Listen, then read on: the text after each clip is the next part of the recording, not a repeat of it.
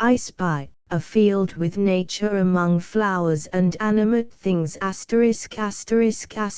W. Hamilton Gibson. I spy a field with nature among flowers and animate things by William Hamilton Gibson. Illustrated by the author. New York and London, Harper and Brothers Publishers. 1899. Copyright 1897 by Harper and Brothers. All rights reserved. Contents page. A naturalist's boyhood. 11. The story of the floundering beetle. 1. Foxfire. 11 a.m. Homely weed with interesting flowers. 24. 2 fairy sponges. 34. Green pansies. 44. Mr. and Mrs. Tumblebug. 53. Those horsehair snakes. 64. Professor Wiggler. 72. Cowspit, snake spit, and frog spit. 83. The paper wasp and his doings. 91. The spider's span. 104. Ballooning spiders. 112. The lacewing fly. 122. The perfumed beetle. 130. Mushroom spore prints. 136. Some curious cocoons. 145. Nettle leaf tent builders. 154. The evening primrose. 163. The dandelion burglar. 171. The troubles of the house fly. 178. Tendrils. 185. A strange story of a grasshopper. 195. Riddles in flowers. 202. Luck in clovers. 213. Barbary manners. 221. A woolly flock. 230. What ails him? 238. The cicada's last song. 246. Index. 257. List of designs page. William Hamilton Gibson. Frontispiece. Initial. 11. Initial. Buttercup leaves. 1. 3 views of a helpless beetle. 2 down among the buttercup leaves. 3. An adventurous baby. 6. The adopted home. 9. Initial. Foxfire and fungus. 11 a.m. Luminous fragment. 13. 3 specimens by day. 15. 3 specimens by night. 15. A foxfire bugaboo. 17. The bugaboo by daylight. 21. Initial. The figwort. 24. A flower with 3 welcomes. 29. Sipping the nectar. Fig 1. 31. In flight with pollen. Fig 2. 31. Transferring the pollen to stigma. Fig 3. 32. Fifth day. Pod enlarging. 32. Singular method of branching and flowering. 33. Initial. 34. The rose mischief maker. 35. The fairy using her magic wand. 36. The elfin sponge of the oak. 39. The real fairy of the oak sponge. 40. The elfin sponge of the briar rose. 42. The inhabited rose sponge. 43. Initial. Pansies. 44. The materials. 47. Making a whole plant green. 51. A tumbler concealed nearby. 52. Initial.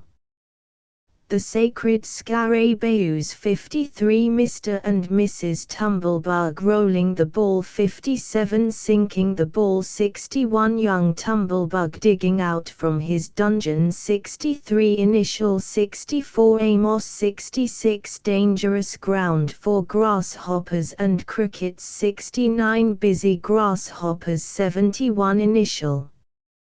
Lilacs. 72. Professor Wiggler at home. 74. The lilac twig in June. 75. Tunneling the twig. 80. Professor Wiggler moth. 81. Initial.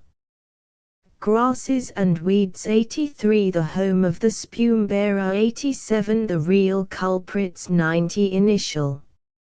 A nest of the paper wasp. 91. A wolf in the fold. 95. He was hanging head downward. 99. Off for the paper nest. 101. Initial. Brooklyn Bridge 104 bridging the brook 107 from tree to tree 109 initial. Preparing for flight 112 draped in the glittering meshes 116 spider egg cocoon 120 initial.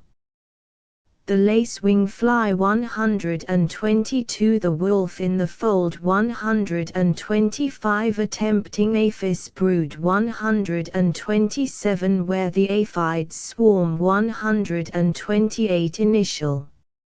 A woodland path 130 the perfumed beetles 133 initial. A spore print 136 spore surface of a polypress 139 spore surface of a polygoric 139 method of making spore prints 141 spore print of a boletus 143 initial. A nocturnal bird 145 from a correspondent 147 the contents of the cocoon 149 where the cocoon came from 150 the owl on muffled wing 152 initial. Nettles 154 leaf tents of the comma caterpillar 157 a design for a jula 160 initial. The evening primrose 163 two kinds of buds 166 the evening primrose 167 the worm-eye the bud 168 the chrysalis and its moth 169 the substitute for the bud 170 initial. Dandelions 171 the nest builder 175 initial. A fly model 178 an interrupted toilet 179 an episode of fly time 182 a victim of fly fungus 184 initial. Sweet peas 185 an impossible and real tendril 186 grape tendrils evolved from blossoms 188 the star cucumber and its compound tendrils 190 the prank of a tendril 193 initial. An impaled quaker 195 the haunt of the grasshopper 197 the birth of the parasites 200 the two-formed flowers 202 puzzling forms and faces 203 a fertilization of a flower, as believed by Grew and Linnaeus 206 b Linnaeus's idea was wrong 206 c and d. What Sprengel did not explain 207 the way in which the flower is fertilized 210 initial. Clover leaves 213 a rowan field 217 a five-leaved specimen 219 sleeping clover 220 initial. A barberry branch 221 in arching bowers 225 barberry blossoms, showing sepals and petals open. Fig. 1 226 barberry blossoms, showing the approach of the bee. Fig. 2 228 initial. A woolly flock 231 of the flock magnified 233 a winged aphis 235 initial. Woodbine branch and sphinx caterpillar 238 what happened the next day 241 what he should have become 244 the mischief maker 245 initial. bearing off the prey 246, a section of the sandbank 252, in the dungeon 255. I spy a naturalist's boyhood. I am enjoying a book, a picture, a statue, or, say, a piece of music. I know these to be the finished works of the man or the woman, but I invariably hark back to the boy or the girl. What I want to discover is the precise time, in the lives of certain boys and girls, when the steel first struck the flint, the spark flew, and out streamed that jet of fire which never afterwards was extinguished. I was reading an article entitled Professor Rugler, written by Mr. William Hamilton Gibson, which appeared in Harper's Young People in the number of the 31st of October, 1893. I need not tell you that both old and young, at home and abroad, delight in reading what Mr. Hamilton Gibson has written, because he was not alone the most observant of naturalists, but a distinguished artist and a sympathetic author. He thus filled a peculiar position in the literary and artistic world which is seldom given to any one man to fill. Besides being a naturalist from his boyhood, he was able to write better than most people what he wished to write, and to illustrate his articles in a way that was unique. Mr. Gibson's death a few days ago, therefore, has closed the career of a man who had the ability to interest a large number of people not only in natural history, but in art and literature. The news of Mr. Gibson's death came to me suddenly, and as I was reading it I recalled an interesting talk I had with him less than a year ago about his work early in life and the way he got his start. I had been reading one of his articles to a lady, who, when she heard the name of the author, said, "Why, I knew Mr. Hamilton Gibson long ago. When he was a lad he painted a lovely drop curtain for us. He could not have been more than 15 or 16 then." The next time I met Mr. Hamilton Gibson I asked him about this drop curtain. "Do you remember it?" "Certainly I do. We had a temperance society at Sandy Hook, Connecticut, and we gave a grand entertainment. I made the drop curtain. It represented a wood. There was a rock in the foreground, and a Virginia creeper was climbing over it." "Was it an original composition?" I asked. "I made many studies of the rock and the Virginia creeper from nature. On the other side of the curtain I painted a drawing room. There were a marble mantelpiece, a clock, and lace curtains. I don't think I enjoyed painting the clock as much as the Virginia creeper." To paint a drop curtain at 15 or 16 means that you had then a certain facility. But that could not have been your beginning. When did you break your shell? What chipped or cracked your egg so that your particular bird emerged, chirped, and finally took flight? That was what I wanted to know." "Is that what you are after?" asked Mr. Hamilton Gibson. "From my baby days I was curious about flowers and insects. The two were always united in my mind. What could not have been more than a childish guess was confirmed in my later days." Then Mr. Hamilton Gibson paused.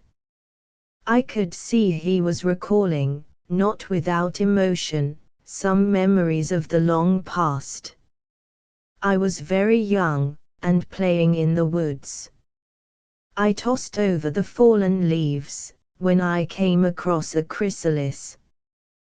There was nothing remarkable in that, for I knew what it was. But, wonderful to relate, providentially I deem it, as I held the object in my hand, a butterfly slowly emerged, then fluttered in my fingers. You were pleased with its beauty, I said. Oh, it was more than that. I do not know whether I was or was not a youngster with an imagination, but suddenly the spiritual view of a new or of another life struck me. I saw in this jewel born from an unadorned casket some inkling of immortality. Yes, that butterfly breaking from its chrysalis in my hand shaped my future career. But some young people may feel passing impulses, but how account for your artistic skill and literary powers?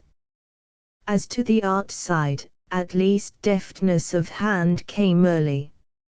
I had the most methodical of grandmothers. Every day I had a certain task. I made a square of patchwork for a quilt. I learned how to sew, and I can sew neatly today.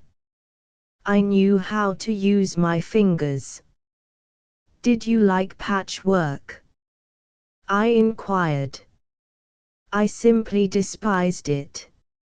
Sewing must have helped me, for it was eye training, and when I went to work with a pencil and a paintbrush I really had no trouble. I read a great deal. I devoured Cooper's novels and the Rollo series, but there was one special volume, Harris on Insects, I never tired of. I studied that over and over again. It was the illustrations of Marsh which fascinated me. I never found a bug, caterpillar, or butterfly that I did not compare my specimens with the Marsh pictures. I learned this way much which I have never forgotten. Had you any particular advantages?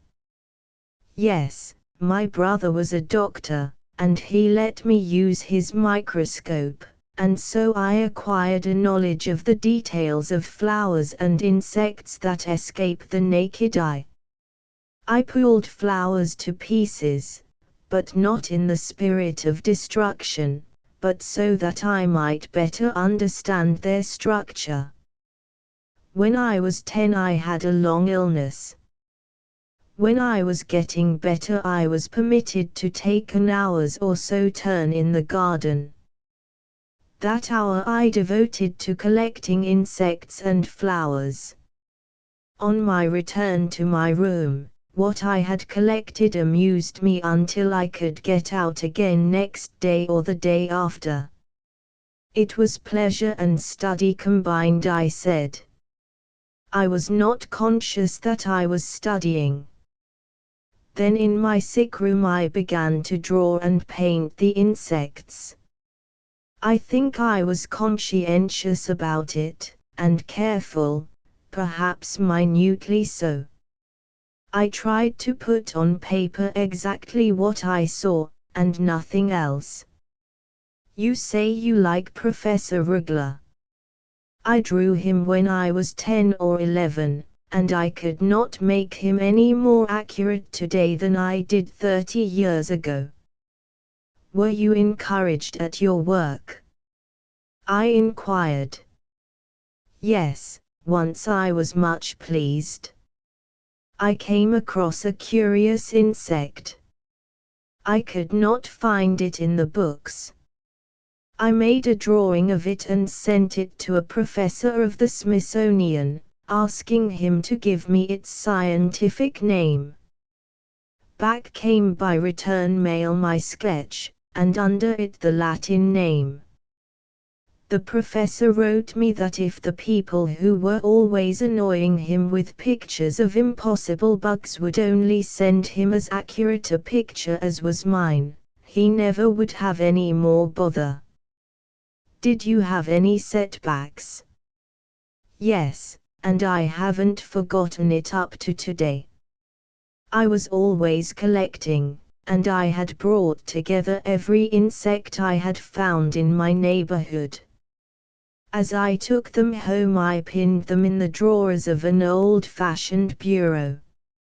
In time the whole of the drawers, bottom and sides, were full of pinned specimens, and there was room for no more. I had saved enough money to buy a cabinet, and I went to New York and purchased one. When I returned home, the first thing I did was to look at my precious collection. When I opened a drawer, there was a confused mass of wings only. One single wretch of a black ant had got in, and had passed the word to 10,000 other black ants. They had eaten the bodies of my insects in all the drawers. That quite broke my heart. But your writing. How did that come about? I asked. I don't think that you can develop in one direction only. You must unbosom yourself. You are forced to tell or to write about the things you have most at heart. When I was a small boy, I wrote a book for myself, and called it Botany on the Half Shell.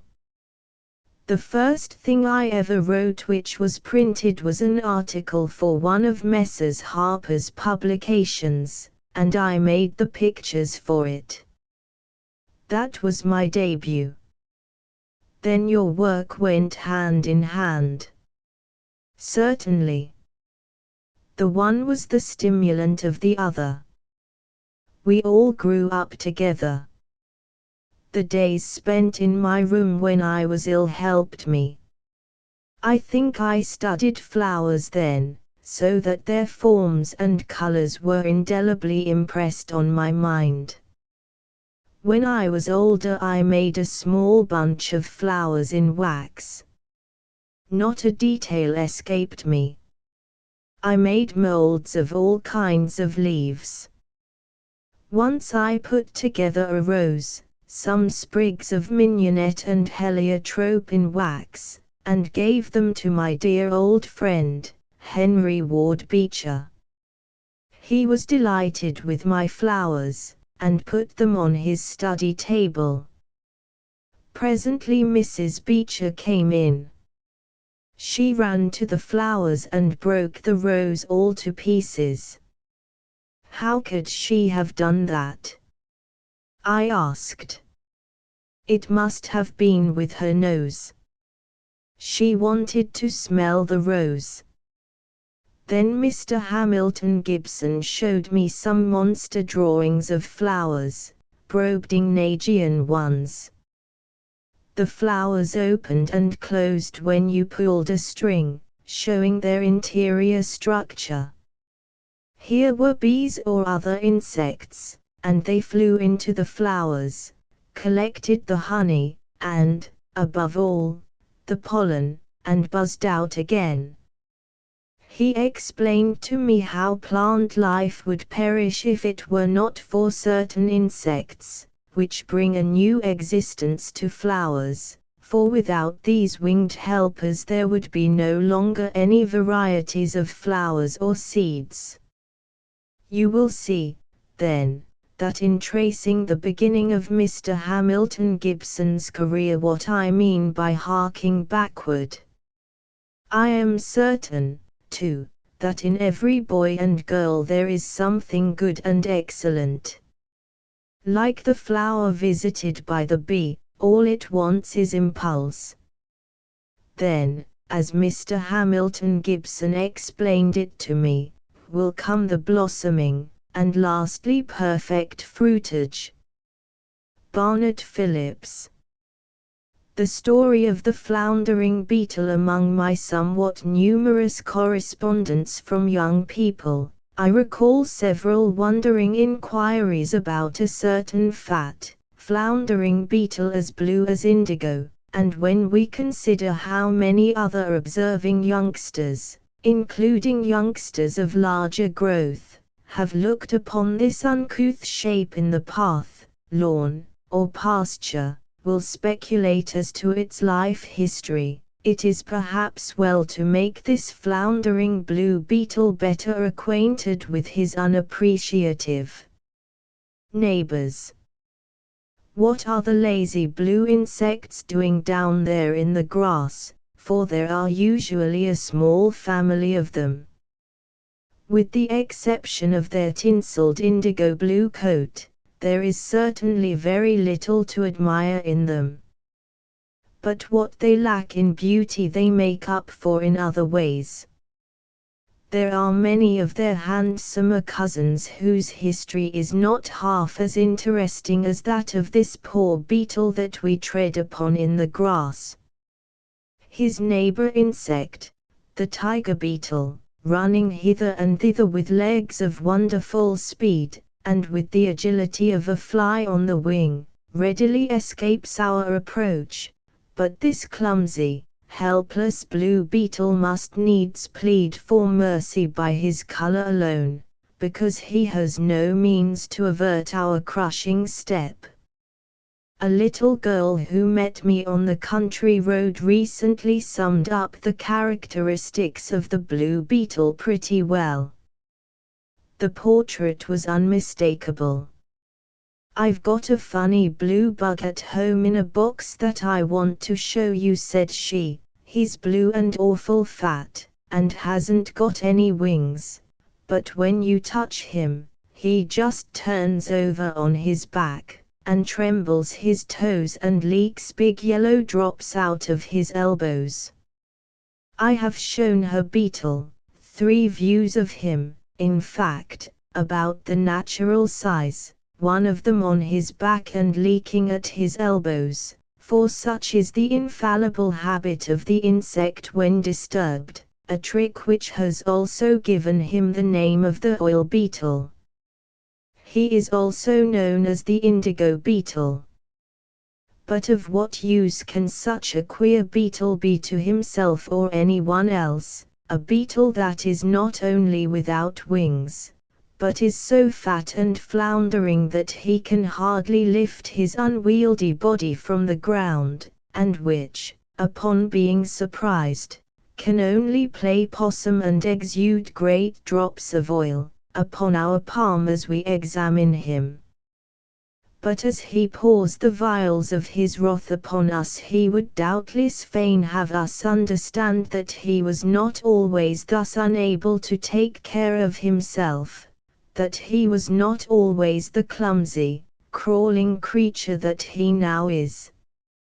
As he lies there on his back, the yellow, oily globules of surplus elbow grease swelling larger and larger at his leaky elbows, and one by one falling on the paper beneath him, we may almost fancy the monologue which might be going on in that blue head of his.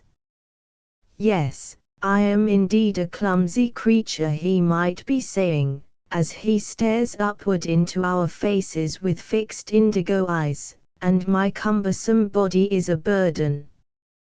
But I was not always what you now see. Ah, you should have seen me as a baby. Was there ever such a lively, acrobatic, venturesome, plucky baby as I, even when I was a day old? Shall I tell you some of my feats? Everybody knows me as I am now, but I have taken care that few shall learn my earlier history. It takes a sharp eye to follow my pranks of babyhood, and no one has been smart enough to do it yet, but I will at least let you into the secret of my life as far as it has been found out. I am little over a year old. I was born under a stone in a meadow last April, when I crept out of a golden yellow case so small that you could hardly see it. I believe your books say I was about 1/16 of an inch long at that time. Ah! When I think of what I was and what I could do then, and look at what I am now, I sometimes wonder whether that lively babyhood of mine has not all been a mocking dream. Do you wonder that I am as blue as indigo, and am occasionally forced to resort to my oil tank to still the troubled waters of my later experience?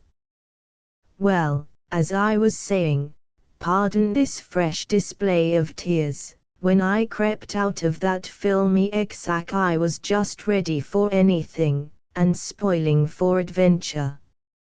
I found myself with a slender, agile body of 13 joints, and 3 pairs of the sprightliest, spider-like legs you ever saw, each tipped with 3 little sharp claws.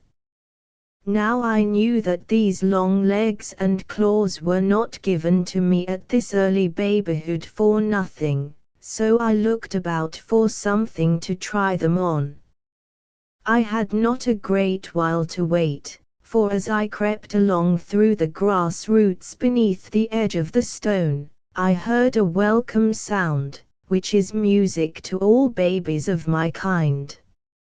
I remembered having heard the same music in my dreams while inside the little yellow case, but now it seemed louder than ever, and in another minute I was almost blown off my feet by the breeze which the noise made, and a great black, hairy giant, as big as a house, pounced down just outside the stone. He had a great black head, and 6 enormous legs as big round as trees. Think how a bumblebee would look to a wee baby not half as big as a hyphen in one of your books. Did I run when I saw him coming? Not a bit of it. I just waited until he came close to me, and then I jumped on his back, and put those 18 little claws of mine to good use as I crept over his great spiny body, and finally found a snug resting place beneath it. And then I waited, clinging tightly with my clutching feet. In another moment I had begun to take my first outing, and did ever baby have such a ride, and to such music? After the bumblebee had remained under the stone a little while he turned and went out again. No sooner did he get to the edge than he spread his great buzzing wings, and away we went over the world, higher and higher, miles high, over big oceans and mountains. I could see them all beneath me as I clung to the underside of the bee. I believe I must finally have got dizzy and faint, for I remember at last finding myself at rest in a queer thicket of greenish poles with big yellow balls at the top of them, and great giant leaves fringed with long, glistening hairs. They told me afterwards it was a willow blossom. It seemed a very good place to rest, so I dropped off from my bee and remained. Everywhere about me, as I looked, the air was yellow with these blossoms, and full of the wing music of the bees. But, as I have said, I was a restless baby, and having had a taste of travel I soon tired of this idle life, and began to get ready for another ride. My chance soon came. This time it was a honeybee. She alighted in the flower next to mine, but I quietly piled over and clutched upon her leg, and was soon snugly tucked away under her body, with my flat head between its segments. And now for the first time I began to feel hungry, and what was more natural than to take a bite from the tender flesh of this bee, so easily available? I did it, and liked it so well that I adopted this bee for my mother for quite a long while, taking many, many long rides every day, and always coming back to the prettiest little house on a bench under the trees. This was a sort of bee hotel, with many hundreds of guests. It was all partitioned off inside into little six-sided rooms, and the walls were so thin that you could see through them. Indeed, I soon came to like this little home so well that one morning I decided that I would not leave it again. I had begun to get tired of my roving life. I saw a lot of little white fat babies tucked away in some of these little rooms, and this very bee which I had adopted as my mother was engaged in bringing food to some of these babies and sealing them up in their nests. This was enough for me. I concluded to bring my roving habit to a close, and become a bee baby in truth, so watching for my opportunity, I loosened my clutch upon the mother bee, and dropped into one of the little rooms. Then I became sleepy, and can tell you nothing more than that when I woke up I didn't know who or what I was. My 6 spider legs had gone, and I had a half-dozen little short feet instead, and instead of the sprightly ideas of my baby days, the thought of such a thing as even moving was a bore. But I was hungrier than ever, and the first thing I did was to fall upon another fat youngster who disputed the room with me, and make short work of him. That was breakfast. When dinner time came, I found it right at my mouth. That busy mother of mine had fully supplied my wants, and packed my room full to the ceiling with the most delicious, fragrant bread of flowers made of pollen and honey. Oh, those were good old times, with all I wanted to eat all the time, and everything I ate turning to appetite. Too soon I found myself getting drowsy again, and I can only remember awakening from a queer dream, to find even my 6 tiny legs gone, and, what is worse, my mouth also. While wondering and hoping that this was but a troubled vision, I was plunged into sleep again, and dreamed that I was locked up in a mummy case for over a week. And now comes the end, the cycle of my story. From this nightmare mummy case I finally awoke, and emerged as you now see me. Do you wonder that I have had the blues ever since at the memory of those honeyed days, now forever fled? Instead of sporting aloft in airy skyward flights, I am now a miserable groundling. Instead of sweet, fragrant bread of flowers, I am now forced to break my fast on acrid buttercup leaves. But I shall live again, with joys several 100 times multiplied, live again in my children, for whose jolly time in the autumn I shall soon lay my plans, golden promises, here in the ground beneath the buttercup leaves, close to a burrow where lives a burly bumblebee. But I have not told you all of my history, and will leave you to fill in the blank spaces, even as some of the scientists have to do. Foxfire. The most recent experience of my own with the mysterious foxfire occurred a short time ago in a homeward drive with a companion from a botanizing expedition about 12 miles distant. It was near 10 o'clock.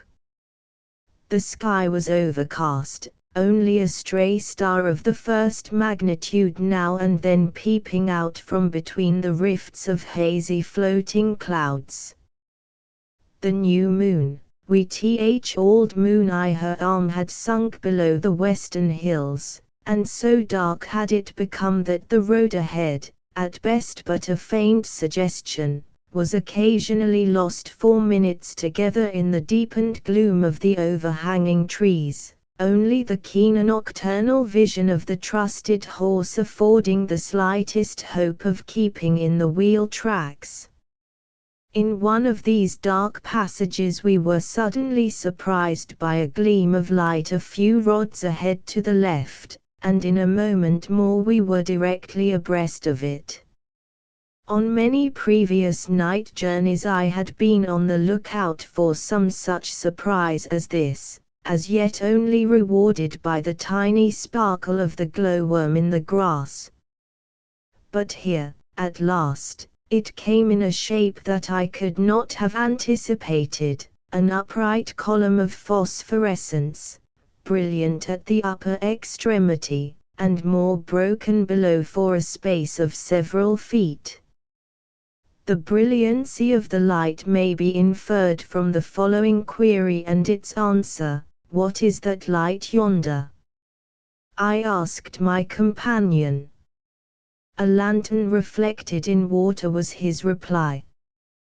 The mass of light shone verily like a lantern, and the present interpretation was somewhat reminiscent of a previous flickering lantern which we had seen, with its accompaniment of great magnified moving shadows on barn and haystack, as it assisted in the tardy chores of a whistling farmer lad.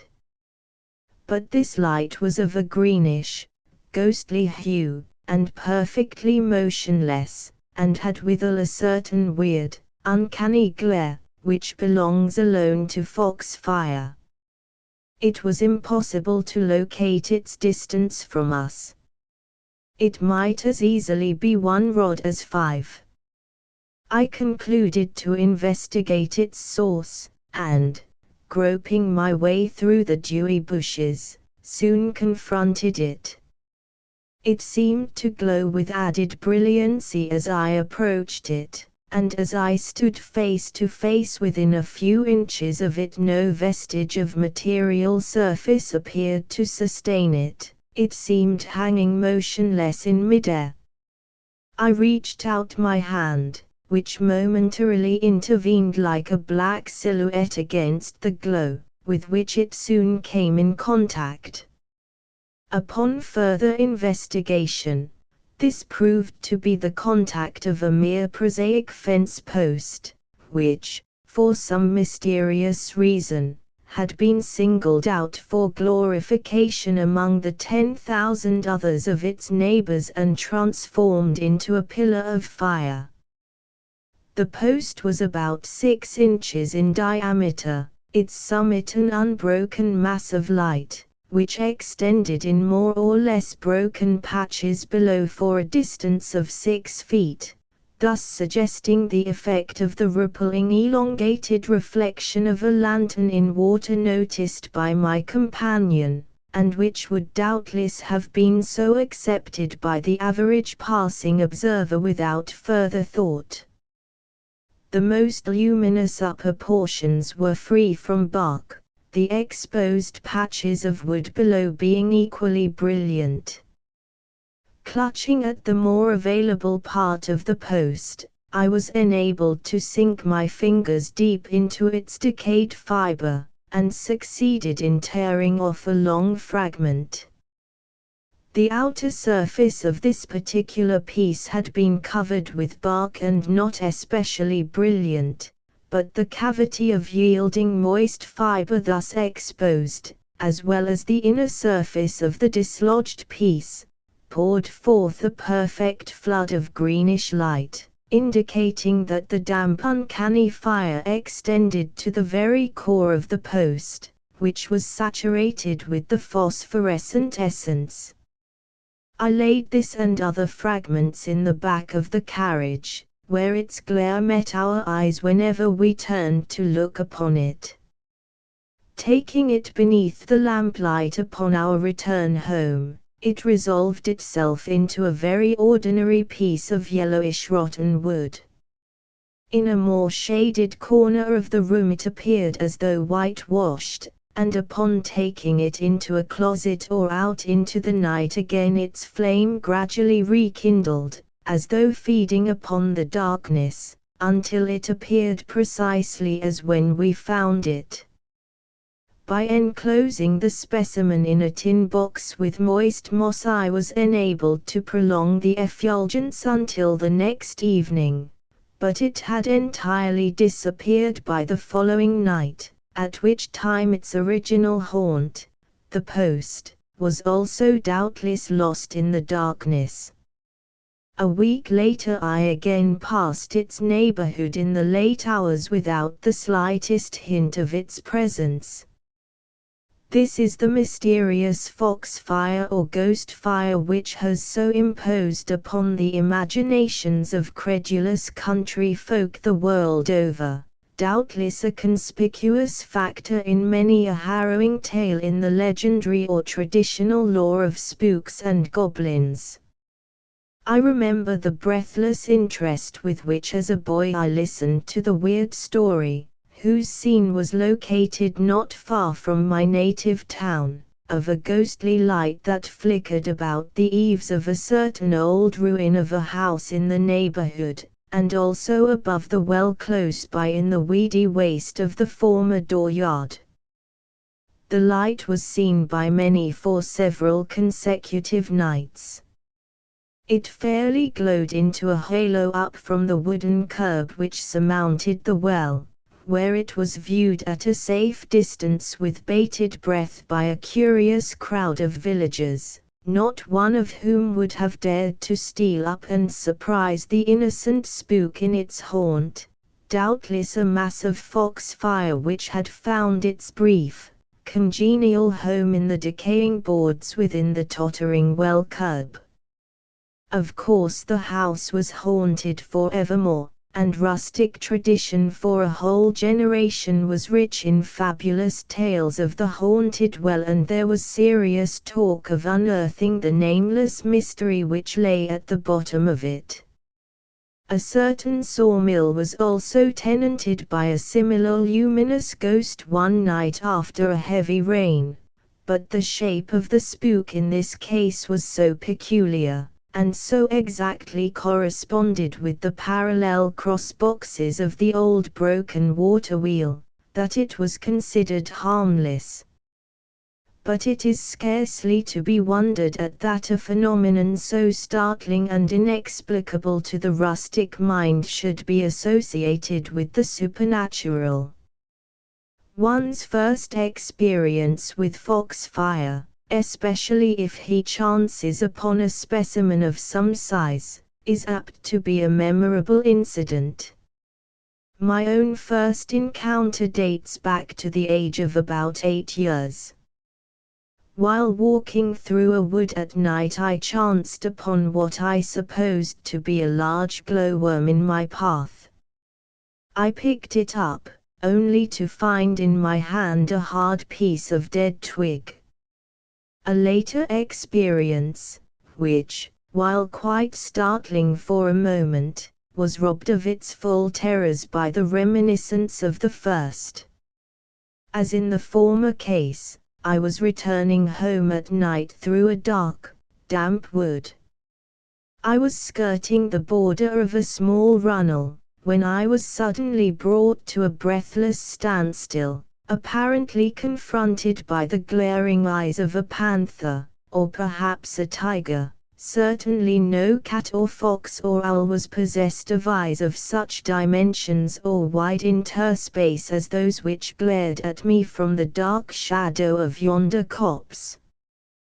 But in a moment my quickened pulse had subsided, and I calmly returned the greenish phosphorescent gaze, observing that a singular accident had reinforced the first illusion by a wonderful semblance to ears and outline of body, in keeping with the formidable eyes. In a moment I was attacking the foe, my hands stroking his rough barky forehead, and my fingers penetrating his eyes, which proved to be 2 holes in the bark of a fallen log, the farther side of which disclosed a brilliant, a luminous patch which, as I invaded it with my hand, proved to be bare, exposed wood. Taking hold of the loose bark, a vigorous pull dislodged a great piece some 3 feet long, at the same time liberating a glare of greenish light from the exposed surface of the log, which was responded to in sympathy by the inner surface of the slab of bark in my hands, in all representing about 6 square feet of brilliant phosphorescence.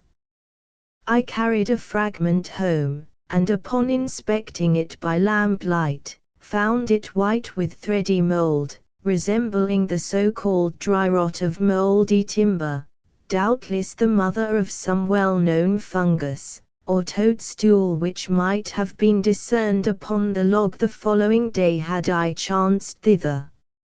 Hawthorne in one of his books records a remarkable personal encounter with this weird foxfire, and one which cost him dearly. He was on a journey by canal boat, which had stopped en route for a brief period at midnight.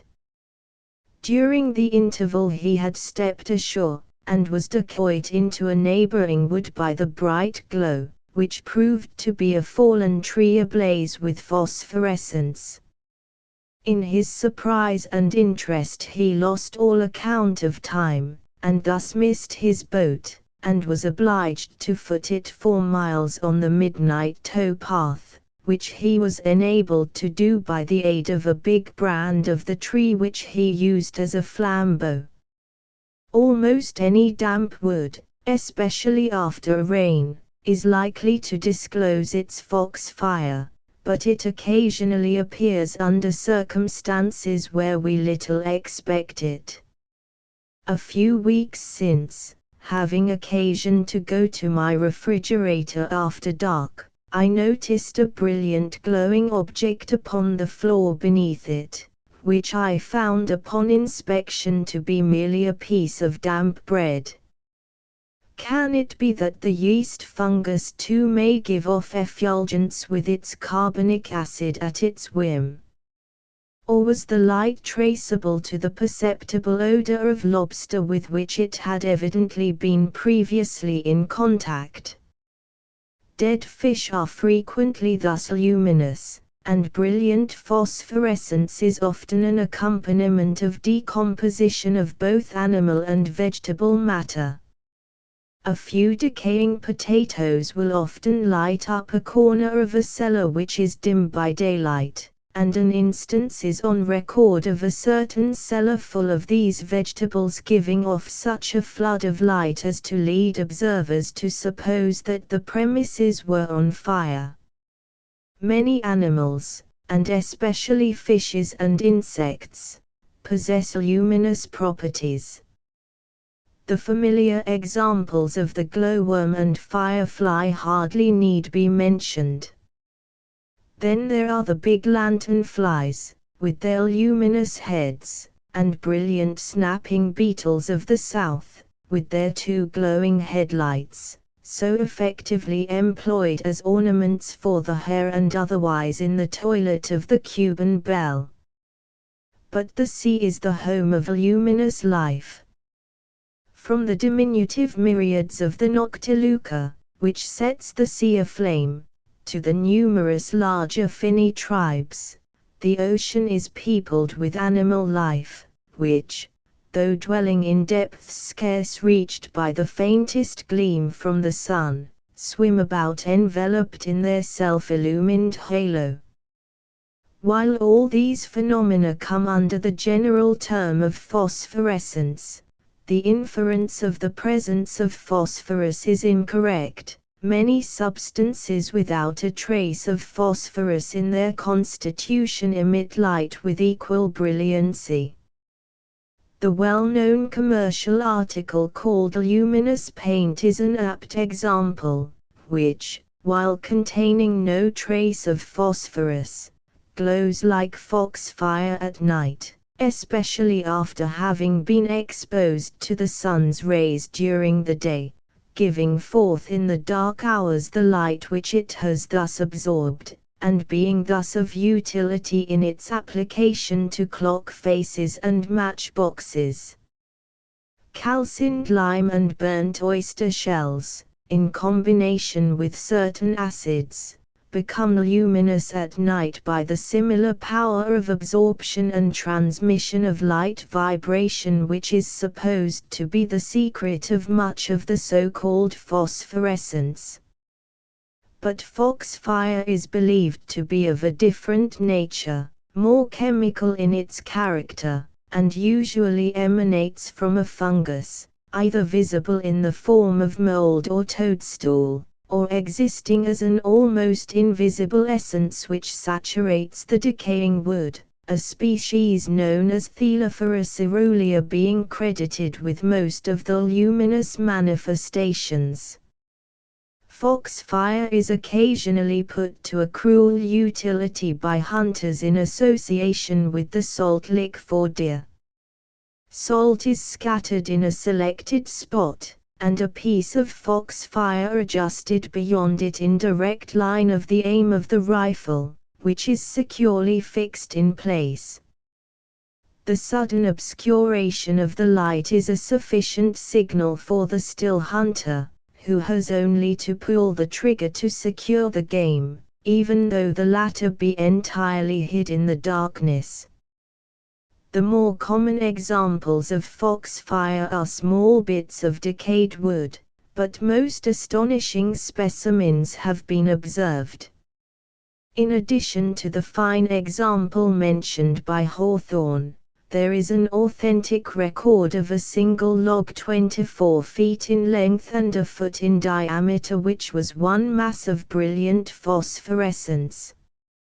A homely weed with interesting flowers. The recent article from my pen on the riddle of the blueaze and which showed the important significance of its two forms of blossoms, suggests that a few more similar expositions of the beautiful mysteries of the common flowers which we meet every day in our walks, and which we claim to know so well, may serve to add something to the interest of our strolls afield. It is scarcely fair to assert that familiarity can breed contempt in our relations to so lovely an object as a flower, but certain it is that this everyday contact or association, especially with the wild things of the wood, meadow, and wayside, is conducive to an apathy which dulls our sense to their actual attributes of beauty. Many of these commonplace familiars of the copse and thicket and field are indeed like voices in the wilderness to most of us.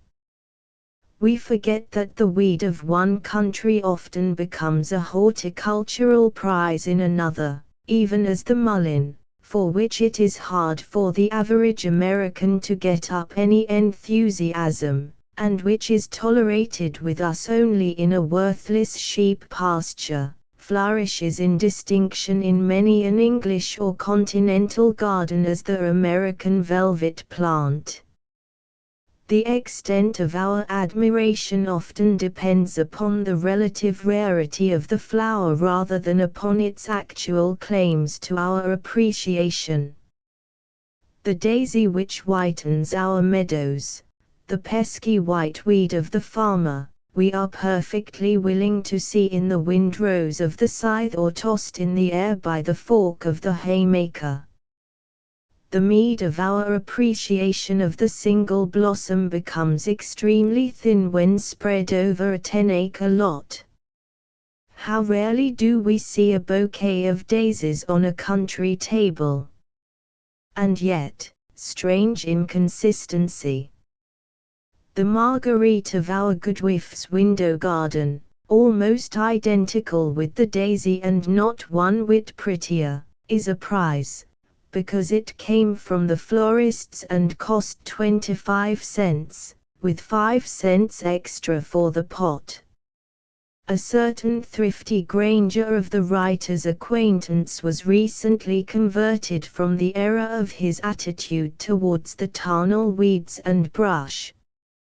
He was one of the tribe of blind, misguided vandals who had always deemed it his first duty after haying to invade with his scythe all the adjacent roadside, to tidy things up, reducing to most unsightly untidiness that glorious wild garden of August's floral cornucopia, that luxuriant tangle of purple eupatorium, the early asters, goldenrod, vervains, wild carrot, and meadow rue. He was converted in the sanctuary, where one August Sabbath he beheld by the side of the pulpit, dignified by a large, beautiful vase, a great bouquet of this very tall, purple thorowort, meadow rue, and wild carrot of his abomination, and which had actually fallen before his scythe on the evening previous. "Well, there," he exclaimed, "I didn't realize they was so pretty." The beauty of the commonplace often requires the aid of the artist as its interpreter, a fact which Browning realized when he expressed, through Fra Lippo Lippi, "We are made so that we love first when we see them painted, things which we have passed perhaps 100 times, nor cared to see." An illustration of the truth of this axiom was afforded in a recent incident in my experience. Sitting at the open window of my country studio one summer day, engaged in making a portrait of a common weed, a friendly farmer, chancing across lots seeing me at work, sauntered up to pass the time o' day. As he leaned on the window-sill his eye fell upon the drawing before me. "My," he exclaimed, "but ain't that pretty?" "What?" I retorted, "and will you admit that this drawing of a weed is pretty?" "Yes, your draft thar is pretty, but you artist fellows allies makes 'em look pootier 'en they ought to." So much for the mere attributes of manifest outward beauty without regard to consideration of botany or the structural beauty of the flowers. The botanist finds beauty everywhere, even among the homeliest of Flora's hosts. But in the light of the new botany which recognizes the insect as the important affinity of the flower, the key to its various puzzling features of color, form, and fragrance, every commonest blossom which we thought we had known all our lives, and every homely weed scarce worth our knowing, now becomes a rebuke, and offers us a field of investigation as fresh and promising as is offered by the veriest rare exotic of the conservatory, more so, indeed, because these latter are strangers in a strange land, and divorced from their ordained insect affinities. The plebeian daisy now becomes a marvel of a flower indeed, 500 wonderful little mechanisms packed together in a single golden disc. The red clover refuses to recognize us now unless properly introduced by that burly bumblebee with which its life is so strangely linked.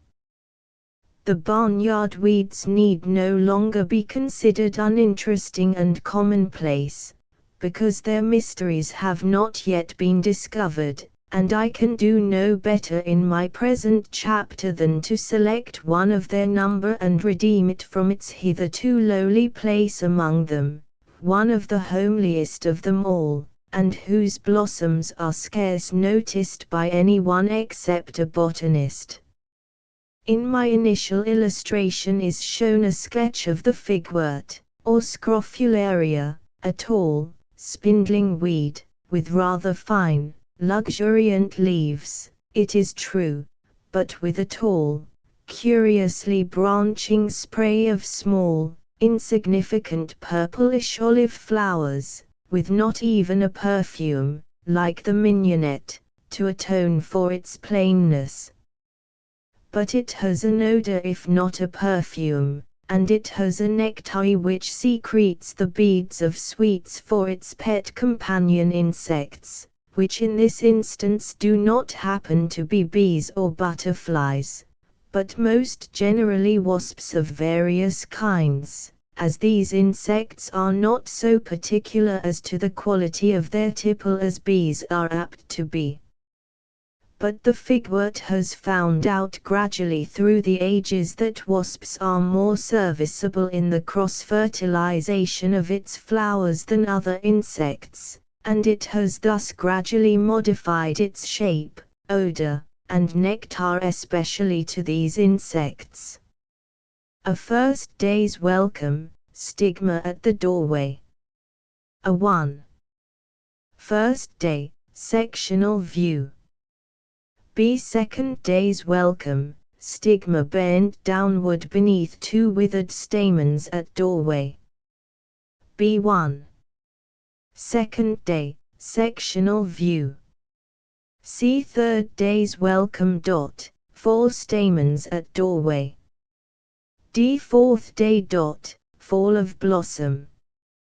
Its mission fulfilled. Let us then take a careful look at these queer little homely flowers, and for the time being consider them as mere devices, first, to ensure the visit of an insect, and, second, to make that insect the bearer of the pollen from one blossom to the stigma of another. Here we see a flower with 3 distinct welcomes on 3 successive days. Fig. 1. The flower bud usually opens in the morning, and shows a face as at A, which must be fully understood by looking at the side section shown at A 1. The anthers and pollen are not yet ripe, but the stigma is ready, and now guards the doorway. Tomorrow morning we shall see a new condition of things at that doorway, as seen at B and B1. The stigma has now bent down out of the way, while 2 anthers have unfolded on their stalks and now shed their pollen at the threshold.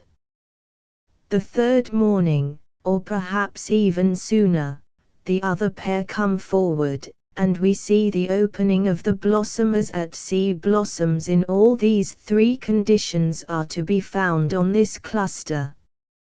Fig. 2 am. Small wasp is now seen hovering about the flowers, and we must turn our attention to him as seen in Figs 1, 2, and 3. The insect alights, we will assume, on a blossom of the second day, Fig 1, clinging with all his feet, and thrusting his tongue into the beads of nectar shown at A1 and B1. He now brings his breast or thorax, or perhaps the underside of his head against the pollen, and is thoroughly dusted with it. Leaving the blossom, we see him in flight, as at Fig 2, and very soon he is seen to come to a freshly opened flower, which he sips as before. The pollen is thus pushed against the projecting stigma, as shown at Fig 3, and thus, one by one, the flowers are cross-fertilized.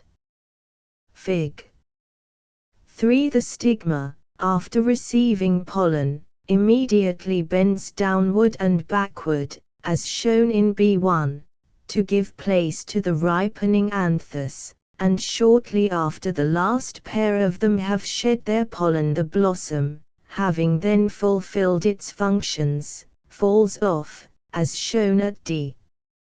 This may be on the afternoon of the third day, or not until the fourth. If not visited by insects it may chance to remain the longer time, but more than one tiny wasp gets his head into such a blossom, and is surprised with a tumble, his weight pulling the blossom from its attachment. The result of that pollen upon the stigma is quickly seen in the growing ovary or pod, which enlarges rapidly on the few succeeding days, as in many species of hornets and wasps, large and small, are to be seen about the figwort blooms, occasionally bees, frequently bumblebees, which usually carry away the pollen on the underside of their heads. Who shall any longer refer to the figwort as an uninteresting weed? 2 fairy sponges. The pretty works of my fairy and his companions in mischief are seen on every hand from spring until winter, but few of us have ever seen the Fae, for Puck is no myth nor Ariel a creature of the poet's fancy. Their prototype existed in entomological entity and demoralizing mischievousness ages before the traditional Fae, in diminutive human form, had been dreamed of. The quaint, bow-legged little brownies which have brought our entire land beneath the witching spell of their drollery, can scarce claim prestige in the ingenuity of their mischief, nor can the droll doings of imps and elves chronicled in the folklore of many an ancient people begin to match the actual doings of the real, live, busy little fairy whose works abound in meadow, wood, and copse, and which any of us may discover if we can once be brought to realize that our imp is visible. Then we must not forget that ideal type of the true fairy, a paragon of beauty and goodness, with golden hair and dazzling crown of brilliance, with her airy costume of gossamer begemed and spangled, her dainty, twinkling feet and gorgeously painted butterfly wings. And we all remember that wonderful wand which she carried so gracefully, and whose simple touch could evoke such a train of surprising consequences. And who shall say that our pretty Fae is a myth, or her magic wand a wild creation of the fancy? May we not see the wonder workings of that potent wand on every hand, even though our fairy has eluded us while she cast the spell? There are a host of these wee fairies continually flitting about among the trees, plotting all sorts of mischief and leaving an astonishing witness of their visitation in their trail as they pass from leaf to leaf or twig to twig. But these fairies, like those of Grimm and Labelai, are agile little atoms, and are not to be caught in their pranks if they know it, and even though our eye chanced to rest on one of them, it is doubtful whether we would recognize him, so different is the guise of these real fairies from those invented creatures of the books. Once, when a mere boy, I caught one of the little imps at work, and watched her for several minutes without dreaming that I had been looking at a real fairy all this time. What did I see? I was sitting in a clearing, partly in the shade of a sapling growth of oak which sprang from the trunk of a felled tree. While thus half reclining, I noticed a diminutive, black, wasp-like insect upon one of the oak leaves close to my face. The insect seemed almost stationary, and not inclined to resent my intrusion, so I observed her closely. I soon discovered that she was inserting her sting into the mid-stem of the leaf, or perhaps withdrawing it therefrom, for in a few moments the midge flew away. I remember wondering what the insect was trying to do, and not until years later did I realize that I had been witnessing the secret arts of the magician of the insect world, a very Puck or Ariel, as I have said, a fairy with a magic wand which any sprite in elfindom might covet. The wand of Herman never wrought such a wonder as did this magic touch of the little black fly upon the oak leaf. Had I chanced to visit the spot a few weeks later, what a beautiful red-cheeked apple could I have plucked from that hem-stitched leaf! This was but one of a veritable swarm of mischief-making midges everywhere flitting among the trees, and while they are quite as various in their shapes as the traditional forms of fairies, the uphees and imps, the gnomes and elves of quaintest mien, as well as the dainty fays and sylphs and sprites, there is one feature common to them all which annihilates the ideal of all the pictorial authorities on fairydom. Neither Grimm, nor Laboulaye, nor any of the masters of fairy lore, seems to have discovered that a fairy has no right to those butterfly wings which the pages of books show us. Those of the real fairy are quite different, being narrow and glassy, and bear the magician's peculiar sign in their crisscross veins. What a world of mischief is going on here in the fields! Here is one of the witching sprites among the drooping blossoms of the oak.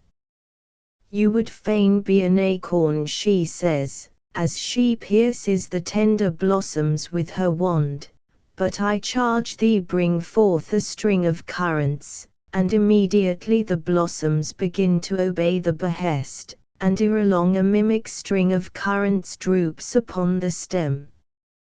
Upon another tender branch near by a jet-black, gauze-winged elf is casting a similar spell, which is this time followed by a tiny, downy, pink-cheeked peach. And here alights a tiny sprite, whose magic touch evokes even from the same leaf a cherry, or a coral bead, perhaps a huge green apple. How many of us have seen the little elf that spends her life among the tangles of creeping cinquefoil, and decks its stems with those brilliant scarlet beads which we may always find upon them, looking verily like tempting berries. We see here about us swarms of these busy elves in obedience to their own peculiar mischievous promptings. What whispers this glittering midge to the oak twig here to which she clings so closely? We may not guess, but if we pass this way a month or so hence, what a beautiful response in the glistening, rosy-clouded sponge which encircles the stem. But this sponge is not pretty enough by half, exclaims a rival fairy. Wait until you see what yonder sweet briar rose will do for me. Hovering thither among its thorns, she imparts her spell, and, lo! within a month the stem is clothed in emerald fringe, which grows apace, until it has become a dense pompon of deep crimson, a sponge worthy the toilet of the fairy queen herself. Who shall still say that the fairy is a myth? These two fairy sponges are familiar to us all, at least to those of us who dwell for even a small part of the year in the country, and use our eyes. Indeed, we need go no farther than our city parks, or even our backyard gardens, to find at least one of them, for the sweet briar is rarely neglected by this particular fairy. So many specimens of both of these sponges have been sent to me by round table correspondents and others that I have begun to wonder how many of those other young people who have seen them and kept silence have wondered at their secret. The two fairies which are responsible for these sponges have been captured by the inquisitive scientist, and have had their portraits taken for the Rogues Gallery, and now we see them stuck upon tiny little three-cornered pieces of paper, and pinned in the specimen case as mere insects, gall-flies. The one is labeled Synaps seminator, the other, Synaps rosea. One of the points detached. B section of the base. C. D. Synaps emerging. And now the prosaic entomologist proceeds to supplant fact for fancy. This gallfly is a sort of cousin to the wasps, but what we would call its sting is more than a mere sting. Like a sting, it seems to puncture the bark or leaf, and at the same time probably to inject its drop of venom, but at the same time it conveys to the depths of the wound a tiny egg, or perhaps a host of them. One gallfly is thus a magician in chemistry, at least, for no sooner are these eggs deposited than the wounded branch begins to swell and form a cellular growth or tumor about them, the character of this abnormal growth depending upon the peculiar charm of the venomous touch, to one a tiny coral globe, to another a cluster of spines, to another a curved horn, and to our synapse of the white or scrub oak a peculiar globular, spongy growth which completely envelops the stem, sometimes to the size of a small apple. In its prime it is a beautiful object, with its fibrous, glistening texture studded with pink points. But this condition lasts but a few days, when the entire mass becomes brownish and woolly, which fact has given this insect the common name of woolsower. And now we must lose no time if we would follow its history to its complete cycle. If we put one of these faded sponges in a tight closed box, we shall in a few days learn the secret of its being.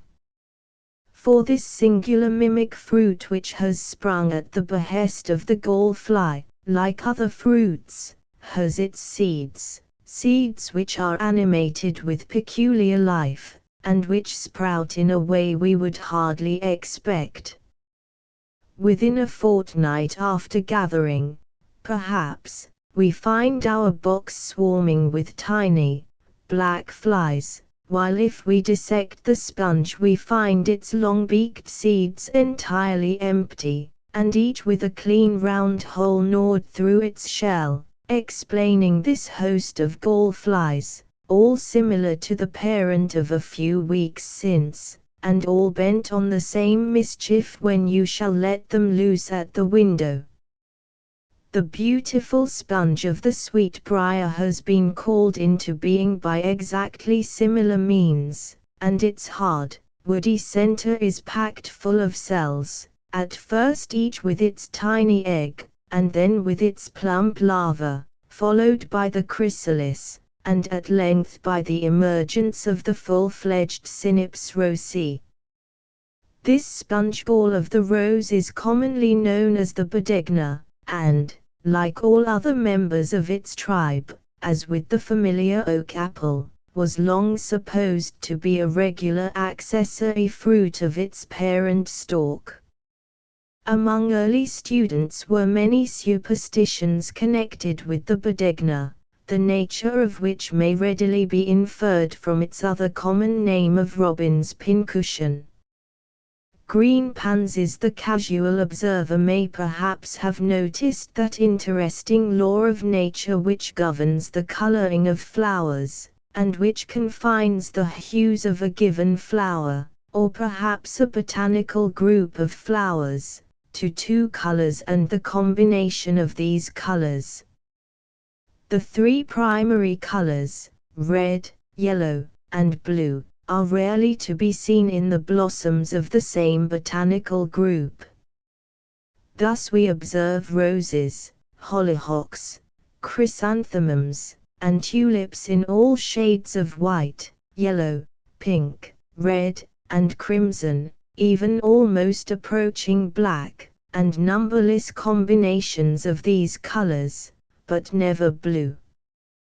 The same is true with dahlias, zinnias, lilies, gladioli, pinks, and portulaca. On the other hand, flowers which are notably blue, as in the bellworts, or Canterbury bells and larkspur, which vary from white, through all shades of blue, to purple, pink, and even reds, never show any trace of yellow. This color limitation of blossoms was noted by de Candolle early in the present century, who classified flowers in two series as to their hues. The first, which included the yellow, was called the xanthic; the second, which omitted the yellow, the cyanic. Worldwide fame and a comfortable fortune await the florist who shall produce a variety of blue rose, tulip, hollyhock, or dahlia, or a yellow geranium or larkspur, which all persist in their fidelity to their particular color series. And yet nature gives us occasional exceptions which, however, only serve by their contrast to emphasize the universal law. Thus we see the water lily group, if we include the two separate orders Nymphea and Nelumbo, with blossoms of pink, yellow, and blue. The water lilies of this latter color, allied to the Egyptian yellow lotus, which were to be seen in the Union Square fountain, New York, last summer, were almost lost in the azure of the sky which their surrounding waters reflected, and yet they clearly had no right to include blue in their gamut, purple or red possibly, but not blue. But this is not so remarkable an exception as we find in the hyacinth, in which the three primary colors are to be seen with notable purity, blues, yellows, and reds, and thus with possibilities of almost any conceivable color, under cultivation and careful selection. Another striking exception, and one which would have puzzled de Candolle for its color classification, is the columbine. One common species of the eastern United States, Aquilegia canadensis, is of a pure deep scarlet color, as every country boy knows. If we seek for our columbines in the far west we shall miss this familiar type, and find it replaced by another species, a chrysantha, of a fine clear yellow, or perhaps by its near relative, the Acoerulia, with its sky-blue corolla, a common species in the region of the Rocky Mountains. Columbines, red, yellow, and blue, are thus to be found in a state of nature, and we thus find other cultivated forms which extend from a pure white through all shades of purple. The pansy, that protean offspring from lowly Johnny Jumper, occasionally comes very near embracing the entire gamut of color to which its name, viola tricolor, would seem to entitle it.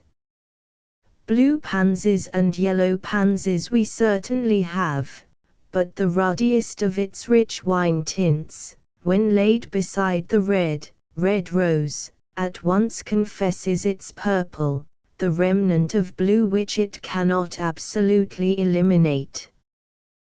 The blue rose, blue tulip, blue dahlia, and blue carnation have as yet refused to respond to the coaxing arts of the florist, but he has at least succeeded in imposing upon our credulity in a carnation pink of white, streaked with peacock blue. Bouquets of these uncanny-looking blossoms are frequently to be seen in our city flower booths, but they smack of trickery, and the vendor is rarely seen to look you in the eye as he responds new variety to your inquiry as to the peculiar color. Are those natural? I heard a lady ask at a flower stall recently, referring to these pinks. Sure, madam, he replied, this time with easy conscience. They were picked in the conservatory this morning.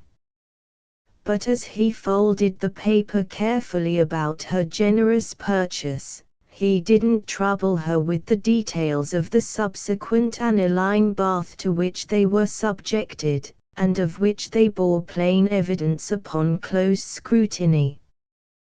But if we are to resort to hocus-pocus in the tinting of flowers, there is an artificial method available which leaves this clumsy artifice of the blue-green pinks far behind, and which, withal, affords a very pretty experiment in chemistry, albeit presumably more enjoyed by the operator than the victim. A gentleman of the writer's acquaintance, while visiting his sister at her country home, noted her fondness for pansies, as indicated by the numerous beds and borders of the flowers there. After expressing his appreciation and surprise at the endless shades of color in the bouquet which she was gathering for the library table, he stooped, and apparently plucked one of the blossoms from a bed. "Your pansies are certainly the most remarkable that I have ever seen. Here is one which is truly most astonishing in color," he remarked, as he handed the blossom to her. It was received with an exclamation of amazement, and with eager glances at the neighborhood of the bed from which she presumed it had been taken. "Where did you find it?" exclaimed his sister, in complete demoralization. "Which plant was it on?"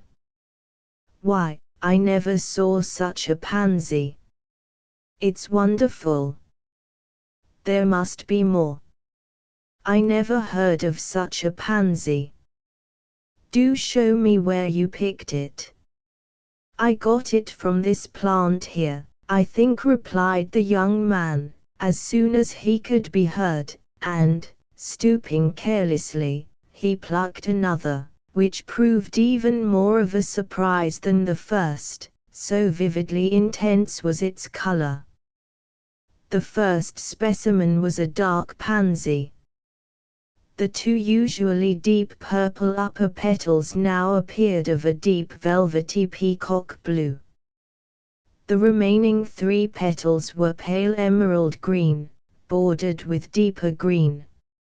In the second blossom the upper pair of petals were now transfigured in vivid emerald green, the rest of the flower being of paler but almost equally dazzling brilliancy. The demoralization was more and more complete as another and another of the remarkable blossoms was rescued from its obscurity, always by the accommodating young man, and added to the growing bouquet.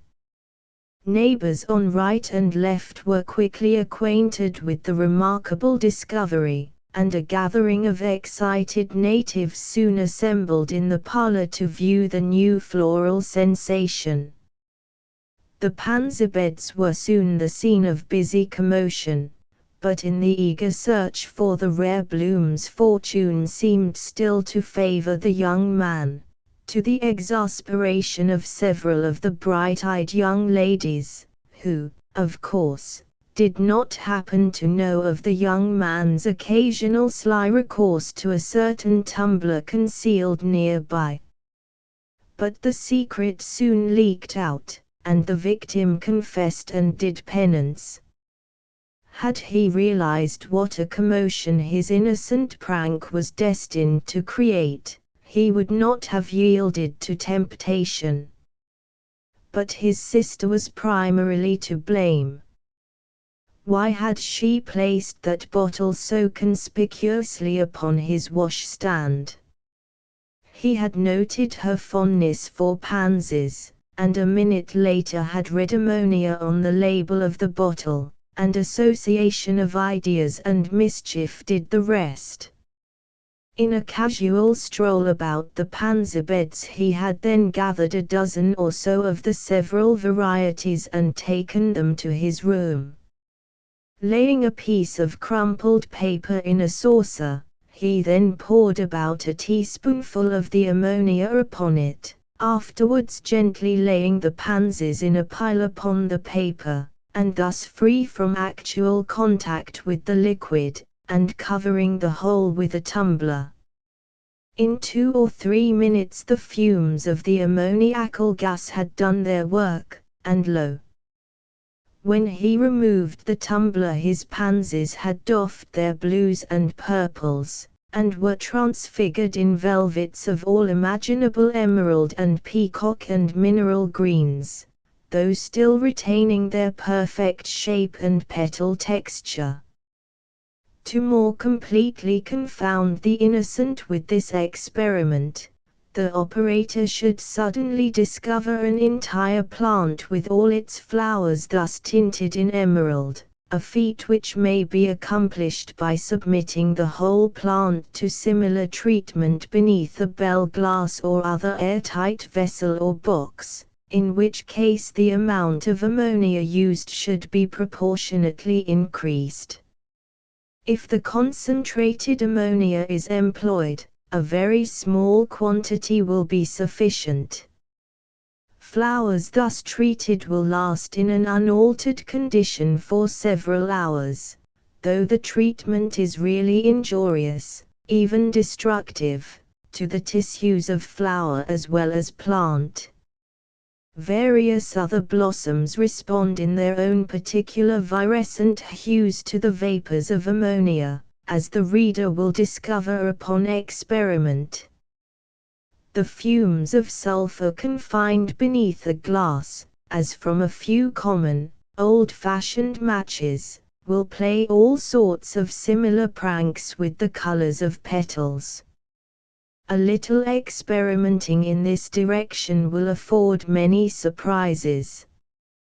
Mr. and Mrs. Tumblebug, of all the insects which occasionally claim our attention in our country rambles, there is probably no example more entitled to our distinguished consideration than the plebeian, commonly despised, but admittedly amusing beetle known the country over as the funny tumblebug. As we see him now, so he has always been, the same in appearance, the same in habits, yet how has he fallen from grace?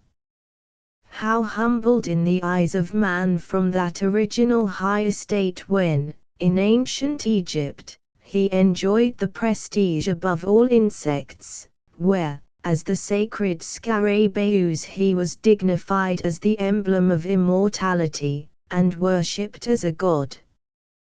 The archaeological history of Egypt is rich in reminders of his former eminence.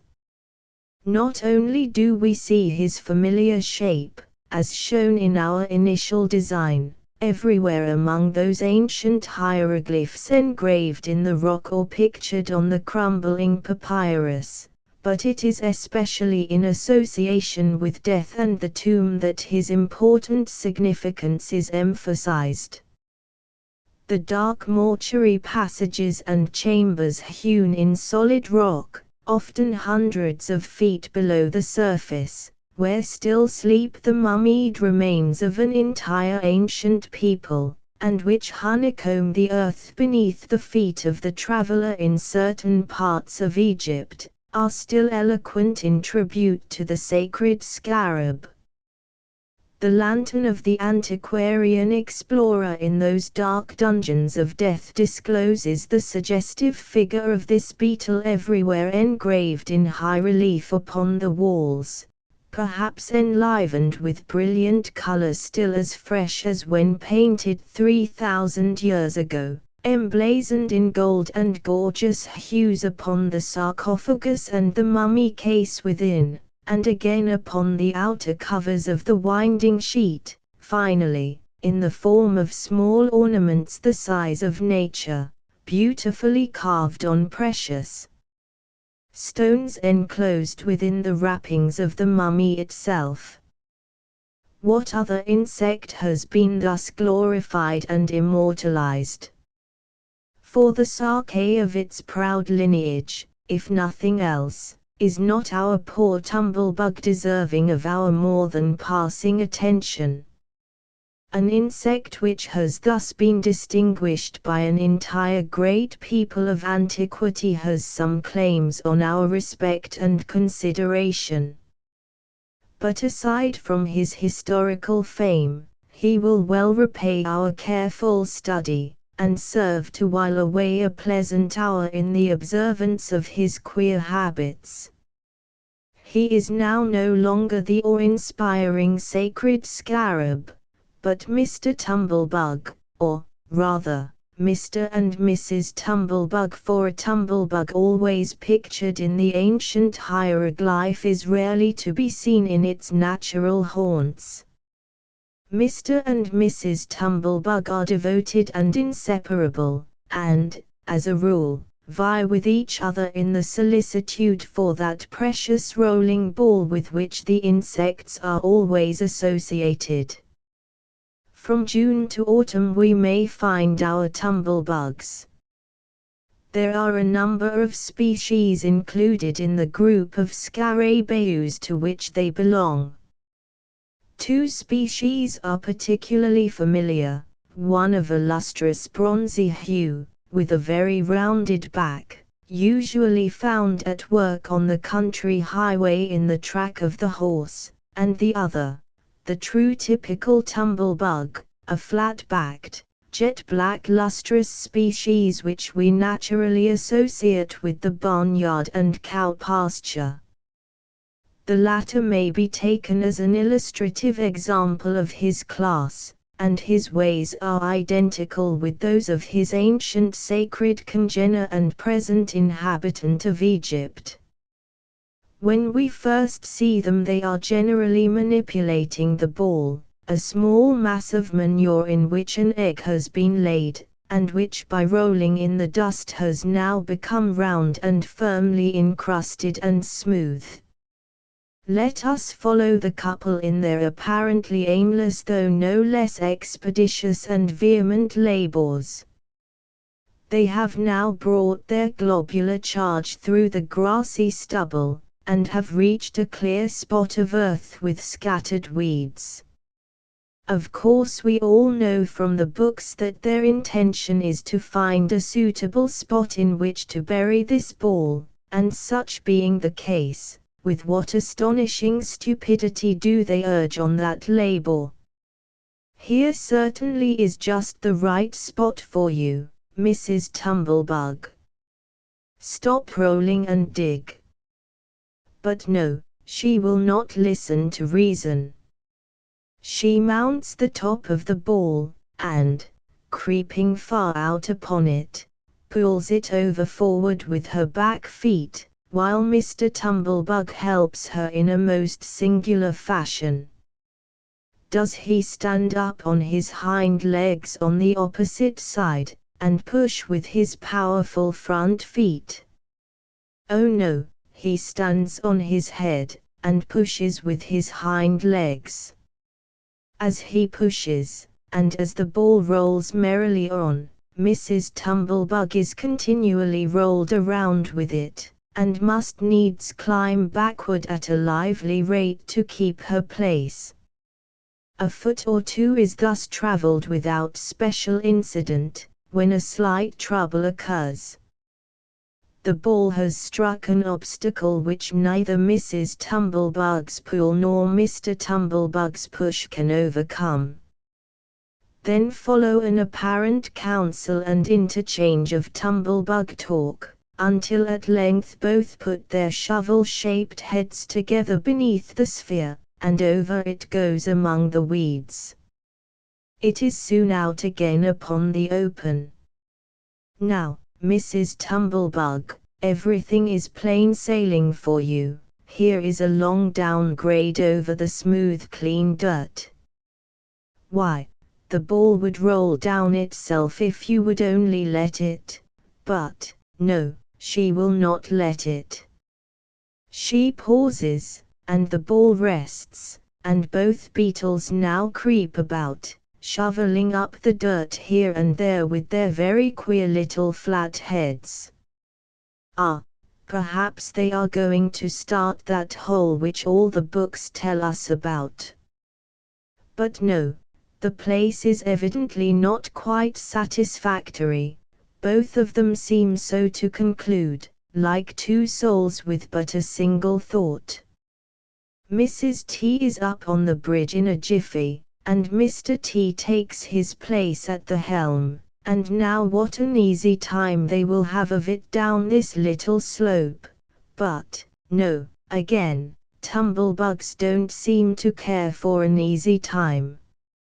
100 times on their travels will they pass the very best possible spot for that burrow. 100 times will they persist in guiding that little world of theirs over an obstruction, when a clear path lies an inch to the right or left of them.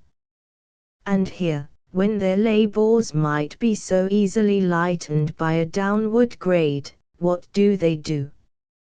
They deliberately turn the ball about and hustle it along uphill, and that, too, over dirt that is not half as promising. Tip they go. Mrs. T now seems to have the best of it, and I sometimes have my suspicions whether she is not playing a prank on that unsuspecting spouse working so hard at her back, for he now has not only the ball, but Mrs. T as well, to shove along, for the most that she can do is to throw the weight of her body forward, which in a steep upgrade amounts to nothing as a help. But if she is imposing on Mr. T in thus guiding the ball uphill, she soon gets the Roland for her Oliver. Mr. T is put to great extra labour by this whimsical decision of hers. And woe to Mrs. T when that little chance valley or inequality of surface is reached. Even though she can see it coming and holds the wheel, she rarely seems to take advantage of it to save herself or her ship, while Mr. T, going backward in the rear, of course cannot be expected to know what is coming, nor be blamed for the consequences. With kick after kick from his powerful hind feet, united with the push of his mighty pair in front, the ball speeds up the slope. Now, for some reason, he gives a backward shove of more than usual force when it was least necessary. The ball had chanced upon the crest of a slope, when, kick. Over it goes with a pitch and a bound, and Mrs. T with it, though this time not on top. Happy is she if the ball simply rolls upon her and pins her down. Such, indeed, is a frequent episode in her experience of keeping the ball a-rolling, but occasionally the tumble ball thus started, and out of the control of her spouse at the rear, may roll over and over for a long distance, but never alone. No amount of demoralization of this sort ever surprises her into losing her grip on her precious globular bundle. When at last it fetches up against a stone or stick, and she assures herself that she and her charge are safe and sound, no doubt she immediately mounts to its crest to signal the lone Mr. T afar off, who is quickly back of her again, and both are promptly off on a fresh journey. And so they keep it up, apparently for sport, perhaps for an hour. At length, when they have played long enough, for there is no other reason apparent to Homo sapiens, they decide to plant their big, dirty pellet. The place which they have chosen is not half as promising as many they have passed, but that doesn't seem to matter. Mrs. T has said, "It shall go here," and that ends it. Then follows a most singular exhibition of excavation and burial. The ball is now resting quietly on the dirt, and the two beetles are apparently rummaging around beneath it, trying the ground with the sharp edge of their shovel-shaped faces. And now, to avoid confusion, we will dismiss Mr. T, and confine our observation strictly to the female, who usually, in my experience, conducts the rest of the work alone. She has evidently found a spot that suits her, and we expect her to fulfill the directions of the books and entomological authorities. She must dig a deep hole first, and then roll the ball into it, and fill it up again. But we will look in vain for such obedience. Instead of this she persists in ploughing around beneath the ball, which seems at times almost balanced on her back, until all the earth at this point is soft and friable, and she is out of sight under it.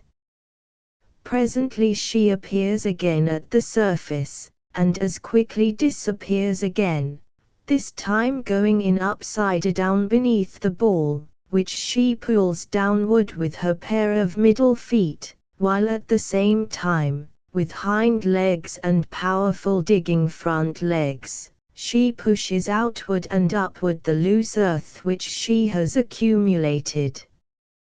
Visibly the ball sinks into the cavity moment by moment as the earth is lowered for a space of half an inch in the surrounding soil, and continually forced upward outside of its circumference.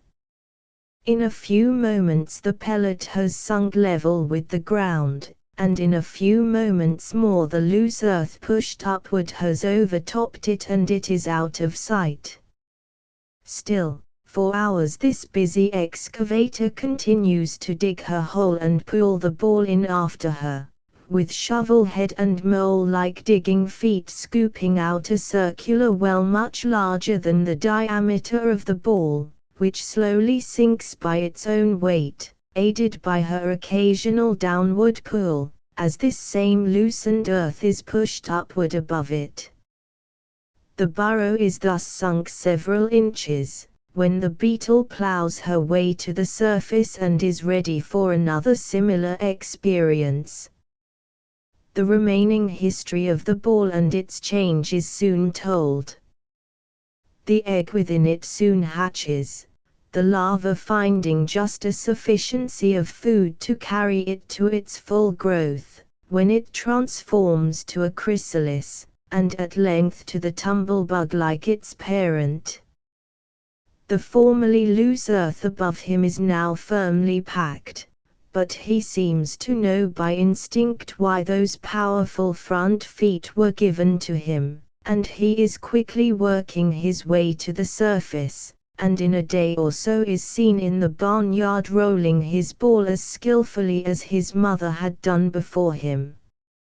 Such is the method always employed by the tumblebug as I have seen him. And yet I have read in many natural histories, and have heard careful observers claim, that the hole is dug first and the ball rolled in. Perhaps they vary their plan, but I doubt it. Here is a matter for some of our boys and girls to look into. Those horsehair snakes, so they are called, and if the almost unanimous rustic opinion, with its ancient tradition and reliable witness, is to be credited, such they are in very truth. Indeed, there would seem to be few better attested facts in the whole range of natural history than the pedigree of this white or brown thread-like creature which is found in summer shallows and pools. Go where you will in the rural districts and it is the same old story. They come from horsehairs and in some sections they are destined finally to become full-grown water adders. It is commonly no mere theory. It is either an indisputable fact, tested by individual observation, or else is accepted as a matter of course, much as Pliny of old accepted the similar natural history discoveries of his time. He says, for example, on a similar subject, I have heard many a man say that the marrow of a man's backbone will breed to a snake. And well it may so be, for surely there be many secrets in nature to us unknown, and much may come of hidden causes. I have exchanged much comment on the subject of the hair snake with New England farmers. I have heard it claimed by one rural authority that a horsehair bottled in water and placed in the sun will become a snake at second full moon.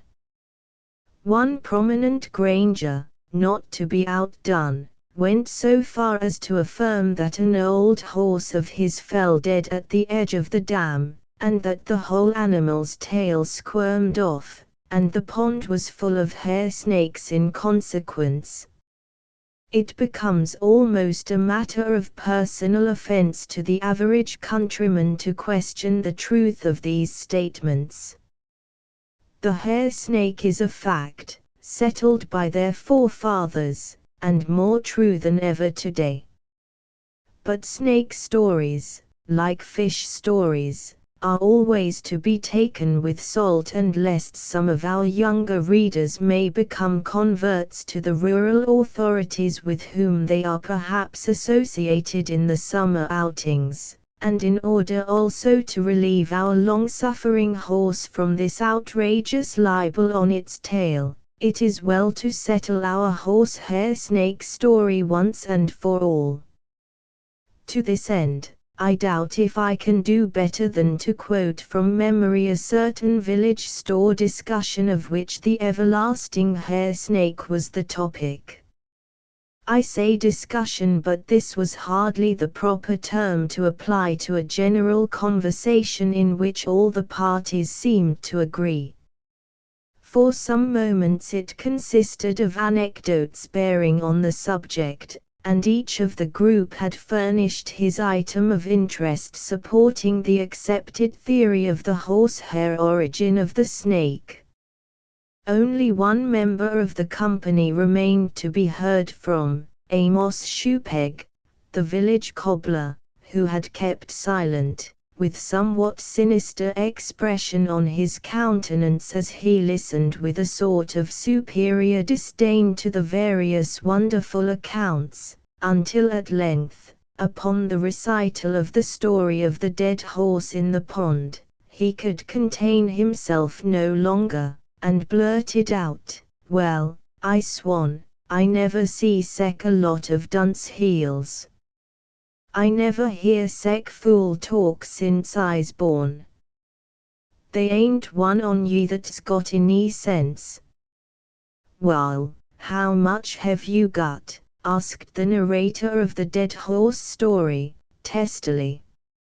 "You never see a snake in your life, and wouldn't know one from a side o' sole leather or a waxed end ef it was laid in your lap."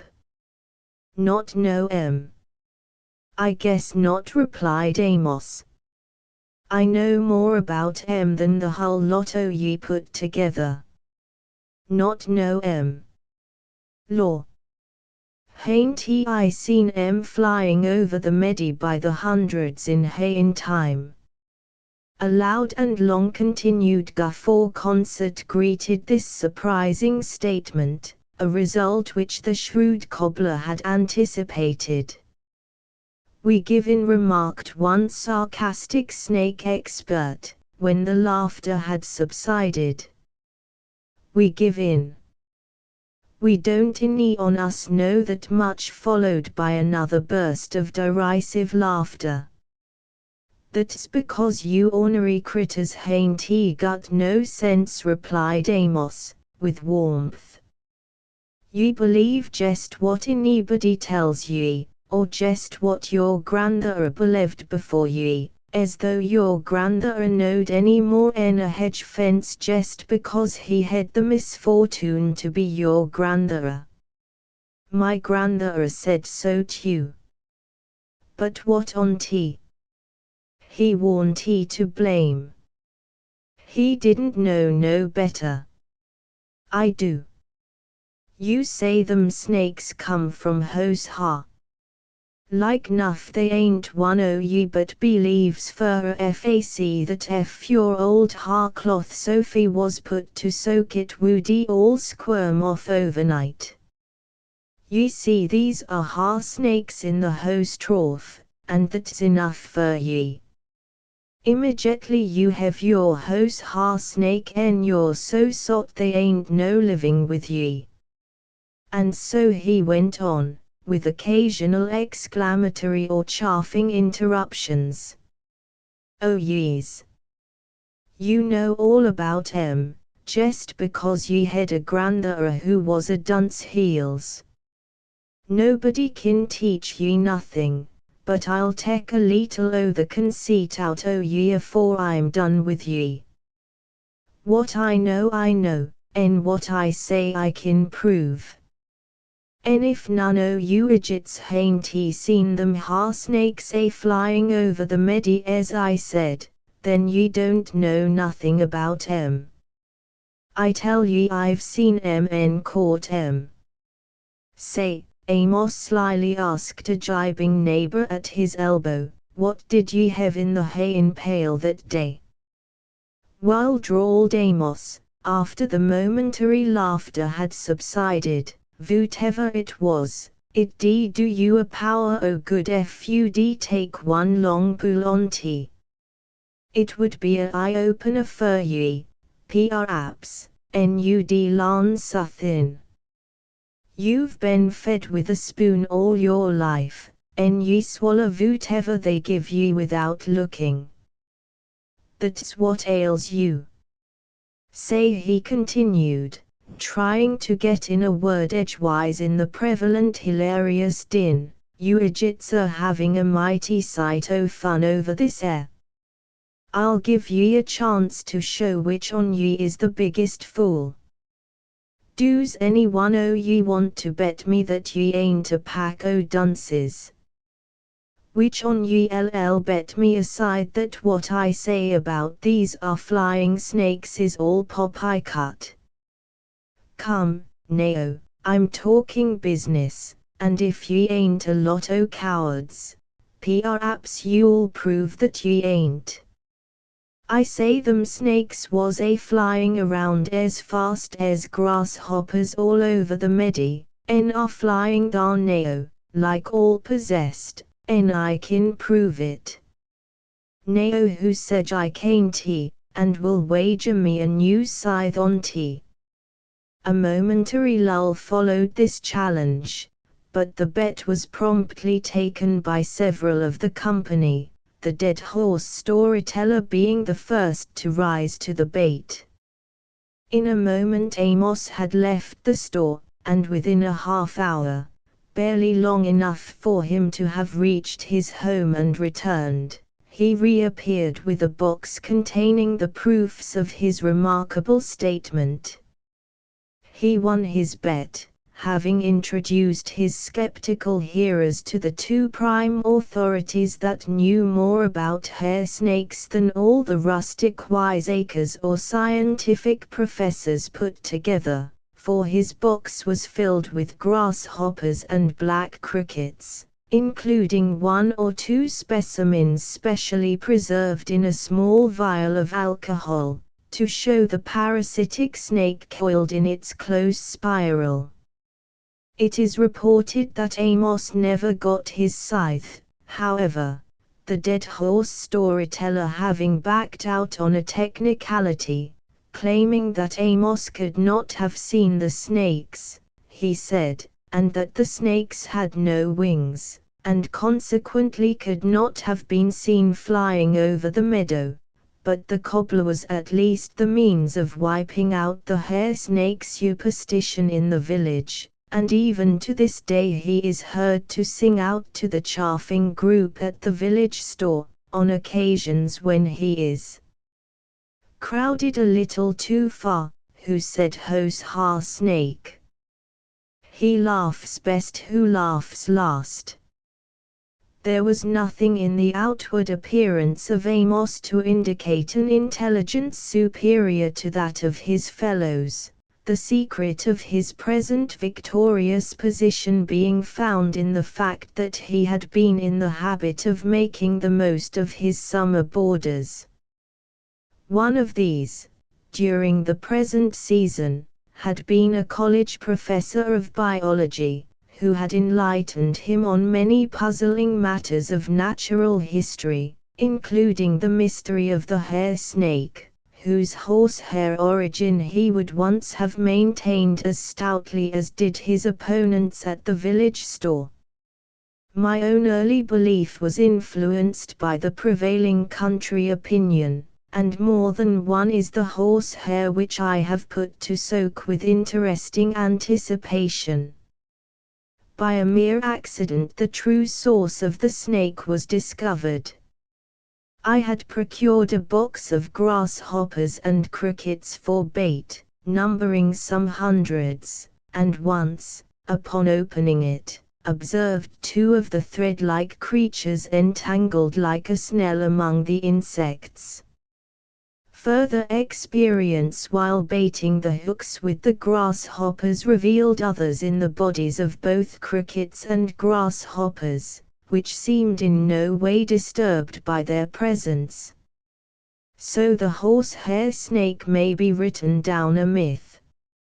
Its existence prior to the time we discover it in the brook or puddle has been spent under the hospitable roof of the insects mentioned, upon escaping from which it seeks the water to lay its eggs. The young in turn seek the grasshoppers and crickets which frequent their haunt, and thus the routine is continued, to the possible annoyance of the grasshopper and the complete mystification of the rural scientist. Professor Wiggler, how potent and abiding are the reminiscences of early youth! It is now some 30 years since I discovered Professor Wiggler and noted his peculiar eccentricities. And simply because I chanced first to disclose his wiggling identity on a lilac bush, how irresistibly must his comical presence assert itself with my slightest thought of lilac, with the shape of its leaf, the faintest whiff of its fragrance, or even a distant glimpse of its spray.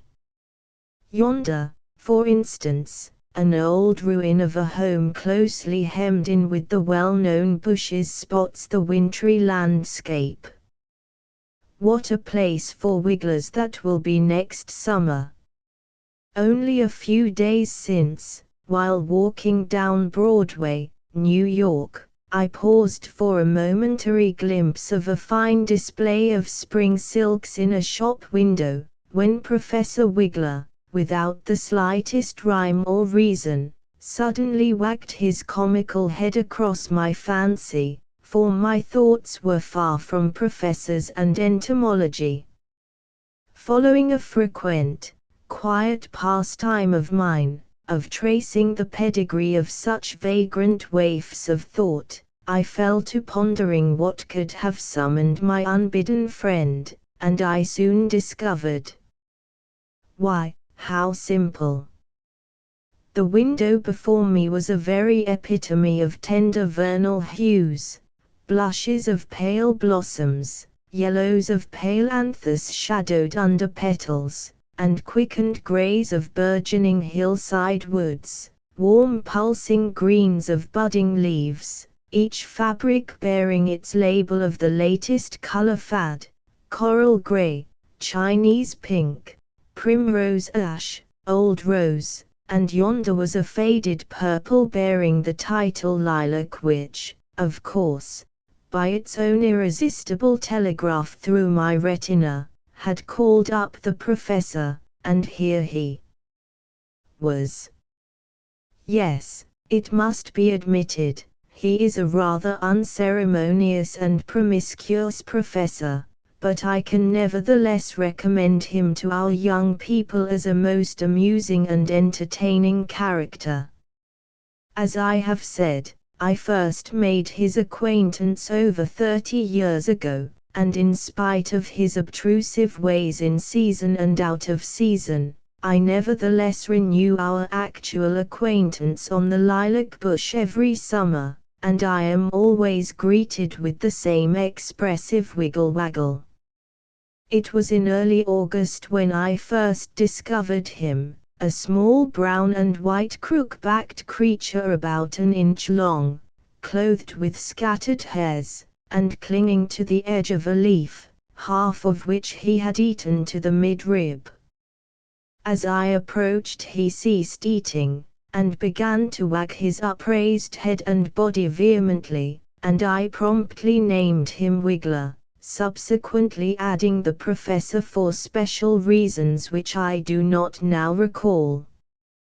Careful search about the bush led to the discovery of a dozen or more of the caterpillars, all about the same size, and such was their novelty among the young insect collectors that wigglers now became all the rage, and were at a premium on trade. The lilac bushes of the town were scoured for caterpillars, and there was suddenly a corner on wigglers.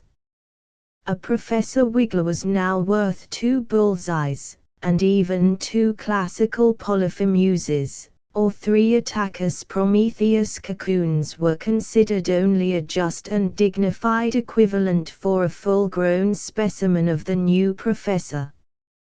For those which I had first found proved to be mere infants.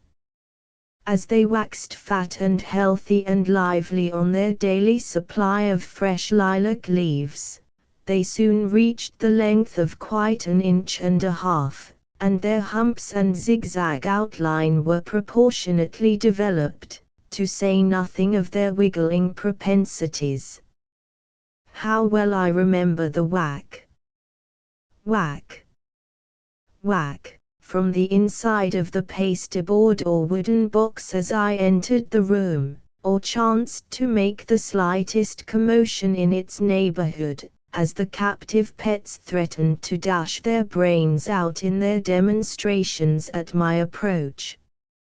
Opening the box, I was always greeted with the same concert of whisking heads, the action being more particularly expressive from the long projecting lash of hairs, 1.25 inches in length, with which the caterpillar's head was provided. One singular feature of these hairs had always puzzled me in the earlier life of the caterpillar, but was soon explained by close observation.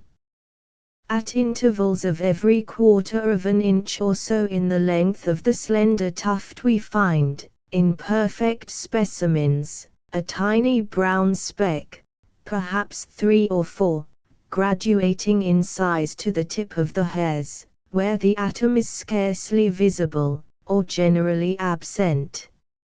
A careful examination of their shape revealed the fact that they were exactly like the heads of the younger caterpillars in all their stages, and their presence and successive accumulation were readily explained by the molting habits of the caterpillar, which is common to all caterpillars. By these telltale tokens we know that the professor has changed his clothes. Let us see, 1, 2, 3, 4, perhaps 5 times. When he first emerged from the egg on the lilac leaf he was indeed a tiny atom, his head would make a small show laid upon our page. When about a week old, by dint of a good appetite and voracious feeding, he had managed to outgrow his skin as it were.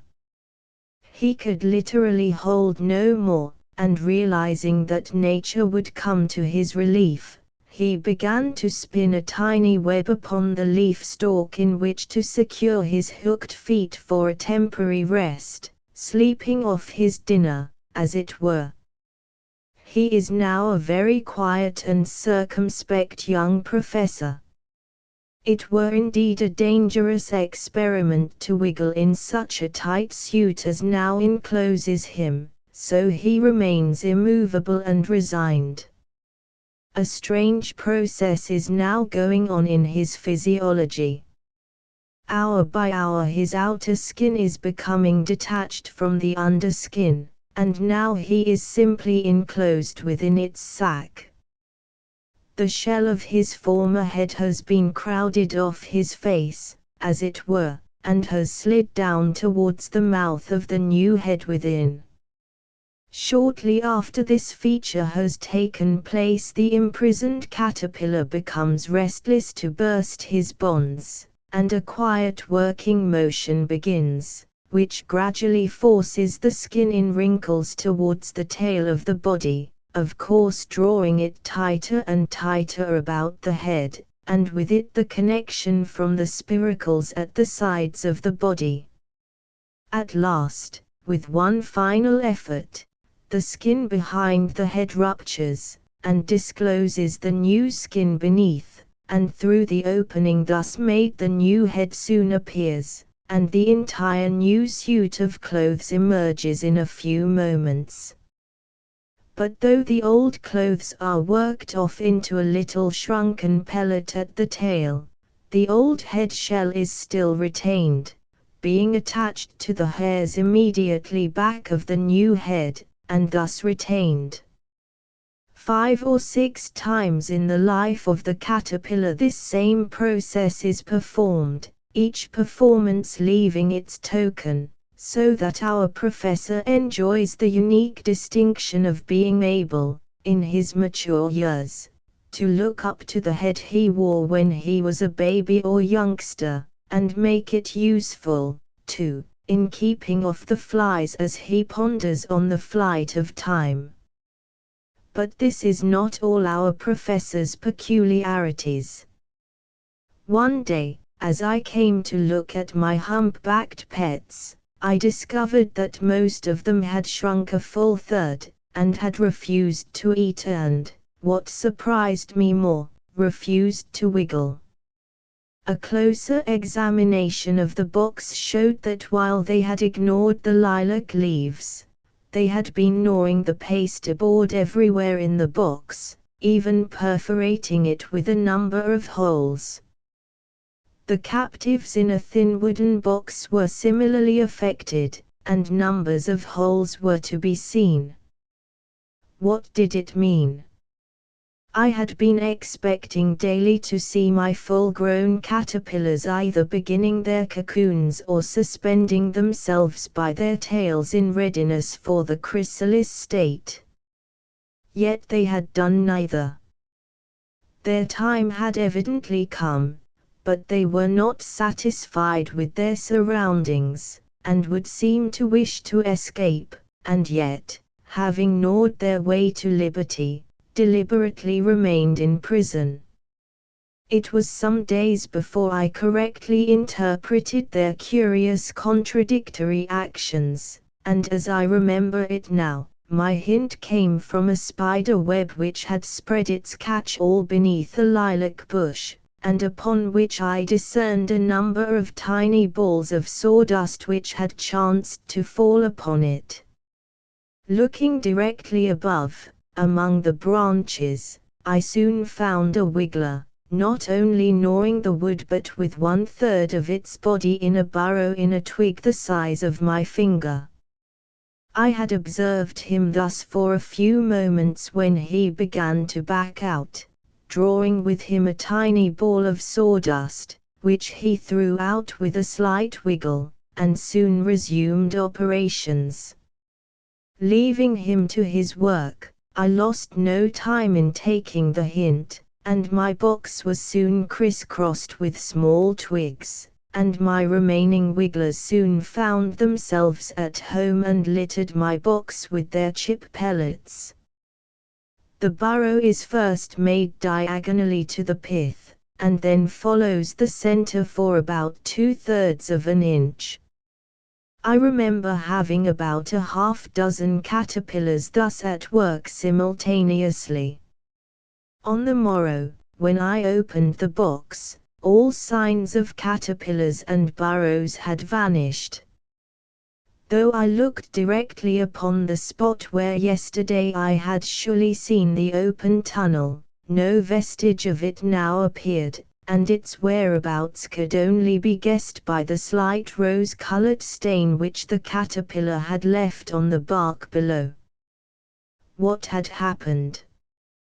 The burrows had been completed in the night, and the caterpillars had retired into them, backward presumably, and then spun over the opening by a disc of silk, which they had finally, or in the process, tinted the exact color of the external surrounding bark. I have frequently exhibited one of these sticks, with its enclosed caterpillar, to curious friends, who were unable to locate, without long and careful scrutiny, the mysterious curtain. The twig, dried in a mild oven so as to kill the enclosed caterpillar, or with its farther side split off for his removal, would serve as an interesting permanent specimen, the delicate disc being otherwise ruptured by the final escape of the moth. All of mine appeared in the first week of July of the next year. They were small, for the size of the caterpillar, yellowish-white millers, the forewings beautifully mottled and banded with brown, and each with 3 conspicuous round spots of dull red, which feature has secured the insect its specific name of Trisignator, Grammatophora trisignator being the name of our professor in learned circles. His burrowing habits do not seem to be generally known, the only mention of which I have chanced to observe merely alluding to the fact that the caterpillar has the unusual power of boring very smooth cylindrical holes in solid pine wood. But Professor Wiggler does not bore wood for a pastime, as we have seen.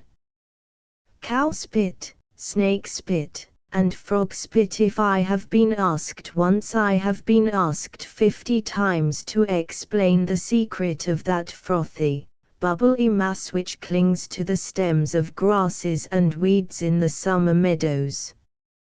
Surely no one of our readers who has spent a June or July in the country can have failed to observe it. Even as I write, having just returned to my studio by a short cut across a meadow nearby, my nether garments plainly show that I must have come in contact with 500 of them during these few rods. In the height of its season, this frothy nuisance monopolizes many a meadow. No one, unless most ordinarily clad, would care to wade through its slimy haunt. Certainly no stroller in his Sunday best, having once experienced its unpleasant familiarity, would willingly give it a second opportunity. Its name, I find, varies in different localities, but all, for obvious reasons, have the same salivary significance. In various parts of New England, for instance, it is known as cow spit. In the southern states the snake is held responsible for it, as is shown in the popular name of snake spit. I have frequently heard it called frog spit, cuckoo spit, toad spit, and sheep spit, and doubtless many other local terms of the same sort may be found. The cowspittle theory, however, seems to have the greatest number of converts. Let me, at least, hasten to expose this miserable slander on our rural divinity. Have, then, our cows nothing better to do than to go expectorating all over the meadows, roadsides, and hay fields? And how busy, indeed, they must have been to so thoroughly cover the ground, to say nothing of their surprising aim, every glistening cluster of bubbles being landed not helter-skelter on the leaves and flowers, but only on the main stems of the various plants upon which they are found. Even in this little field outside my studio window, which is thus generously moistened, what a task! Why, it would certainly have taken at least 10 cows in industrious expectoration to have left it so profusely decorated as now, but the fact is, there is not, nor has there been, a single cow in the field. Only a few weeks ago I received a letter from an Ohio boy who, among other things, wanted to know what those slimy gobs on alders came from. He said they called them snake spit out there, but that he had seen lots of them higher than any snake could get, unless it was a racer, meaning the black snake, which, as is well known, is fond of climbing trees and bushes. And later came a letter from a lady in Lewiston, North Carolina, who had looked deeper into the matter, and whose inquiry throws a little light on the subject. She writes as follows: an old subscriber to Harper's Young People desires to express the pleasure which your articles have afforded. I have just finished the last, and have been out to examine the faded primroses, but only a long-legged green spider rewarded my search. Too late for our season. The readers of Young People will recall my article about the beautiful rosy moth which lives in the faded evening primrose, and which was the quest of the above writer, who further continues: I do not think you have written about what is called here snake's spittle, a frothy exudation, perfectly white, surrounding a small speckled beetle, I suppose. I found several on my chrysanthemums about 2 weeks ago, but they seem to have disappeared now. This supposed small speckled beetle lets out the secret of our cow spittle. The old cow is acquitted, and also the snake, who has enough mischief to answer for. Each of these masses of bubbles is seen to surround the stem, upon which it clings, out of consideration to the popular tradition, spitted through the center, as it were, with its culm of grass or branch of bramble or weed. But the true expectorator is within, laved in his own froth, his beak embedded in the juicy stem, and his suds factory continually at work. We have only to blow or scrape off the white bubbles, and we shall disclose him, even though he makes considerable effort to dodge out of sight, either in the remnant froth or around the stem. But it is not a beetle that we at last bring to view. It would be hard, indeed, for anyone but a naturalist to decide on so short an acquaintance precisely what to call him. He is green and speckled in color, anywhere from 1/4 to 1/2 inch in length, depending upon his age, and somewhat to be anticipated in the extent of his show of suds. He is wide of brow, has rather prominent eyes, and tapers off somewhat wedge-shaped behind. To the bug student these features are very significant, and he is not long in placing the creature among his proper kindred. He has a sucking beak, which connects him with the tribe of bugs, and other features ally him to the cicada, a humble though accomplished relative of the buzzing harvest fly or hornet.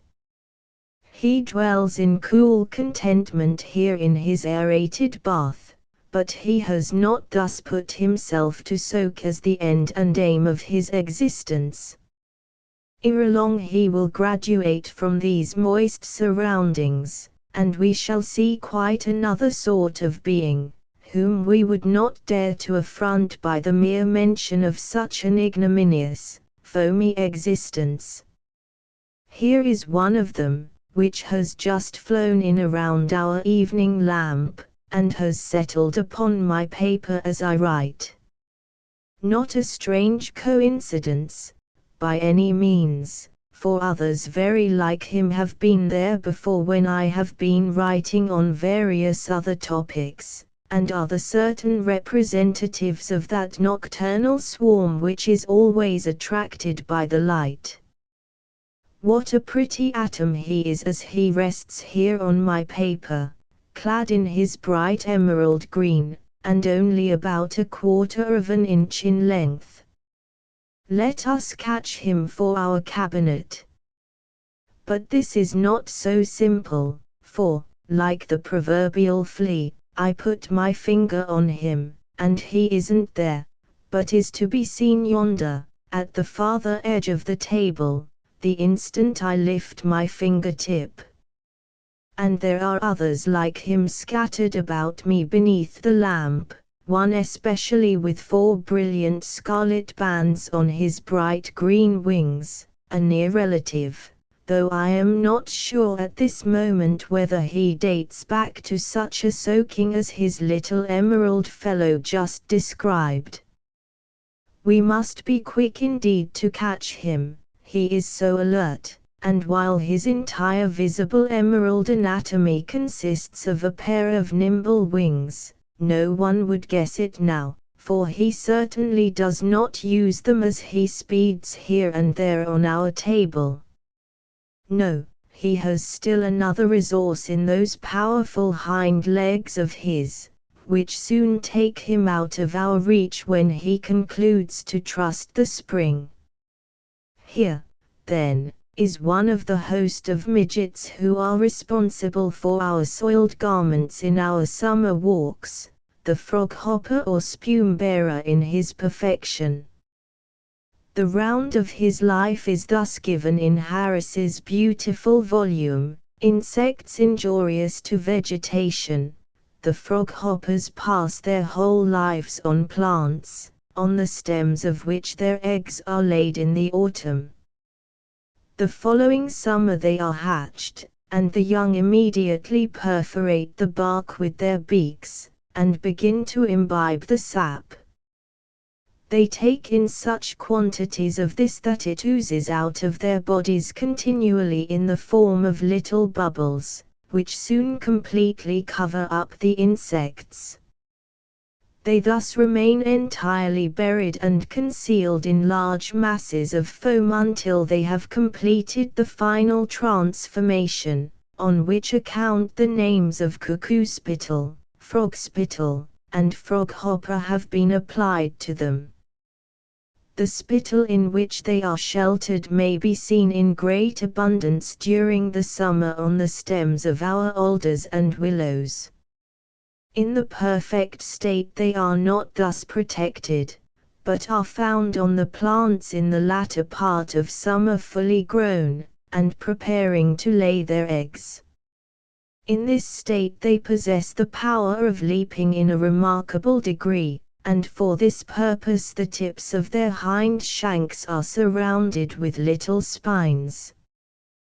The spume-bearer, Aphrophora, this insect has been called, and the peculiar method by which he turns out the froth on the stem is well worth a little study.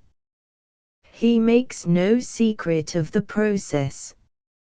If we take a grass stem, remove him from his liquid lair, and transfer him to another stem, we may witness a novel method in the preparation of suds. And a busy little factory it is, too, when we consider what a continuous demand is made upon it, caused by the sun's evaporation through the long summer day. A single mass of bubbles with its tenant removed quickly disappears. If the little insect is permitted to crawl upon our hand, he is apt to try the new domicile. I have never been able to induce him to continue up to the suds point, but have no trouble in locating the place where he begins operations. The paper wasp and his doings. Few of our common insects enjoy a wider intimate acquaintance with or a more respectful recognition from humanity than the wasps and hornets. Their acquaintance, with that of their yellow-jacket bee and bumblebee relatives, is forced upon most of us at a tender and impressionable age, and leaves a lasting reminiscence. Having once been interviewed by a hornet, do we not remember him for life for his pains? The bee has perhaps given us equally pointed excuse for respectful, or rather disrespectful, consideration, and yet how different is our attitude to the bee in contrast with that towards the hornet. Why? The discrimination is largely a matter of sentiment, but especially a matter of ignorance, sentiment as associated with fragrant flowers and droning wings and white clover honey, for do we not all know the busy bee and how he gathers honey all the day for the hive, and thus for humanity and the hot biscuit? There is then a palliative for the busy bee's hot foot as Paddy described his first warm contact with the insect. But who ever heard of anyone with a good word for the hornet? He is under the ban, an outlaw, the black sheep of the insect fraternity, a source of uneasy suspicion, shunned by valiant man, good for nothing to the boy except to shy stones at from a safe retreat, while to the fair sex, always the signal for precipitate flight, if not hysterical terror. The popular verdict on the hornet is so well voiced in that famous entomological essay from the pen of Josh Billings that I am tempted to quote it entire and use it for my present text. I am sure the average reader will say amen to every word of it. The hornet is a red-hot child of nature of sudden impressions and a sharp conclusion. The hornets always fits at short range and never argue a case. They settle all of their disputes by letting their javelin fly, and are az certain and az anxious to hit az a mule is. Hornets build their nest wherever they take a notion to, and seldom are asked to move. For what good is it to murder 99 hornets and have the 101 hit you with his javelin? I can't tell you just to a day how long a hornet can live, but I know from experience that every bug, be he hornet or somebody else who is mad all the time, and stings every chance he can get, generally outlives all of his neighbors. An artistically constructed paragraph, with a snapper at the end of it, or rather a sharp conclusion quite consistent with its subject. Mad all the time, he says, and stings every chance he can get, and such would seem to be the unanimous belief. Indeed, the phrase "as mad as a hornet" has passed into a proverb, which presumably dates back to the Aryans, or at least from the scriptural allusion of the providential visitation of hornets, which routed the impious inhabitants of Canaan before the conquering Israelites. The ancient Greeks and Latins are on record in their appreciation of the warlike hornet and considered that it came rightly by its valor as an inheritance from the dead war horse from whose carcass the insects were supposed to be spontaneously generated. The warlike horse, if buried underground, shortly a brood of hornets will be found, writes Ovid. Another author, Cardanus, thought that a dead mule was the more likely source, which recalls the above erudite allusion of hereditary instinct of Billings. Yes, if time-honored popular prejudice is to be accepted, the hornet is always on the rampage, always spoiling for a fight, always mad, and considering how many thousands of them there are abroad, and what opportunity they have of mischief, it is a wonder that poor humanity is able to put its nose out of doors with impunity. Let us see how far this bad reputation is sustained by the facts. What is this black paper hornet, more properly wasp, doing from morning till night. Buzzing among the flowers, creeping over the bruised apple windfalls in the orchard, whirling and dodging about the window or fence or side of the house, or perhaps darting in our faces as we sit at the open window. 2 episodes which I recall, in which this white-tailed black wasp from the big paper nest was conspicuous, occur to me as I write, and as the 2 stories, taken together, will show us the true character of the suspect, and what he is up to all day long, I will narrate them. The first instance is vivid in my memory. It occurred in my boyhood. How many another boy remembers the same incident? That same hot day in August, that same cool, shadowy swimming hole in the brook, that same grey paper nest on the overhanging branch a few rods upstream. What a tempting target! How the stones flew as, safe up to our necks in water, if need be, we pelted the paper domicile. And now a lucky throw has gone straight to the mark. With a crushing thud the stone has penetrated the side and knocked off a piece of the grey wall, which falls to the stream below, exposing the tiers of paper comb, as a whirling, buzzy maze, like a swarm of bees, enshrouds the mangled house. Ah, what fun! How we laughed at the sport, for at least 10 seconds. Then the tide turned, and how gladly had we possessed the art of the bullfrog, and buried ourselves in the mud until the storm blew over, for the mad warlike hornets were upon us. The red-hot child of nature was now at short range and stinging every chance they could get. When you see a head hit, it seemed to be the plan of campaign, and of course the heads had to come up once in a while, and ere long were considerably enlarged, principally through inoculation, but let us hope with wisdom as well. A mad hornet, and only at a little boyish fun. Look on this picture, and now on this.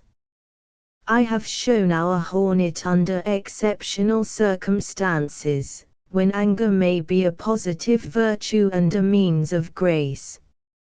Following are some of the everyday capers, which have not helped his reputation, as I observed them on the crowded porch of a summer hotel in the White Mountains several years ago.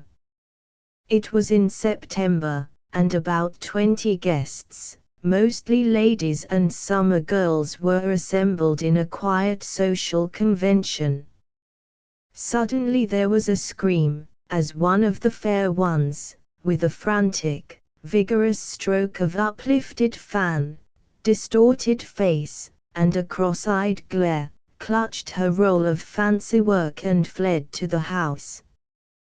"Did he sting you?" asked her friend, who readily followed her in the door.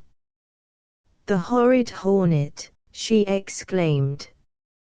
"No, he didn't sting me, but he would have done if I hadn't hit him just that minute. He flew right at me in the ugliest way." The words were hardly out of her mouth when another scream was heard, followed by a general clearing of the piazza. There were now 2 or 3 mad hornets making themselves generally promiscuous among the guests. At the last general alarm, one gentleman, an old bachelor, who sat tilted back in his chair nearby, remarked, with an expression of superior disdain at such a silly exhibition of feminine weakness, "Why, ladies, the hornet won't sting you if you'll only let him alone. He has been buzzing around here for an hour, and hasn't stung anybody yet." At this moment, as fate would have it, the roving hornet chanced to buzz around the speaker, and with a distinct object and deliberate aim plumped itself against his nose, amid a roar of laughter from the gentlemen present, and the complete discomfiture of the victim, who lost his balance and toppled over sideways upon the floor. He was now glad to follow the ladies indoors, and enjoy the fun at his expense. "Well, it might have been expected," he remarked, "after the way you have all been screaming and banging at him. You have got him mad at last, and the innocent spectator has had to suffer in consequence." I chanced to be sitting within a few feet of the surprised bachelor, and had observed the incident. Indeed, the hornet had once or twice struck me forcibly upon my coat sleeve and shoulder.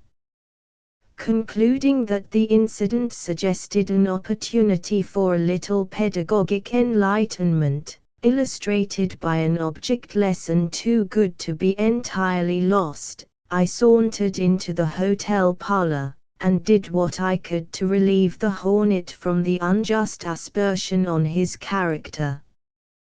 "Did he sting you?" I asked. "No, he didn't," replied the victim, who, like the ladies whom he had ridiculed, was more surprised than harmed, "but he tried to, and I concluded not to give him a second chance.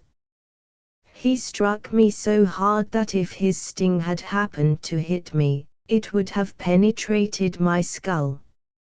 And can you imagine a hornet failing in his intention when he gets such a good square shot as that? I asked, further. "Well, no," he replied, "but perhaps his venom had been expended on the ladies. By their screams I judge most of them must have been stung a half-dozen times apiece. If you will step out on the porch a few moments," I proposed, "I am assured you will soon be disposed to offer your apology to the industrious and innocent insect which you have so libeled." A cautious group soon assembled at the doorway of the piazza, and at my suggestion closely watched the antics of the hornet, which was still apparently as mad as ever, in the absence of human targets, seemingly working off his mad by butting his head against the clapboards along the side of the building. After a moment or two of this exercise, with a quick curvet, the insect betook himself to the roof of the piazza, where he disappeared among the bordering vines. A little cautious search soon revealed his hiding place, however. He was hanging, head downward, by one of his hind legs, twirling some dark object in his front feet, and it needed only a little closer examination to disclose this object to be a fly, which was gradually being reduced to a pulp by the sharp jaws of its captor, a morsel, doubtless, soon to find its way to the cell of a baby hornet in some paper nest close by. "You will now doubtless understand that precipitate onslaught on your nose," I remarked to my bachelor friend.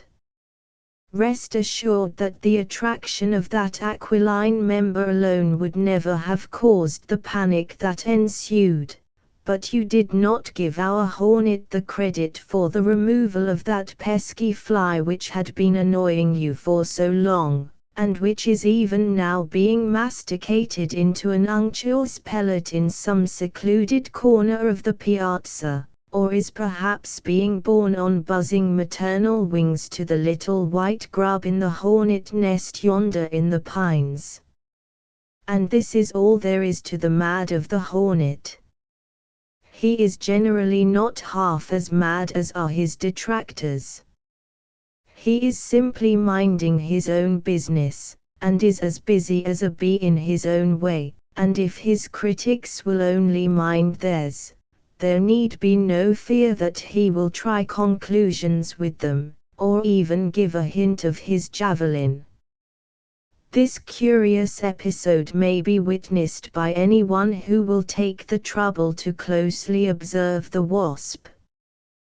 The sunny side of the barn or stable is generally the favorite hunting ground, and anyone who will spend a half hour in following the efforts of a single wasp will have to admit that he earns his living, for it is not every fly that is caught napping, and that white face, with its eager, open jaws, must needs butt itself against the shingle many times before its quest is satisfied.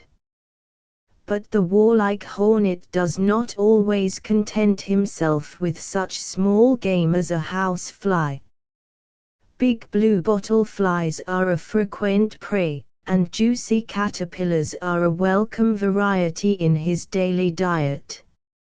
Even the butterfly, with a body nearly as large as his own, falls a frequent victim, the scimitar-like jaws severing the painted wings in a twinkling, either during flight, or falling one by one from its dangling retreat. The life of the black hornet, or wasp, may be briefly summed up.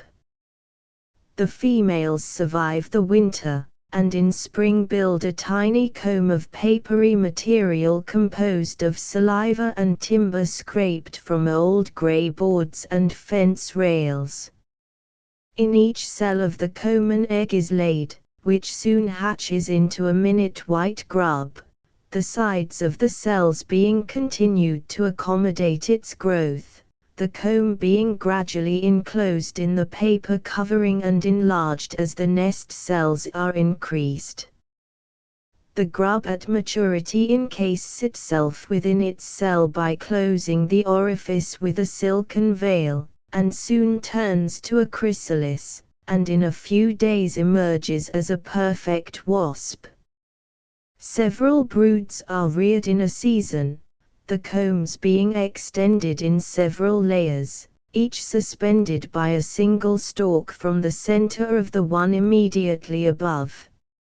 A single nest sometimes presents as many as 6 or 7 tiers. But the nests are much more safely examined in winter than in summer. The spiders span observers who witnessed from day to day the construction of the Great Brooklyn Bridge were often heard to remark, as they looked up with awe from the ferryboats beneath at the workmen suspended everywhere among the network of cables, "Those men look just like spiders in a web." The comparison seemed irresistible, and the writer heard it expressed many times. But how few who gave utterance to the sentiment realized the full significance of the spider allusion, or for a moment reflected that the span itself was, in many particulars of its construction, but a parallel of an engineering feat of which the spider was the earliest discoverer.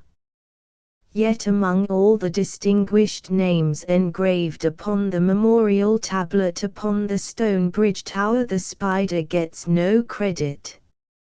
Day after day and week after week we might have seen, traveling back and forth against the sky, a wheel-shaped messenger reeling off its tiny wire. Night and day it was busy, each trip adding one more strand to the growing cable which was to support the great substructure below. And what was this traveling wheel called? The carrier or traveler, if I remember rightly. Why this obviously intentional slight and discourtesy when every field and wood and copse in the country, indeed, on the globe, showed its living example, and bore its myriad-fold witness that the spider was the only legitimate and proper designation. In the other most notable suspension bridge, at Niagara, the time-honored methods of the spider were further and conspicuously recognized, but here again without any courteous engraven acknowledgment on the tablet of fame, so far as I have learned. A kite was flown from the American shore, and reeled out so as to fall upon the Canadian side, and this initial strand was drawn across, and subsequently strengthened by the traveling reel. The ends of the added wires were firmly secured at their anchorage, and the completed cable at length reinforced by guy ropes. What is the method of our spider? Ages before the advent of the human engineer, he followed the same tactics which we now see him performing in every meadow, or even at our window sill, or on the bouquet upon our table, linking flower with flower, window sill with garden fence, bush with bush, tree with tree, with his glistening suspension bridge spanning the stream, river, and meadow. This wiry thread that tightens across our face as we ride in our carriage, and leaves its tingling snap upon our nose, what is this but the model suspension cable of arachne strengthened 100-fold by the spider, which has travelled back and forth over its course for hours perhaps, each trip leaving a fresh strand, one extremity being anchored on yonder oak in the meadow and the other on the church steeple. Such a cable 20 feet in length is a common challenge in our walks in the open wood road, even making a perceptible motion among the leaves and bending twigs on either side ere it yields to our advance. And to the walker who cares to investigate, a silken bridge 100 feet in length is not a very exceptional find. This bridge building is not confined to any particular month or season, nor to any one species of spider. The autumn will afford us the best opportunity for observation. At that season the spider egg tufts are turning out their baby spiders by the millions, each a perfect grown spider in miniature, and apparently as skilled at birth in the peculiar arts of its kind as its parents were in their ripe old age.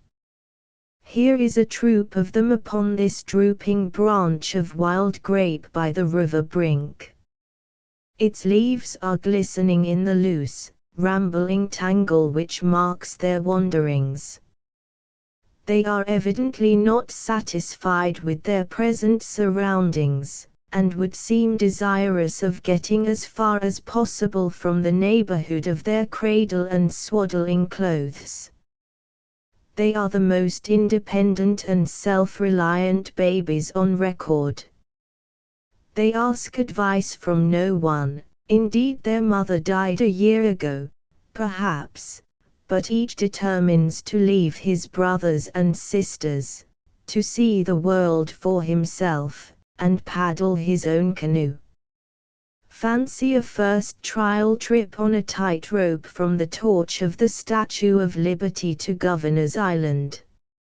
Yet such is the corresponding feat accomplished by this self-reliant acrobat, which a few days or perhaps hours ago was but an egg.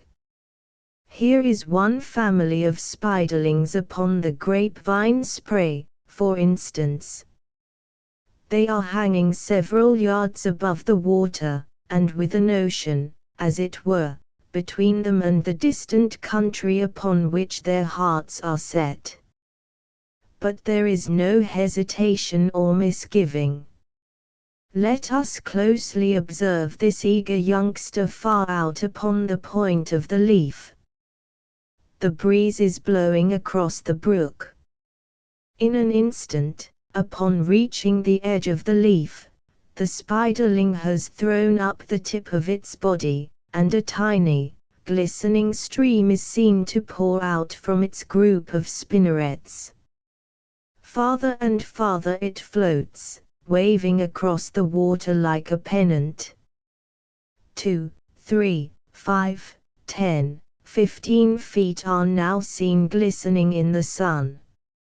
Now it floats in among the herbage upon the opposite bank, and seems reaching out for a foothold.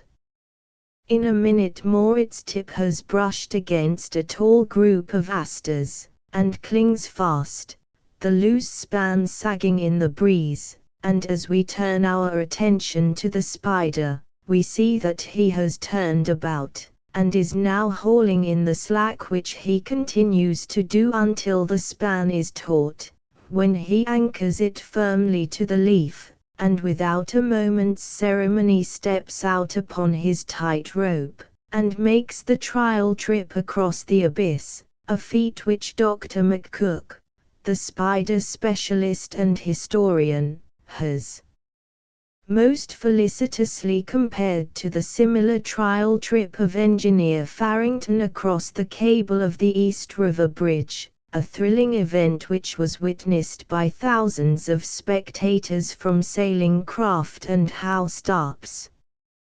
Our spider has now reached the asters 20 feet away, and is doubtless busying himself by further securing the anchorage at this terminus. It is quickly done, for see, he is even now far out over the water on his return trip, arriving at the grape leaf a moment later. His strand is now 3 times as strong as at first, and will be many times stronger before he is satisfied with it. An hour later, if we care to go upstream half a mile to the bridge, or half a mile below to the crossing pole, for the sake of examining those asters across the brook, we shall find our spiderling nicely settled in a tiny little home of his own. The glistening span is now like a tough silken thread, and is moored to the head of flowers by a half-dozen guy threads in all directions, while in their midst, in the nave of his tiny wheel of lace, our smart young baby rests from his labours. Such is the probable course which he would follow, unless, perhaps, his roving spirit, thus tempted, has further asserted itself, and not content with this exploit, he has concluded to span the clouds, and is even now sailing 1,000 feet aloft in his balloon. As a bridge builder he has had many successful imitators, but as a balloonist he is yet more than a match for his bigger copyist, Homo sapiens, as I shall explain in a subsequent paper. Ballooning spiders, the country boy, or I might say even country baby, who does not know a spider web when he sees it would be considered a curiosity nowadays. The morning gossamer spread in the grass or hung among the weeds and glistening in the dew, who has not seen it, and thought of the agile, long-legged proprietor somewhere lurking nearby? And yet for ages, and until a comparatively recent date, this cobweb, either trailing lightly in the breeze or spread in the grass, was a mystery as to its source, and was believed to consist of dew burned by the sun. But the spider has hoodwinked even the wise heads in many other ways, and even today is an unsolved mystery to many of us. Yes, we all know the spider web and the spider, but have we tried to solve the puzzle which he spreads before us by every path, in our window blind, our office, our bedroom, or even, it may be, in mid-ocean? Here, for instance, a puzzled nautical friend propounds the question, how do those tiny spiders get on my yacht when I am 20 miles at sea? They could not have hatched simultaneously all over the ship, and I find them by the dozens all over the sails and rigging, and even on my clothing. I have heard of a little girl who ran indoors to her mother in great excitement to tell her that it was snow in spider webs, a picturesque and true statement as far as it goes, but which tells but half the story, for each of the falling webs held a pretty secret. What that secret was my yachtsman can readily guess, for the two half-stories taken together complete the tale. Various accounts of these gossamer showers have been handed down in history, and were always a mystery. Even the ancient Pliny records a rain of wool, a phenomenon which, in a greater or less degree, is to be seen by every walker in the country during the late summer and autumn months, the annual picnic of the ballooning spiders whose peculiar aeronautic methods are shown in my illustration. Gilbert White, in his History of Selborne written over 100 years ago, gives a most graphic account of one of these cobweb showers. On September the 21st, 1741, he says, being then on a visit, and intent on field diversions, I rose before daybreak. When I came into the enclosures, I found the stubbles and clover grounds matted all over with a thick coat of cobweb, in the meshes of which a copious and heavy dew hung so plentifully that the whole face of the country seemed as it were covered with 2 or 3 setting nets drawn one over another.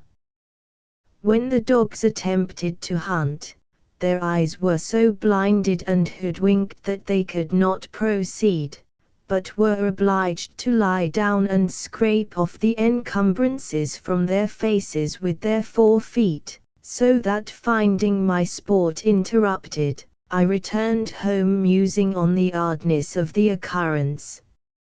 About 9 o'clock an appearance very unusual began to demand my attention, a shower of cobwebs falling from very elevated regions, and continuing without any interruption until the close of day.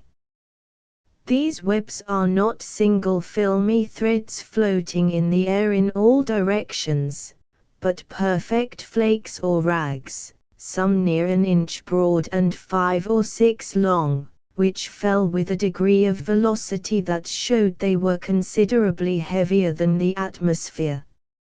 On every side, as the observer turned his eyes, he might behold a continual succession of fresh flakes falling into his sight, and twinkling like stars as they turned their sides to the sun.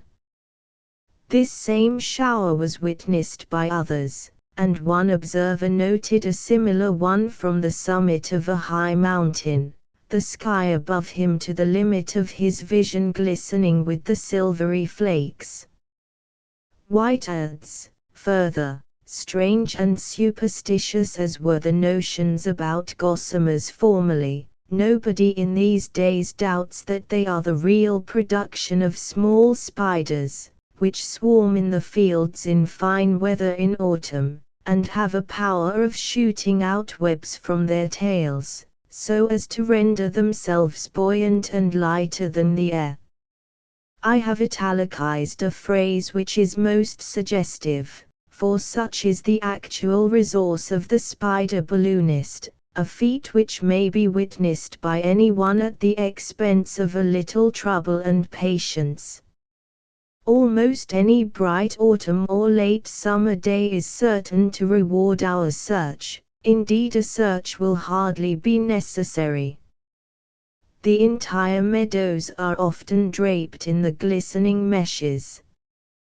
They festoon the grass tips, and wave their silken streamers from every mullein or other tall weed. Our garments are soon faced with a new warp and woof of glistening silk, and an occasional tickling betrays the floating fluffy mass which has encombed our hands or face. The glistening rain of wool of Pliny, or the mimic snow squall of Gilbert White, I have witnessed many times, only in less degree, over the October rowan fields. This tickling upon our hands is perhaps not all to be accounted for by the mere contact of the silky web. If we examine closely, we shall doubtless find a lively little spider extricating itself from its unsatisfactory anchorage, and creeping to the nearest available position for a new flight. Even as you are examining the web upon your hand, the spry midget has mounted to the top of your finger, and is off on his new silken balloon in a twinkling, sailing upward and out of sight even while his fellow aeronauts are falling right and left. For this flying machine, though a toy, as it were, of the wind, is still under control of the wise little sailor at the helm. Almost any one of these flying tufts intercepted on our finger or upon a small stick will induce its little aeronaut to make a new start, and a careful examination with a pocket magnifier will disclose his secret. No matter how slight the breeze, he seems instantly to head against it. The abdomen is then raised, and in a moment a tiny stream of flossy glistening silk is seen issuing from the spinnerets beneath. Not the ordinary single web which we all know, but a broad band which represents the many hundreds of strands usually combined in the single thread, but now permitted to issue singly from the spinnerets. White speaks of the spider shooting out the web, and such is the apparent feat, but doubtless the breeze assists in the operation. It is certainly taking good care of this floating banner from the loom of this little spinner upon our fingertip. Longer and longer it grows. A yard or more of its length is soon swaying about in the breeze. So buoyant has it now become that the little spider is visibly drawn upward, and now clings barely by his tiptoes. In another second he is off on his travels, where few could follow him even if they would. But this we must do if we would see the true balloon with its basket and rigging and captain all in perfect sailing trim. Up to the point of ascension, to utter a Hibernianism, I have often thus followed my balloonist, but at this point I willingly yield the pursuit to a more competent witness, one whose recognized fame as the historian of the whole spider fraternity needs no emphasis from me. They have kept very few of their secrets from the Reverend Dr. McCook. He has followed them even in their flight, and has brought back all the tricks of their navigation. To have been able to describe as an eyewitness not only the ascension, but the subsequent alert and skillful rigging, trimming of ship, sailing, reefing, and final anchoring in port of this aeronaut with the silken jib, as Dr. McCook has done, acquiring his facts through a wild pantomime in the meadows, which for a time risked his reputation for sanity, is a triumph of patient investigation which deserves conspicuous acknowledgement. Here is what the doctor observed while his neighbors, as he ran cross-eyed over the meadow, were bewailing the loss of his reason. The spider, as she was raised from the perch, had her head downward. She immediately and swiftly reverses her position, clambers up her floating threads, at the same time throwing out a few filaments, which are cunningly twisted into a sort of basket into which the feet can rest. Now the upper legs grasp the lower of the ray, and the spinnerets, being released therefrom, are again set to work, and with amazing rapidity spin out a second and similar ray, which floats up behind her. Thus our aeronaut's balloon is complete, and she sits in the middle of it, drifting whither the breeze may carry her. She is not wholly at the mercy of the wind, however, for if she wishes to alight, She can gather the threads into a little white ball under her jaws. As they gradually shorten, the spider, having nothing to buoy her, sinks by her own weight, and the striking upon some elevated object, or falling upon the grass, makes her feel at home. Having once alighted, the little pioneer immediately sets up housekeeping for herself, and the locality of its web in a year hence will doubtless be the scene of a similar balloon ascension, multiplied perhaps 1,000-fold, from the neighborhood of a tuft of eggs somewhere concealed among the herbage, perhaps a brown, cocoon-like affair like that of the Argiopriparia, hung with its guy threads upon a dried fern. The ballooning or flying spiders are not confined to any particular species. It seems to be an instinct with them all, but especially with the orb weavers, or geometrical web makers, and the wolf spiders, those queer short-legged specimens which dodge about upon the walls and fences, running forward or backward as the whim takes them, or even sideways in a manner at which a crab might turn green with envy. A shower of cobwebs of unusual extent fell in the vicinity of Brooklyn about 10 years ago, having been especially noted by a party of surveyors in Prospect Park, among whom was a noted scientist and naturalist. The ground was covered with the webs, averaging as many as 15 to the square foot. The shower was later noticed by the same observers upon the summit of the Brooklyn Bridge Tower, and doubtless covered several miles in area. The lacewing fly lace indeed. Was ever lace even of fairy queen fashioned so daintily as are the wings of this diaphanous pale green sylph, that flutters in its filmy halo above the grass tips? Yonder it alights upon the clover. Let us steal closely upon its haunt.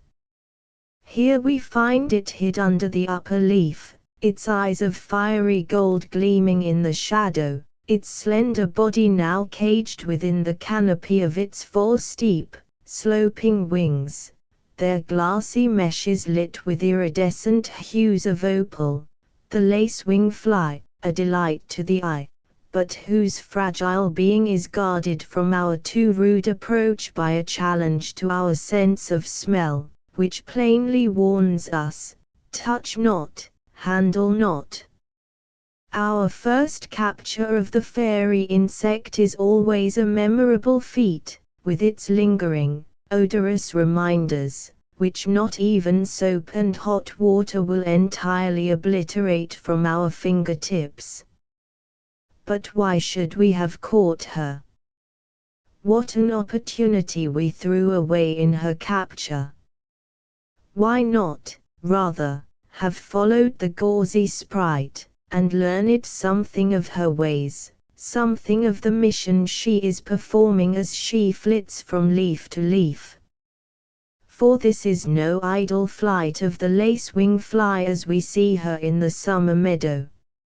Her golden eyes are on a sharp lookout for a certain quest, and we are fortunate if we chance to surprise her softly at the time of her discovery, and with breathless stillness encourage her in the fulfillment of her plans. Everywhere among the grasses, weeds, and bushes we find the airy tokens of her visits, those delicate, hair-like fringes surrounding culm or twig, or growing like a tiny tuft of some webby mold upon the surface of leaf. But who even guesses the nature of the pretty fringe, or even associates with it the pale green golden-eyed fly which we all know so well? Here beneath our close leaf is an opportunity which we must not permit to pass. Even as we take another cautious peep we discover that a cobwebby hair has grown from the surface of the leaf, with its tiny knot at the summit, and now another is growing beside it, following the pointed rising tip of the insect's slender tail. It has now reached a half-inch in length, when the little knob suddenly appears and is firmly glued to the summit of the hair. Another and another are added to the group, until a complete tuft or fringe hangs beneath the leaf. Of course the reader will have now guessed the secret of the episode, that this is a mother lacewing fly thinking only of her future brood. But what a unique method she employs in egg-laying! What seeming reckless consideration for her offspring! Fancy awakening from one's crib only to find one's self on the top of a telegraph pole, or clinging for dear life at the end of a dangling rope or rod. Yet such is the initial experience of the baby lacewing flies as they emerge from their filmy, iridescent cradles, whose very first experience in life must needs be a daring feat of acrobatics. But hunger is a mighty incentive to work and daring deeds, and the lacewing infant is born hungry, grows hungrier with each moment of its subsequent life, and is apparently the more famished in proportion to its gluttony, fully realizing the comment of Josh Billings upon the voracious billygoat, all it eats seems to go to appetite. We may be sure that this gauzy mother fly, with her appetizing reminiscences of her former Epicurean days, has placed her progeny in a land of plenty, a land almost literally of milk and honey. For wherever we find this delicate fringe of pale green eggs, we may confidently look also for its counterpart, a swarm of aphids, or plant lice, somewhere in the neighborhood, occasionally clustering about the very stalks of the eggs, and shedding their copious honeydew for the benefit of the caressing ants, which sip at their upraised, flowing pipes. Ah! If these happy ants only realized the menace of this slender fringe, who knows but that they may, how quickly they were to be cut down by the destroying teeth. Here, for instance, a wee babe just out of the egg slides down the stalk, and falls plump among a whole family of the aphids. In a twinkling a young aphis larger than himself is impaled on his sharp teeth and its body sucked dry. But this is merely an appetizer. He has only to extend his jaws on right or left to secure another similar morsel, which is emptied in the same manner, and his first meal would only seem to be limited by the number of victims available, so insatiate is his craving. In a short time he must needs move up farther along the twig, and thus his swath extends, until within an incredibly short space of time the entire swarm of aphids has disappeared, leaving the field occupied alone by the larva, who has perhaps now acquired his full growth by their absorption, a full-fledged aphis lion as he is called. He is now about a half-inch in length, a long pointed oval in outline, the sides of its body beset with bristly warts, and its head armed with two long incurved teeth. But these teeth are not like ordinary teeth, constructed for chewing or biting, but rather for imbibing, and suggest the two straws in the glass of the convivialist, being tubular. Their open points are embedded within the juicy body of the aphis, which is soon emptied to the last drop. The aphids are always with us. Where is the lover of the rose garden who is not painfully familiar with the pests, their pale green swarms completely encircling the tender shoots, and shedding their sticky, shining honeydew everywhere like a varnish upon the leaves and flowers beneath. Hardly a plant or tree escapes their parasitic attacks in one form or another, where, with their beaks imbedded in the tender bark, they suck the sap, and literally overflow with the bounty which they thus absorb and convert into honeydew. We need not go very far in our country walk to discover our aphids encircling the stems of weed and shrub, and it is well the next time we encounter them to observe them more closely. They would indeed appear at first glance to be having things entirely their own way. Even here in my city backyard, for instance, upon my growing chrysanthemums, as I sit at the back windows some 20 feet distant, I can distinctly see their brown, disfiguring masses completely enclosing the undertips of nearly all the branches. Again and again have I shaken or brushed them off only to see them increase and multiply, and, on the other hand, on more than one occasion have I seen an entire swarm vanish from a particular twig which I knew was infested only a day or two previous. Why? It was not that the aphids had completed their growth and died or fled. A careful examination among the young leaves or along the stem in their neighborhood showed the author of the havoc, a fat aphis lion, perhaps, in the act of sucking the contents of its last victim, or, perhaps, having completed his growth, contemplating the commencement of his cocoon in which to abide during the winter.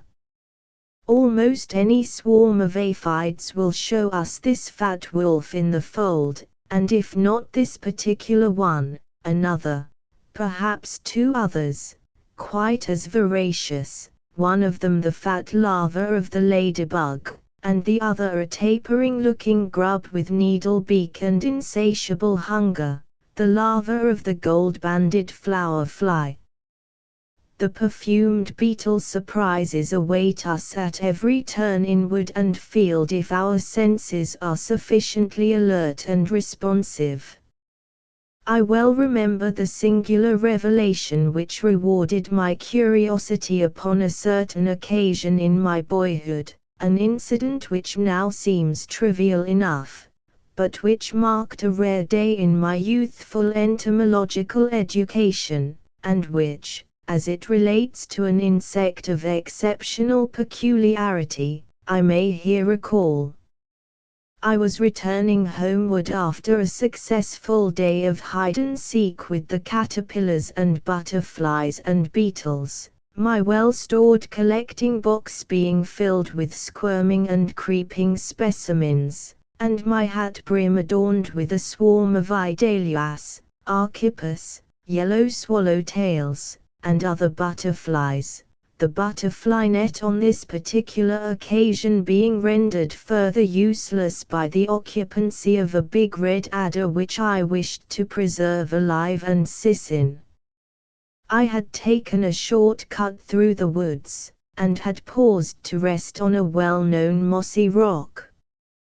The welcome odors of the woods, the mold, the dank moss, and the spice bush lingered about me, and I well remember the occasional whiff from the fragrant pyrolas somewhere in my neighborhood, though unseen.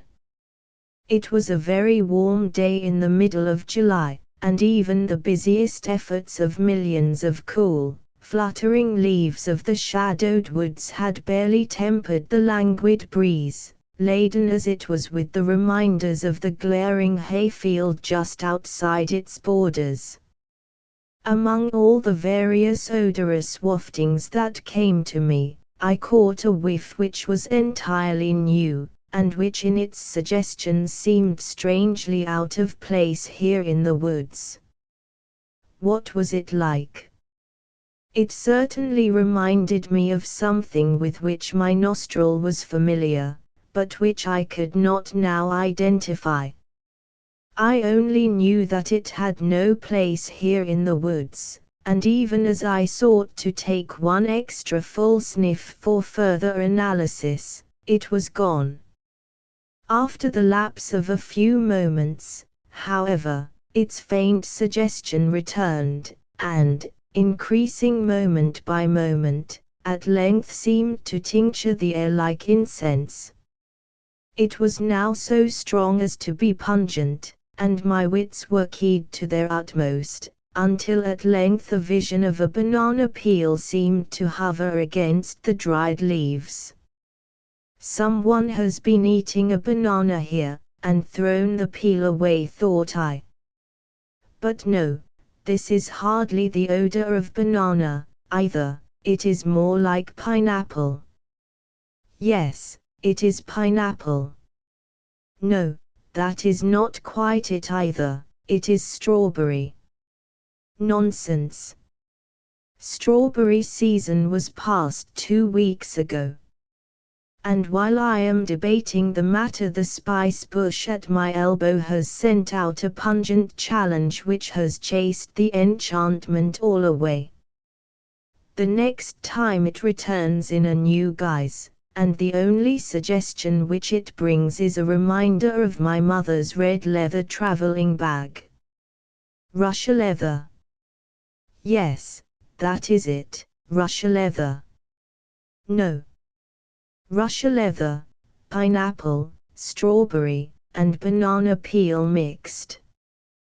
Whatever it was and wherever it came from, I now determined to discover.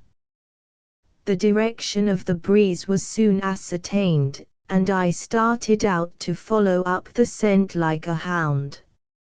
I had walked about 10 feet, with my nose tingling, when the odor suddenly left me. I paused at a large maple tree, and awaited the trail. It came. This time it proved to be a hot scent, in truth. I needed only to follow my nose around the trunk of the tree at my elbow to be brought face to face with my game. It was no banana peel, nor pineapple, nor Russia leather bag, but only a company of beetles sipping in the sun. A banquet of beetles. There were 10 or a dozen of them, congregated about a hole in the maple trunk, all sipping at a furrow in the bark from which sap was oozing. At my approach they started to conceal themselves in the hole, but were most of them captured. They were about an inch in length, and of a purplish-brown color, and glistened like bronze. I took my prizes home, and determined to announce my great discovery to the world in an early issue of some scientific paper, fully assured that I had made a great find. Before accomplishing this purpose, however, I thought I would consult my oracle Harris's Insects Injurious to Vegetation, a most beautiful and valuable entomological work, by the way, which should be in every boy's library. There, on page 42, behold my odorous specimen, true to life. And what does Harris say about him? They are nocturnal insects, and conceal themselves through the day in the crevices and hollows of trees, where they feed upon the sap that flows from the bark. They have the odor of Russia leather, and give this out so powerfully that their presence can be detected by the scent alone at the distance of 2 or 3 yards from the place of their retreat. This strong smell suggested the name osmoderma, scented skin given to these beetles by the French naturalists. Nocturnal they may be, but that they are diurnal also I have many times proved. Almost any hot sunny day I am even now sure of my specimen upon a certain oozy cherry trunk nearby, the presence even of one beetle being distinctly announced at a distance of 10 feet. There are two common species of these beetles, the present insect being the Osmodamus scabiei, as given by Harris. Mushroom spore prints.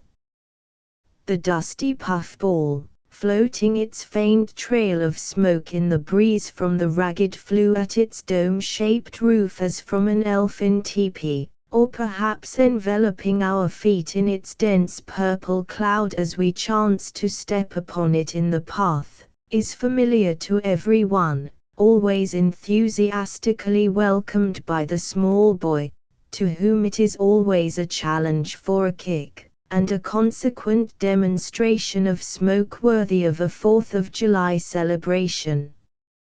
A week ago this glistening grey bag, so free with its dust puff at the slightest touch, was solid in substance and as white as cottage cheese in the fracture.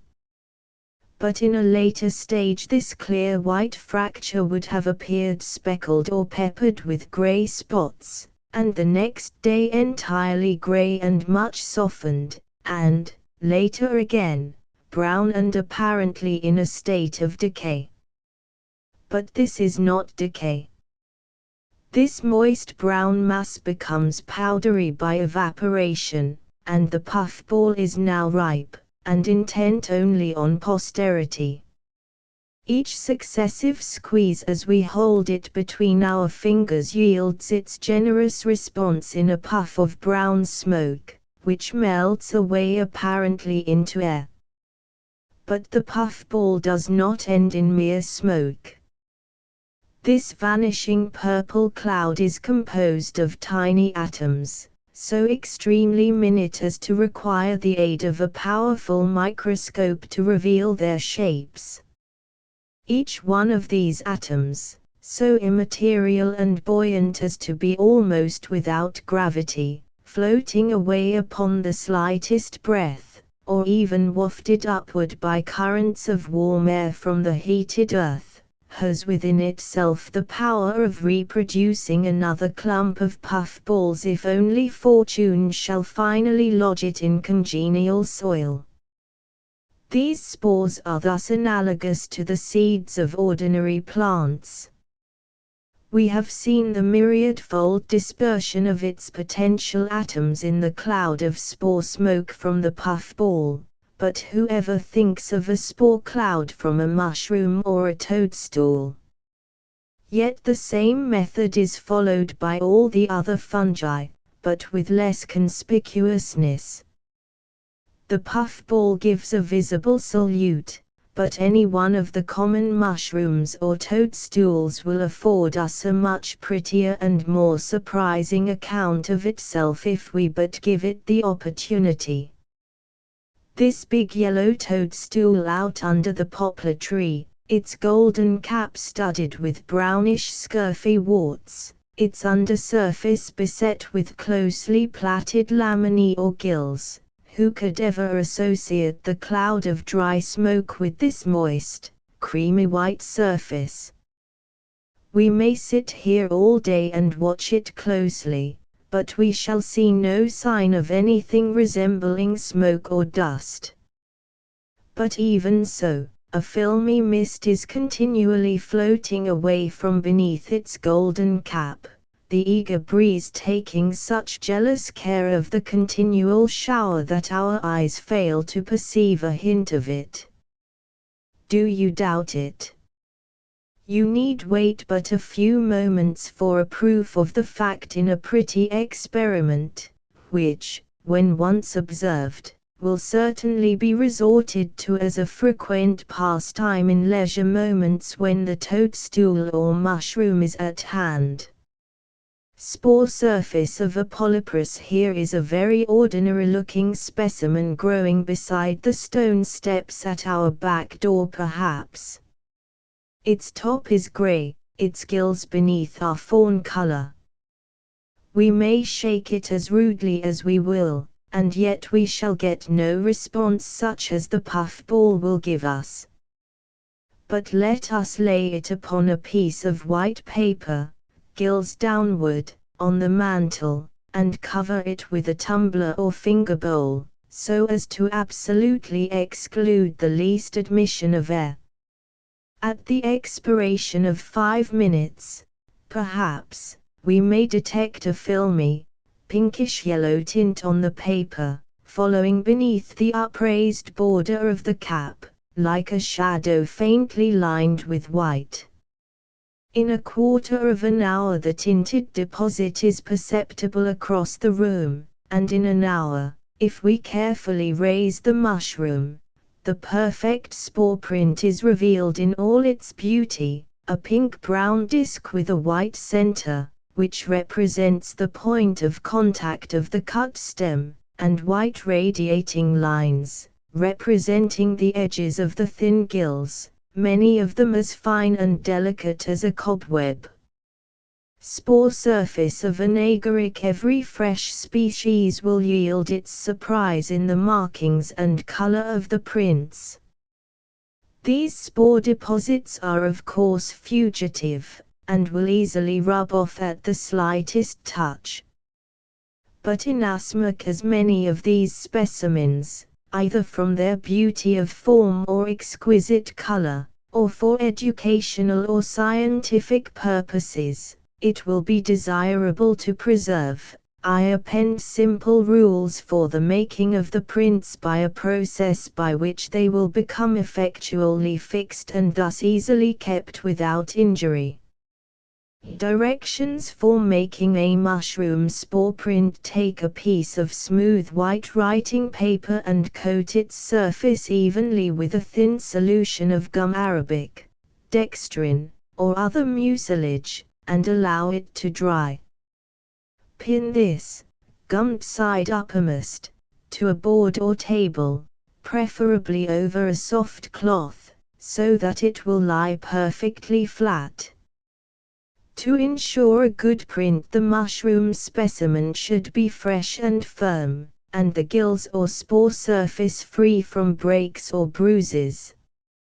Cut the stem off about level with the gills, then lay the mushroom, spore surface downward, upon the paper, and cover with a tumbler, finger bowl, or other vessel with a smooth, even rim, to absolutely exclude the slightest ingress of air.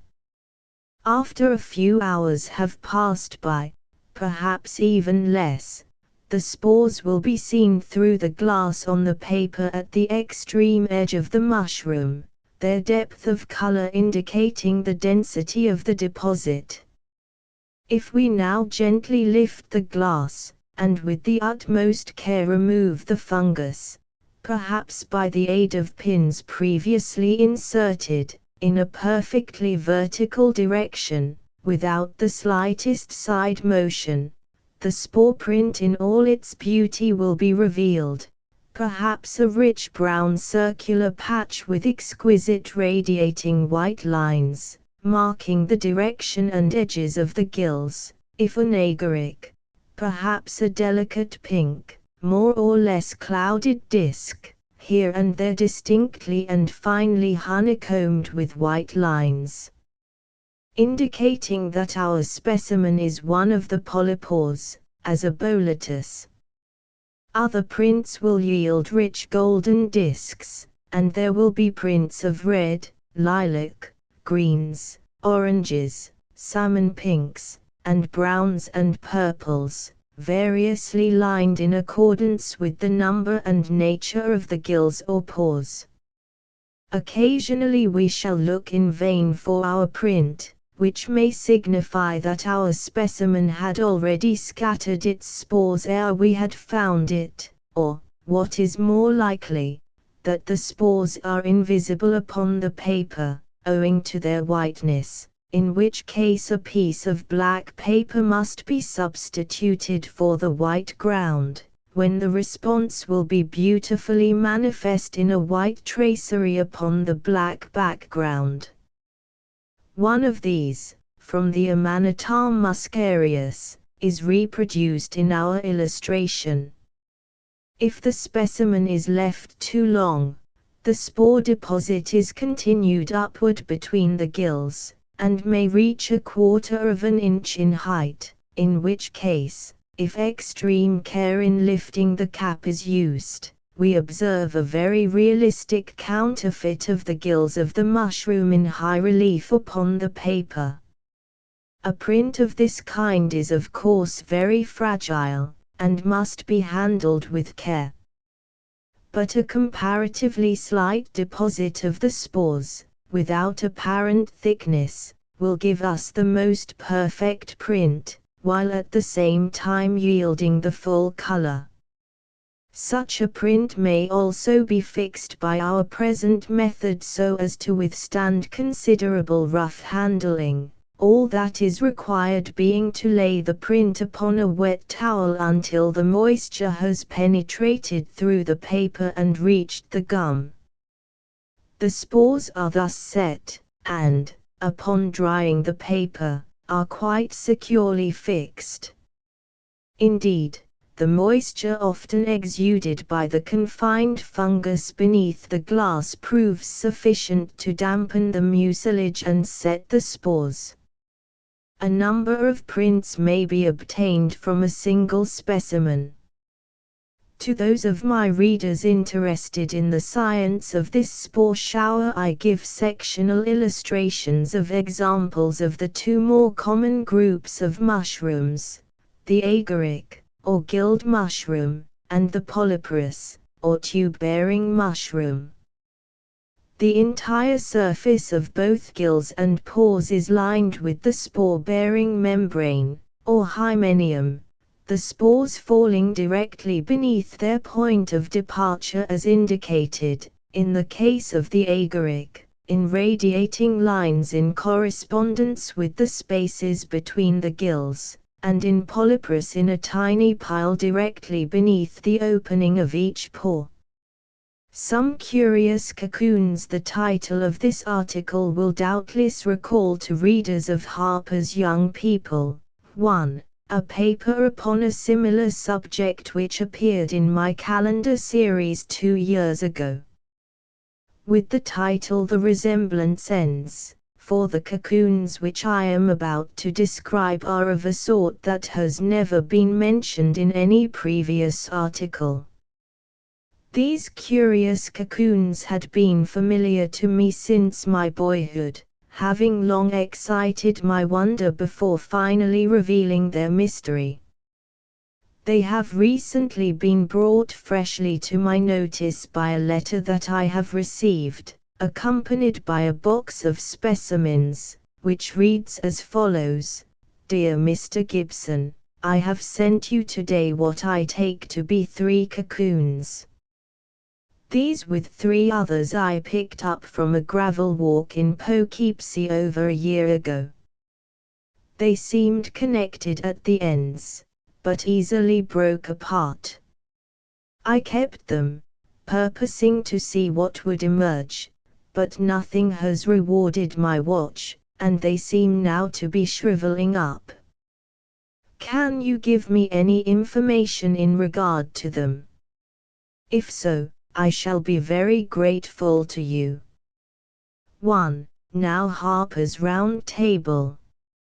I had barely read half through the brief description when I guessed the nature of the cocoons in question, having received similar letters before, as well as verbal queries, from others who had been puzzled by the non-committal specimens. The fact that they were found on the gravel walk and were loosely connected at the ends was in itself strong evidence of their questionable nature, and I felt sure that I should recognize the cocoons as old friends. And I did. Upon opening the box, I found 3 of them packed in a mass of cotton, 2 of them still loosely attached at the ends, the third one somewhat disintegrated. Each was about an inch in length, and half an inch in thickness, somewhat egg or cocoon shaped. Upon being separated, one end of each was seen to be hollowed out, and had thus previously received the pointed end of its fellow in the connected condition in which they had been found. In color they were a mouse gray precisely, and to the careless observer might have appeared to consist of caterpillar silk, though in reality having a substance more like felt.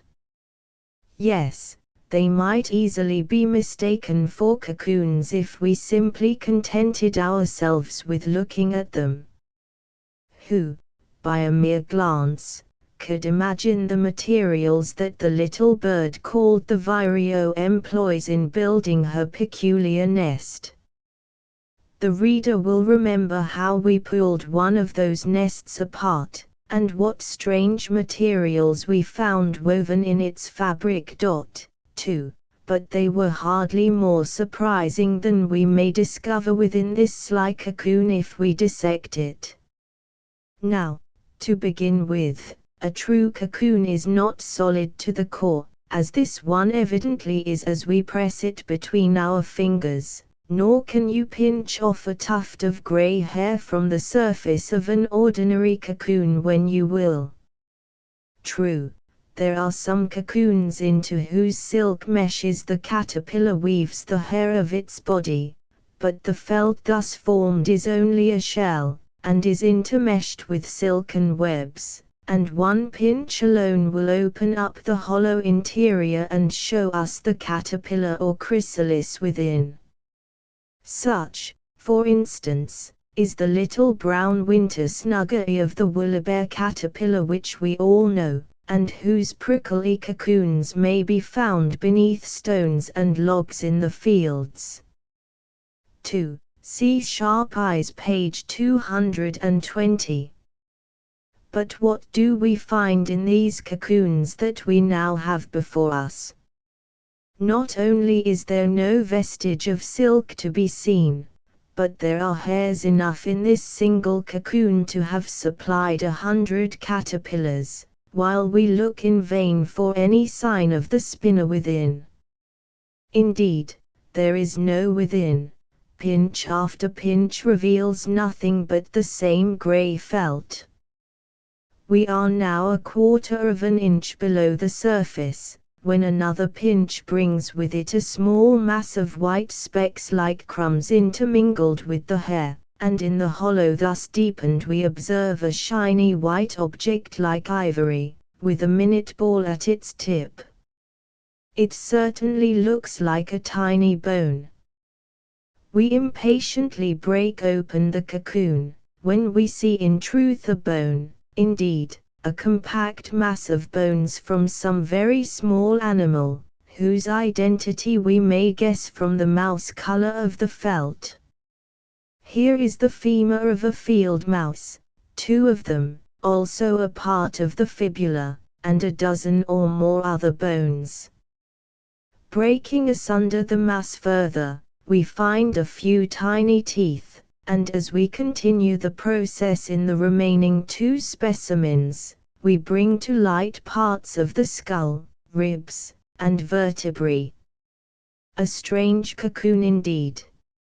A further examination of the remaining specimens disclosed similar ingredients, until the entire mass presented a collection somewhat like that shown in my illustration. I well remember my first encounter with the queer specimens, and what mysteries they were, though the cocoon idea had never suggested itself to me, the felted mass having been found in a disintegrated state. It was on a winter's day, in a walk on the crusted snow, during my early boyhood. Returning by the brink of a stream, I noticed a little grey mass of fur on the snow, which on examination disclosed numerous bones of what I took to be field mice and parts of the anatomy of a mole intermingled with the hair.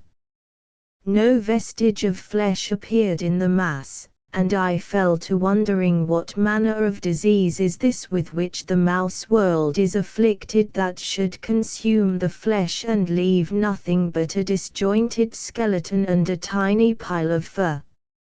Ah, had I only known then what I discovered a year or 2 later, the secret of that big hollow in the willow tree above, my little pile of fur and bones would easily have been explained, For there summer after summer sat the little brown screech owl, blinking in the sun at her doorway, peeping through the tiny cracks of her closed eyelids at noon, and at midnight commanding a view of the entire surrounding sedgy swamp in her eager quest for the first unfortunate shrew or deer mouse that should peep its nose out of its nest or venture across the ice in the field of her staring vision. The new fallen snow would doubtless show as many telltales of midnight tragedies among the little bead-eyed folk, the tiny trail terminating in a drop of blood, and a suggestive ruffling of the surrounding snow, with its plain witness of the fatal swoop of owl on muffled wing from its vantage ground here in the willow tree. Tonight our little deer mouse ventured too far from its nest among the tussocks. Tomorrow night all that will be left of its sprightly squeaking identity will be a tiny pile of fur and bones disgorged in the form of pellets from the open beak of the owl on the willow tree.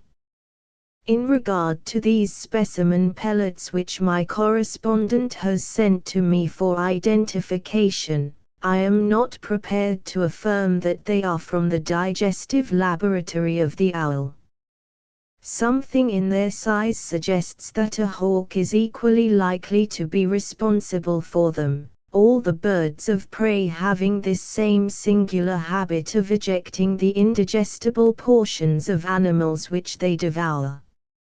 A pet red-tailed hawk which I kept during the past summer littered its pen with pellets of a similar size and consistency to these, varied on one occasion with a number composed entirely of grass, which explained a singular puzzle of the day previous, when I descried my hawk with its craw largely distended, and wondered what squirrel or chipmunk or snake had been thus caught napping in my absence. Nettle leaf tent builders. Very few of our readers will need an introduction to the nettle. It is, perhaps, the one plant which may claim the largest number of intimate acquaintances. It was Dr. Culpeper, the old-time herbalist, I believe, who claimed, moreover, that it was one of the easiest of plants to distinguish, in proof of which he affirmed that it could be found even on the darkest night by simply feeling for it. Even those most ignorant of botany, after having once scraped acquaintance as it were, with the nettle, find it to their interest to keep its memory green. It is partly because it is so well known, and partly because so few people use their eyes analytically, that a certain little mystery of the plant is so well guarded. For almost any bed of nettles may well tempt the young entomologist to tarry, while he forgets the tingling fingers as he fills his collecting box with welcome specimens. We are sure to have company if we linger long about our nettles. There is a small brood of butterflies which we can always count upon. Here is one of them coming over the meadow. It has a sharp eye for nettles, and is even now on the lookout for them. In a moment more its beautiful black, scarlet-bordered and white-spotted wings are seen fluttering among the leaves, alighting now here, now there, each brief visit leaving a visible witness if we care to look for it. It has now settled upon a leaf within easy reach. Creeping along its edge, it is soon hanging beneath, but only for a second, and is off again on the wing. Let us pluck the leaf.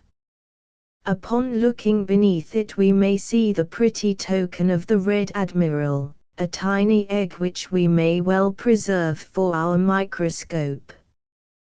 We shall not wait long before another butterfly visitor arrives, smaller than the last, and with its deep orange, black spotted wings conspicuously jagged at the edges, one of the angle wings which immediately announces his name as he alights with wings folded close above his back, disclosing the silver comma in the midst of the dull brown of the nether surface.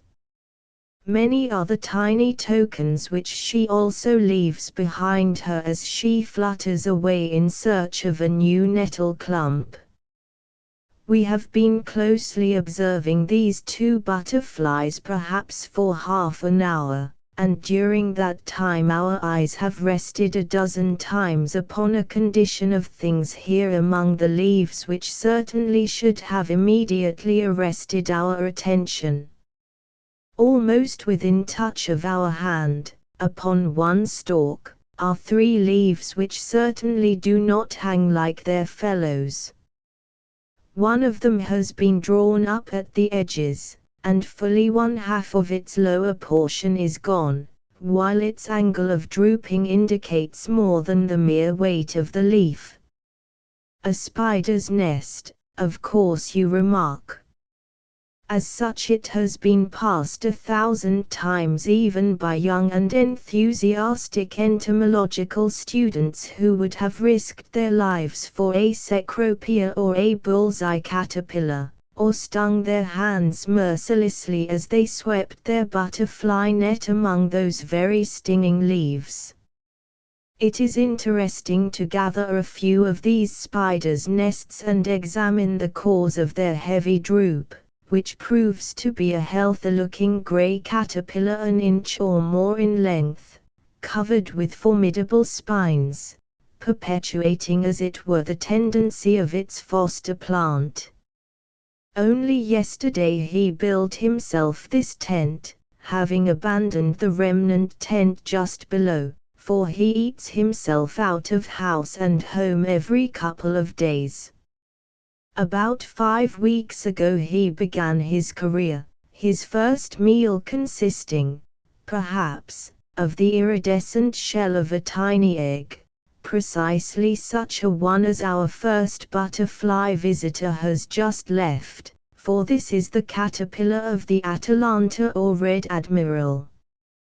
We may find a number of these tents if we look sharp, and even while gathering them may overlook a still more remarkable roof tree of another caterpillar, which constructs its pavilion on quite a different plan.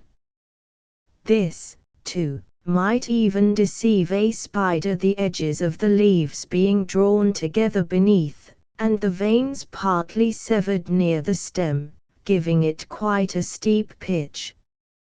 Upon looking beneath, we disclose another prickly tenant somewhat similar to the first, only that he is yellow and black instead of grey, while he is clothed with the same complementary growth of branching spines. A single nettle clump of any size will disclose dozens, perhaps hundreds, of these tent dwellers. Though armed with formidable chevaux de frise, these species are stingless, and the caterpillars may be safely gathered.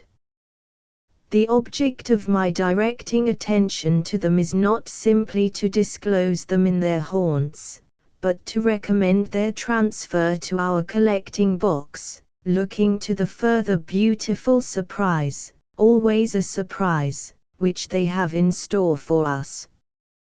Although they quickly desert their tents in captivity, they continue to feed on the fresh leaves provided from day to day, and suffer little in confinement.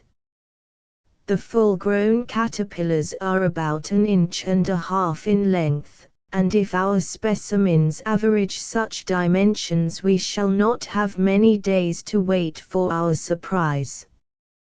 Perhaps tomorrow, as we open the lid of our box, the caterpillars will be seen to have left the leaves, and to be scattered here and there on the lid or walls of their prison in apparent listlessness. Let us observe this individual here beneath the box cover. Its body is bent in a curve, and a careful inspection reveals a carpet of glistening silk, to which it clings. Now the insect regains confidence, and takes up the thread which it dropped a moment ago when the box was opened, its head moving from side to side in a motion suggesting a figure 8, with variations.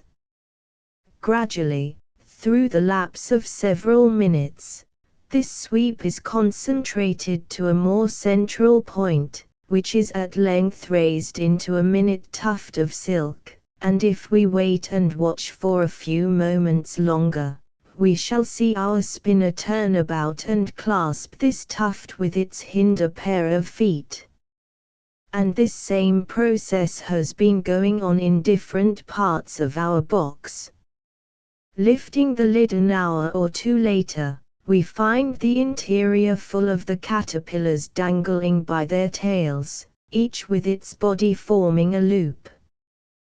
24 hours after this suspension a singular feat and a beautiful transformation take place, a revelation which, as I have said, even to those already familiar with it, is always new and surprising. Here, indeed, may we observe the miraculous in the common. It is as though our box had met with some enchantment beneath the wand of Midas or Iris, for is it not, indeed, a box of jewels that is now disclosed, a treasury of quaint golden eardrops of a fashioning unlike any to be seen in a showcase, but which might well serve as a rare model for the mimetic art of the jeweler. When we consider the length to which these exquisite artisans will go for their natural originals, the orchids in gems, beetles in jeweled enamel, butterflies in brilliants and emeralds and rubies, need we wonder that this one most significant model of nature's own jewelry, apparently designed as a tempting pendant, should have been ignored by a class of designers to whom its claims would seem irresistible. But we forget. The jeweler is not necessarily an entomologist or naturalist. The butterfly, the beetle, the flower, everyone sees. How few even dream of these glowing chrysalids, Aurelius, which hang beneath the nettle leaves or in unseen coverts among the hop or thistle. I have looked in vain among all the designs in the shops for any hint of the existence of such a thing as the Aurelia of Archippus, Red Admiral, Hunters, White Jade. And, indeed, even if wrought to imitative perfection, how few would recognize any resemblance to aught on the earth or in the waters under the earth. I will not attempt to describe this living gem of our comma. There are degrees in its brilliancy, an occasional specimen being almost a mass of gold. Indeed, we need scarce wonder that the Aurelia should have proved so tempting a lure to the ancient alchemists. Almost any group of nettles will show us our comma caterpillar, but one of its favorite haunts is the wood nettle, a large-leaved, low variety, which is to be found in moist woods and shady river banks, and will be recognized by the illustration on the preceding page. I have gathered many of these animated tented leaves in a few moments' search among the plants. I have said nothing of the wonderful transformation of the caterpillar to its chrysalis, and the astonishing trick by which the latter gets out of its skin, and again catches the silken loop with its tail. This feat is well worth a close study. The authorities in the past have all been at 6s and 7s as to what really takes place. Which of our boys or girls can discover the facts as they are, and tell us why the chrysalis does not fall out at the last moment? The evening primrose, the summer which is allowed to pass without a visit to the twilight haunt of the evening primrose, perhaps at your very door, is an opportunity missed.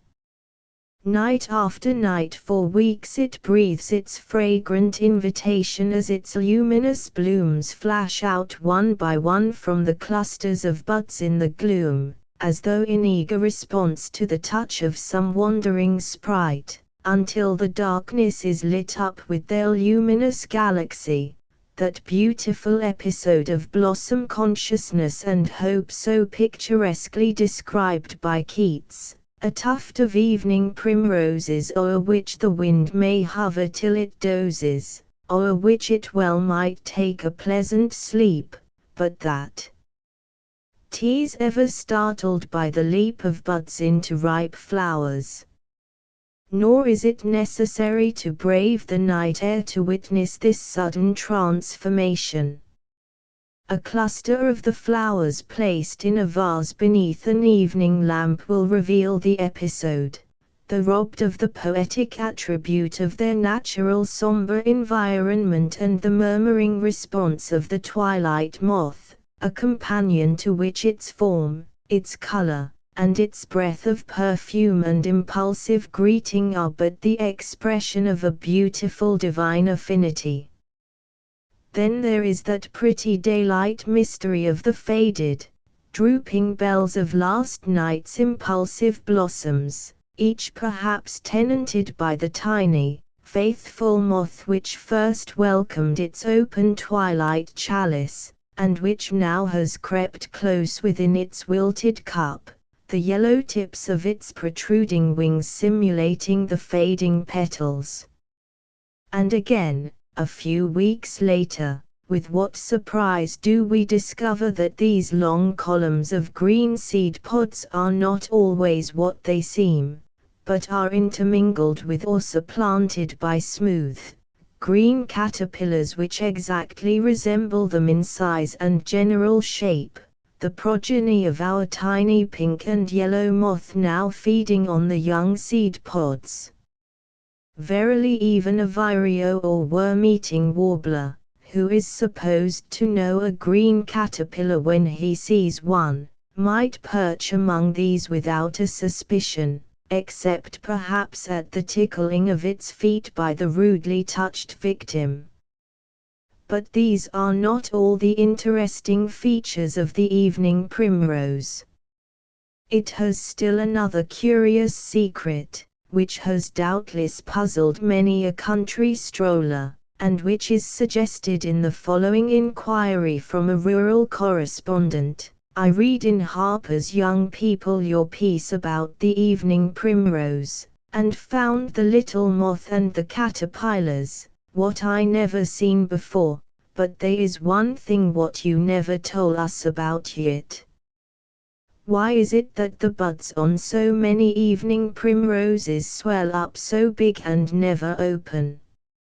Some of them has holes into them, but I never seen nothing come out. This same question must have been mentally propounded by many observers who have noted this singular peculiarity of the buds.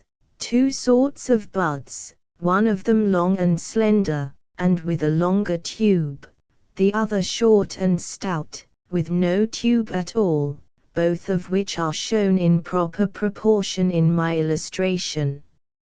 It is well to contrast their outward form, and to note wherein they differ. In the normal or longer bud the tube is slender, and extended to a length of an inch or more, while in the shorter specimen this portion is reduced to about a fifth or sixth of that length, while the corolla enclosed within its sepals is much shortened and swollen. The difference in the shape and development of these two buds is a most interesting study, as bearing upon the conscious intention of the flower as an embodiment of a divine companion to an insect. What is the intention involved in the construction and habit of this flower? Why this long tube? Why does it await the twilight to burst into bloom? In the new botany of Darwin, flowers must be considered as embodiments of welcome to insects. Long ago it was discovered that the powdery pollen of a flower must reach the stigma of the flower in order to produce seed. It was formerly supposed that this was naturally accomplished by the stamens shedding this pollen directly upon the stigma, but this was later shown to be impossible in most flowers, the anthers containing the pollen being so placed that they could not thus convey the pollen.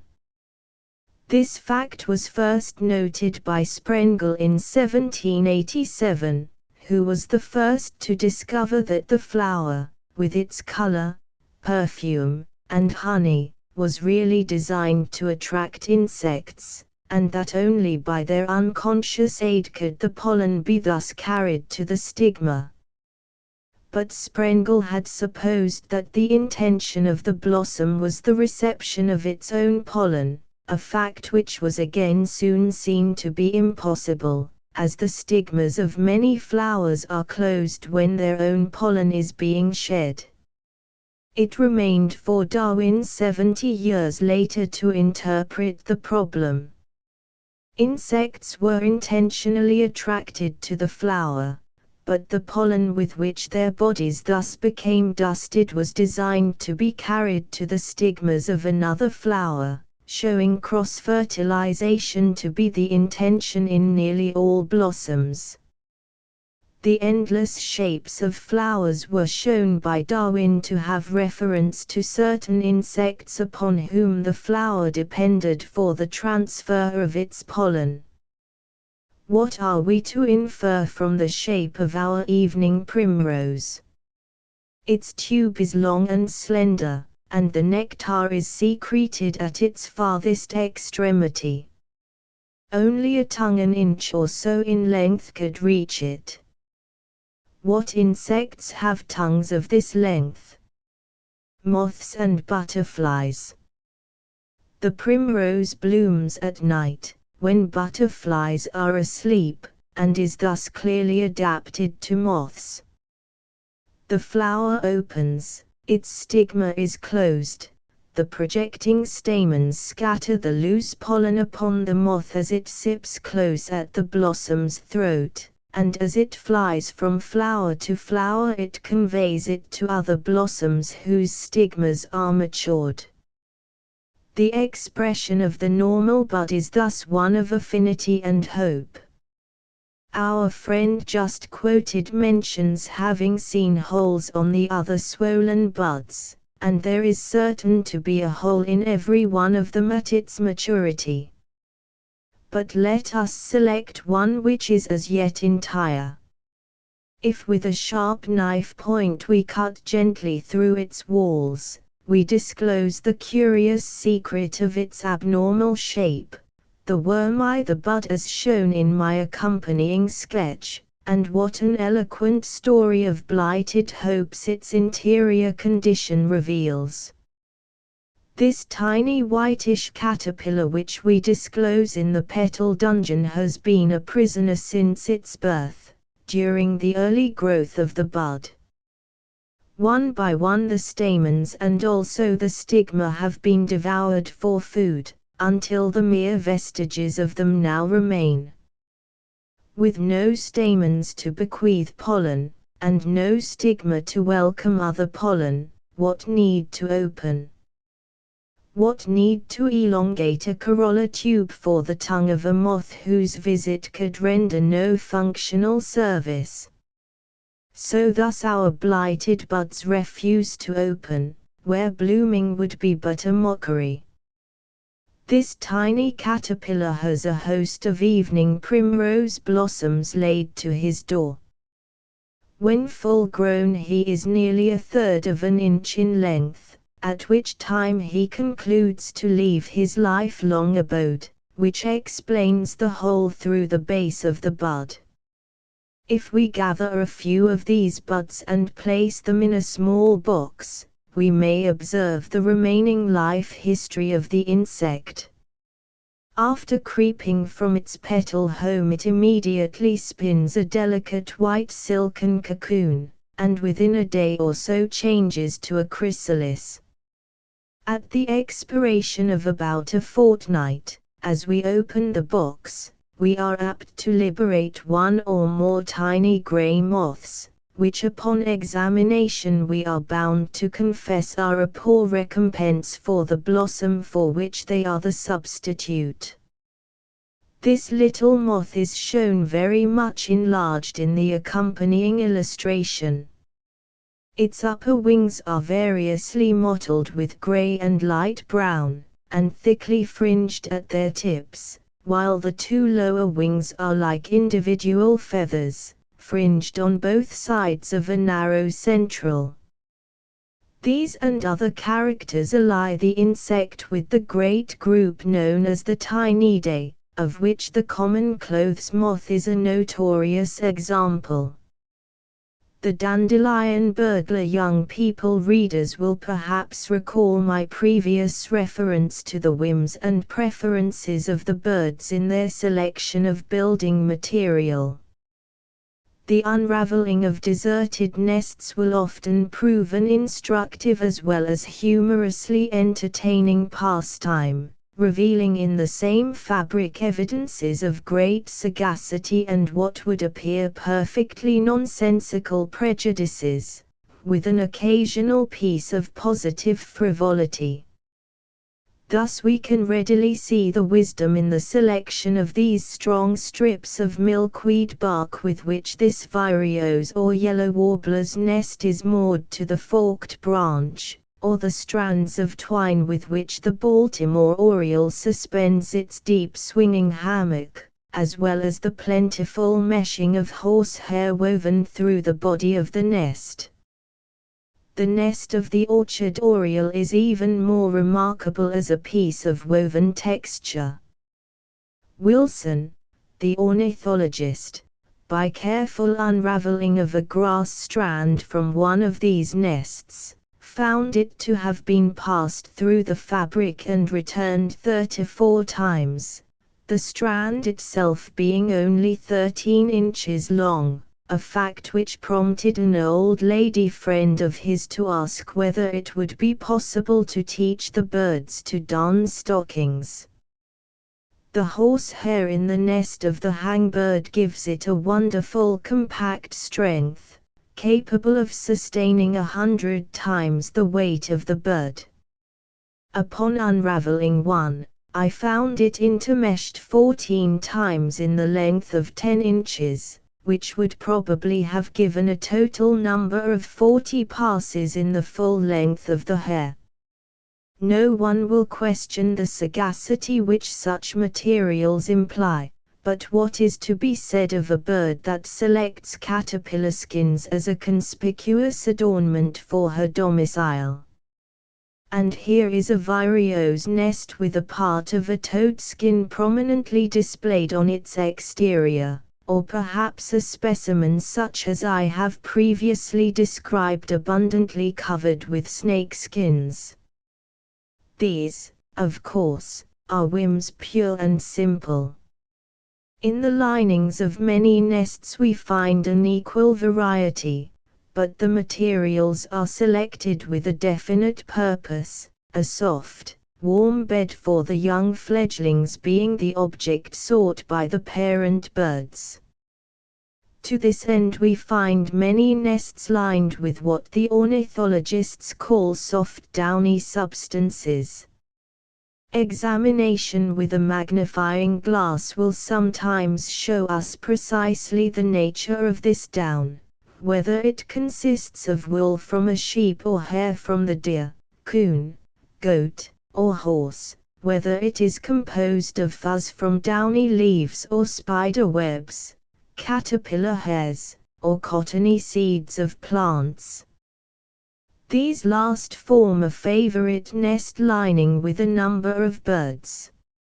I remember once finding a beautiful nest of a warbler whose outer wall was strongly woven with strands of milkweed bark, but the whole interior filled with a felt composed of dandelion seeds, and barely anything else. The nest was old and weather-beaten, and the mass had been reduced to a consistency resembling thick brown paper, with an occasional seed protruding. Originally this soft mass must have been at least 1/4 of an inch in thickness. The dandelion seed is an occasional ingredient in many nests. We can readily understand how a bird with an eye to a downy snuggery for her young might be tempted to gather an occasional seed, but it takes a host of dandelion seeds to make a thick cushion such as this which I have mentioned, and we might well wonder at the labor involved in the accumulation of such a mass. A cloudy dandelion ball in the grass doubtless looks inviting to the nest builder, but how much of this tuft would the bird be able to secure in her bill when a mere touch or breath perhaps is sufficient to scatter the ball to the breeze? No, I cannot believe my bird of the dandelion nest wasted her energies in picking up a single seed here and there from a dandelion ball, or perhaps on the wing.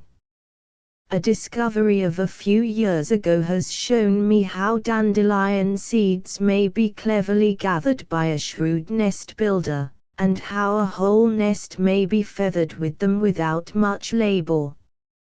For some years I was puzzled to account for a peculiar mutilation which I often observed on the dandelion.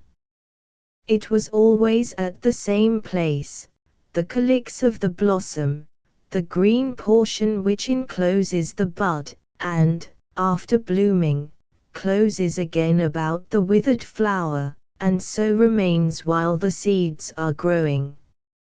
Most of my readers have seen dandelion flowers in all their stages of growth.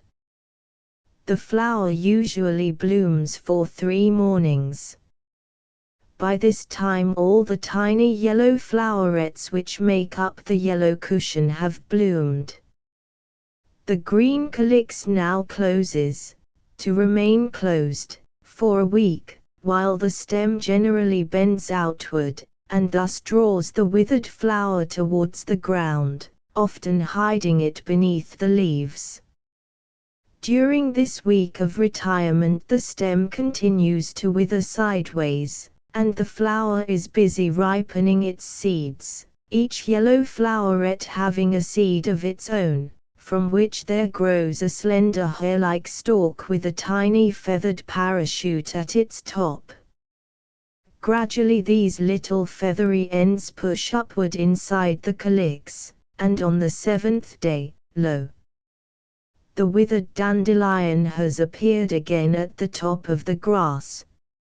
It now has a tiny brown cap at its top, or perhaps has just lost it, and gives us a glimpse of a white feathery tuft peeping from its top.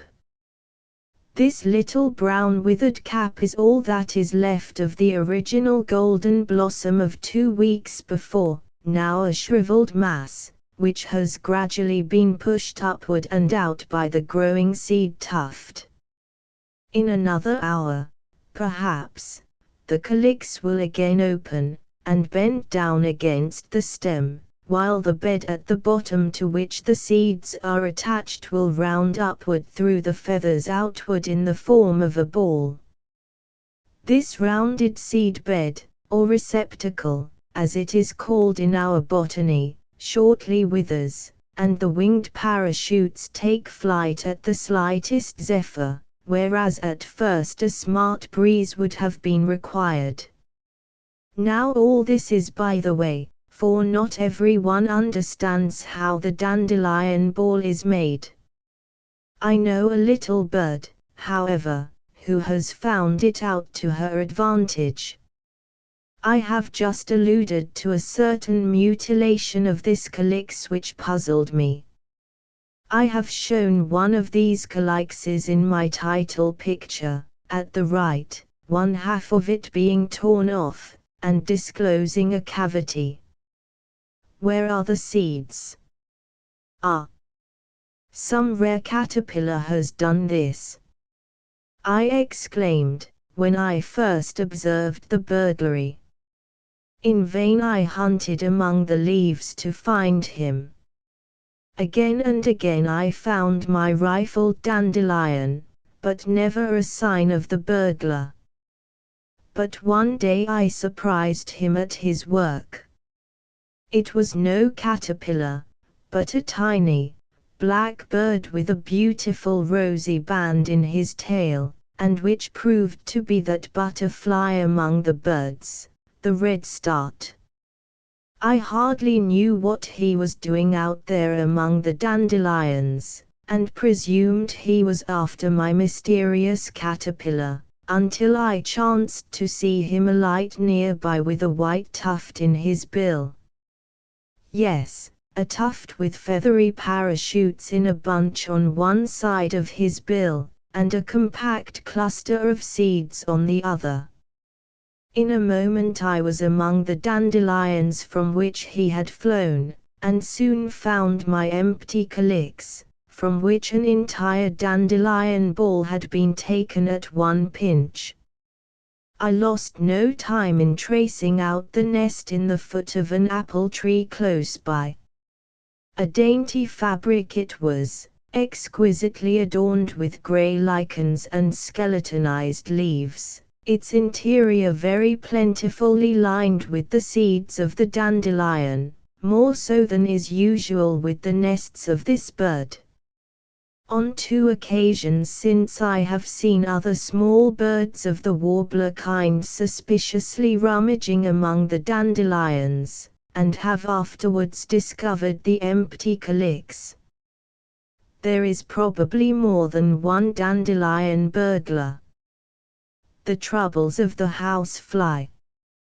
Quite contrary to my original intention, my specimen of Musca domestica, which I had captured at random to serve as my model in the present chapter, has suggested that I begin with a Q, and after some expressive criticism on the matter I have at last consented to humor him, especially as he proved otherwise a most unique and accommodating individual. Being in need of a good, healthy, toe-twisting, neck-twirling specimen to sit for his portrait in an illustration for a forthcoming article on the paper Wasp, I cast my eye about my easel. There, right at my elbow, still plying his never-ending toilet, I beheld him. Strange coincidence, was it not? A sweep of my hand, and I have him. And in a moment more, with the tips of his toes besmeared with glue, he is a secure prisoner on the white paper before me. The victim having served his purpose, I was preparing to drench him with a few drops of water to dissolve his bonds and set him free, when I happened to observe a feature which had before escaped my notice. The glue had chanced to secure one of its feet well beneath its body, and now that it was released I discovered that I had made considerably more of a catch with that sweep of my hand than I had imagined. Attached to one of the terminal joints of the front leg there appeared a tiny red object, which I instantly recognized as a curious tag which I had seen before, and which forms an occasional lively episode in the life not only of houseflies but other flies as well. And what a queer-shaped tag it is, to be sure. It is not easy to describe its dimensions on account of its changeable proportions, now spreading out its 2 long appendages, now contracting into an oblong or rounded outline, or sprawled out in the shape of a curious letter T, and now thrown about in such a helter-skelter fashion by the antics of the fly that nothing but the fact of its red color is discernible. But when we bring our magnifying glass to bear upon it, its diminutive size is forgotten, while its shape is now perfectly familiar to us all, a lobster. A veritable live young lobster, and what is even more strange, a live boiled lobster at that. No, it must be a crab lobster, for was ever the liveliest lobster in its greenest stages half so spry as this warlike midge, whose free, upraised, open claws threaten to nip our fingers off as we hold the lens above him. But nag and prod him as we will, no provocation will induce him to loosen his grip on his means of transport. For how many days, I wonder, has he been on this particular flying trip? How many miles has he traveled, and what varied experiences has he survived? How many are the lumps of sugar, the drops of molasses, the slices of bread, and pats of butter over which he has been trailed, to say nothing of puddles of fresh ink? And then think of the many hours in which, from his present position, he must have conspicuously figured at that toe-twisting toilet of his host. Fancy brushing your coat and combing your hair with a live-boiled lobster. But pollen grains are not pumpkins and footballs and tea boxes, as the microscope would have us believe, nor does the drop of water contain a herd of strange elephants. Can it be possible that this lobster is, after all, only about 1/8 of an inch long, with its claws spreading barely 3/16 of an inch? Yes, true. But we must remember that the fly is only about 1/3 of an inch long, and we can imagine how proportionately formidable the little beast must appear as a lurking foe and a handicap to the fly fraternity. I have therefore pictured this little episode of fly time somewhat from the aspect of the fly. This was one of the troubles which I had in mind as I prepared the initial design with its letter O. I had counted on using an old specimen of the lobster which I had safely stowed away in a pillbox somewhere, until my haphazard fly victim supplied me with a fresh specimen, and subsequently helped me out in the completion and modification of my initial. A correct idea of the anatomy of the little crab may be obtained from my illustration. But what is it all about, this funny ride on a fly's hind leg?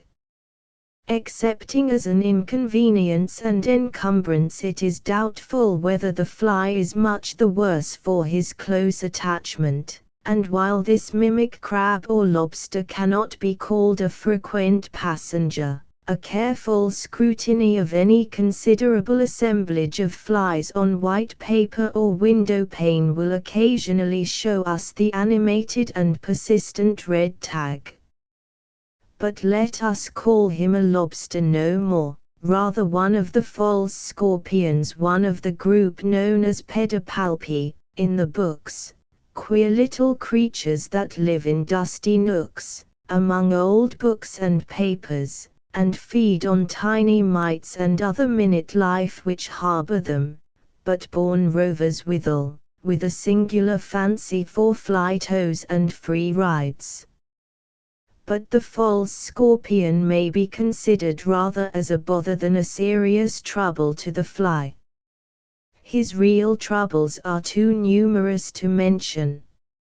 His life, as most of my readers will be glad to learn, is not a bed of roses, as is commonly supposed. Just think for a moment what a fly's existence must be.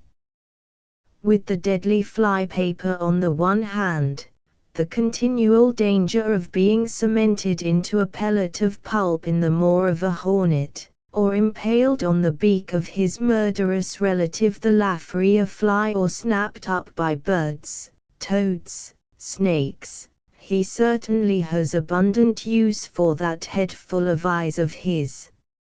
All summer long he runs the gauntlet of risks like these, but in September and October a new and terrible danger awaits him, and fortunate is he if he escapes in these advanced days of scientific discovery, when so many of our mortal ills are shown to be dependent upon the malignity of hovering germs, of microbes, bacteria, and bacilli.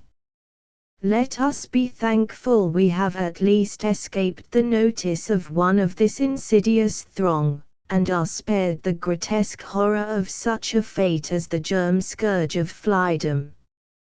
How swift and terrible is its course!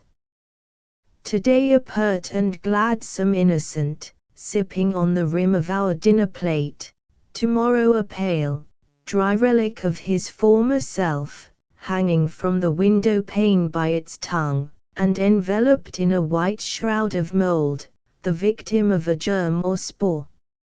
Look where we will upon the window on those September and October days, and we see the little smoky cloud with the dangling fly in its midst, and many an apparently modest and considerate fly upon the wall will be found similarly fixed to the surface, and surrounded with the white nimbus.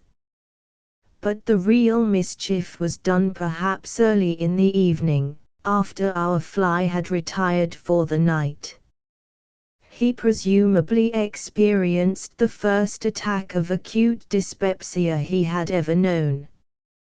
In his promiscuous feeding he had chanced to imbibe a spore, which once within his vitals began its murderous work, growing so fast as to completely fill his swelling body by morning, when, having completed its growth and penetrated through the insect's skin, it spread its own spores, to be wafted hither and yon to the peril of next year's flies, and the consequent delight of the tidy housekeeper. Such is the work of the world-renowned fly fungus, of which a writer says, "It silences more house flies than all the brushes, traps, poisons, wax, and swearing devoted to the extermination of the insect." Tendrill's careless observation of nature is responsible for some curious misrepresentations of her most simple facts. Even those of us who stand somewhat in the relation of nature teachers, namely, artists, both draftsmen and painters, and from whom we have a right to expect absolute fidelity, are not free from our shortcomings as truthful chroniclers. Thus how often we see otherwise beautiful landscapes marred by features which rebel against all laws of natural philosophy, of a storm sky above a sunlit scene, for instance, spanned by the arc of the rainbow, and with all the shadows of trees and other objects thrown sidewise. Then there is that inverted or very dry crescent moon in western twilight skies, and how seldom do we see the beautiful lore of the twining tendril appreciated in the most careful design of the botanical draftsman. For years the tendril was to me the conventional spiral, twisting like a continuous curl or spring from the parent branch to the support within its clasp, and it is safe to assert that not one a good many of us, who should have gone out to our grapevine or passion vine or melon patch, without a previous forewarning, would have been able to tell correctly the pretty little story of its tendril methods, or have even noted the curious little kink which is the infallible peculiarity of the climbing tendril. What is a tendril, botanically speaking? That depends.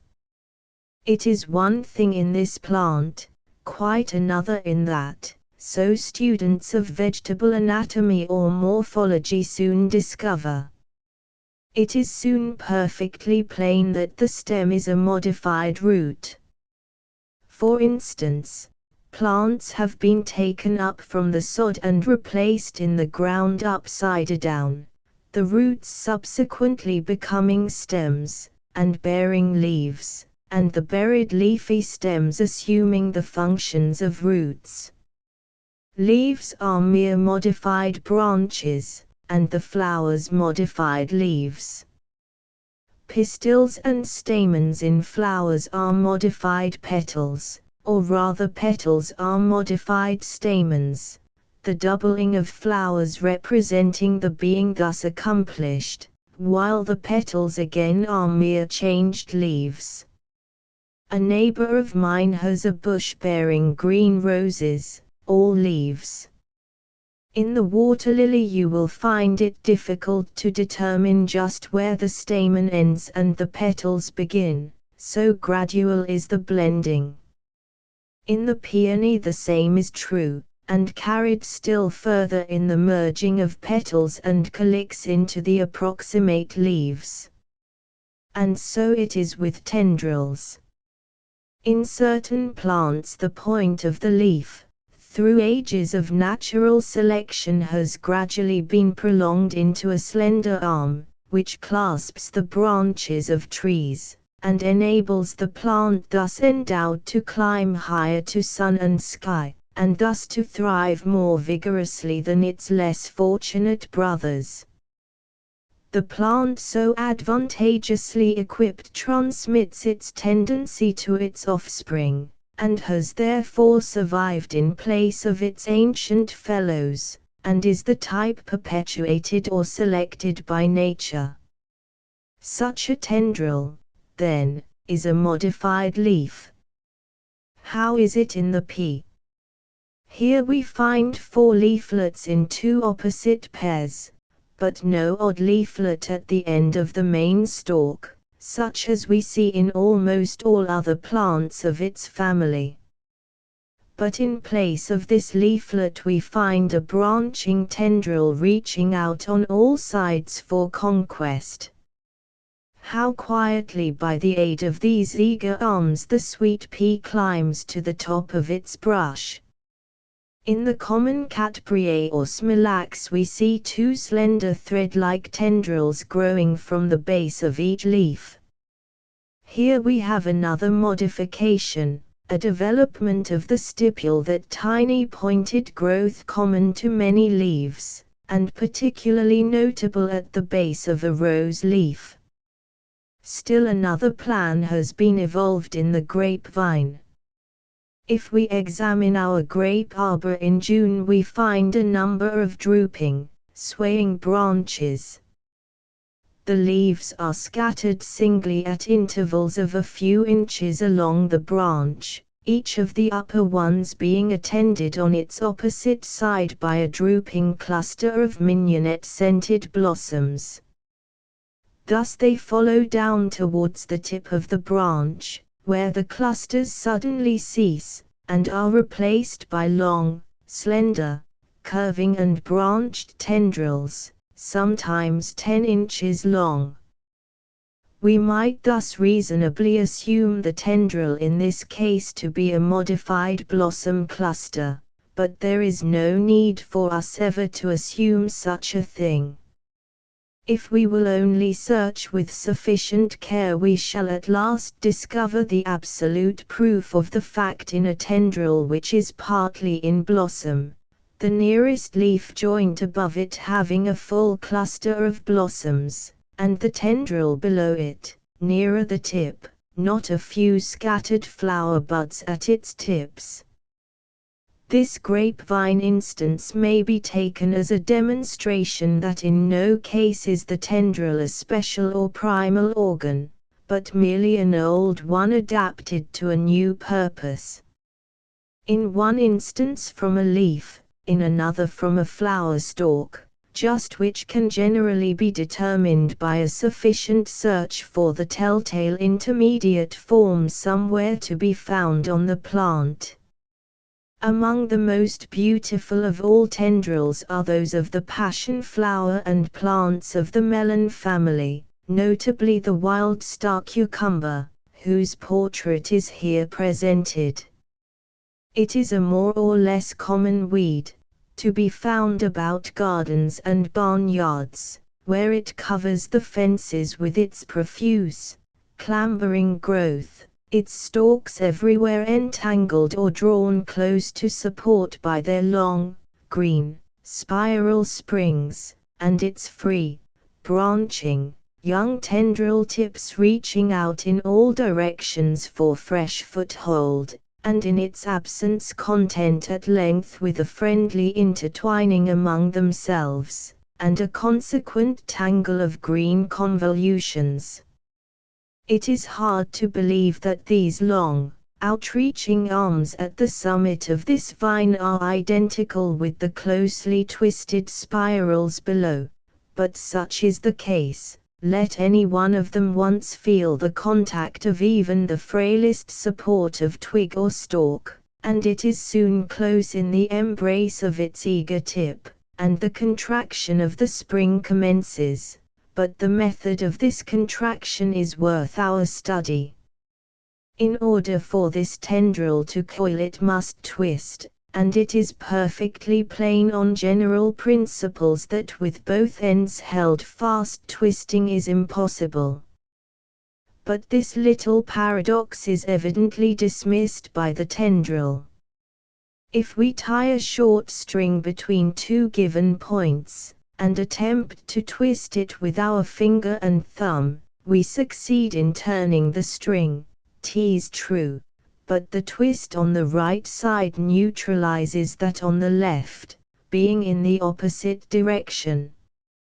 In this way only can the cord be twisted. If we twist with sufficient patience we may imitate the coil of the tendril, which is performed precisely in this way. Herein lies the secret of that little loop or kink in the center of all tendrils, a given point, which cannot be determined on the extended tendril, but whose mission is to reverse the twist in opposite directions as soon as the tip has secured its contact, and thus permit the coiling process to proceed. In tendrils of exceeding length several of these reverse loops may be found at regular intervals, sometimes as many as 6 in a single tendril, but the coiling process usually awaits this contact.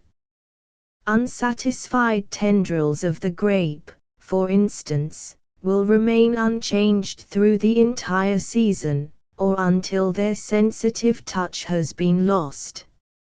Others, like those of the passion flower, will occasionally become discouraged and curl up all by themselves, in which case, the other tip being free, the curl is perfect and continuous and without the reverse loop, which is now unnecessary.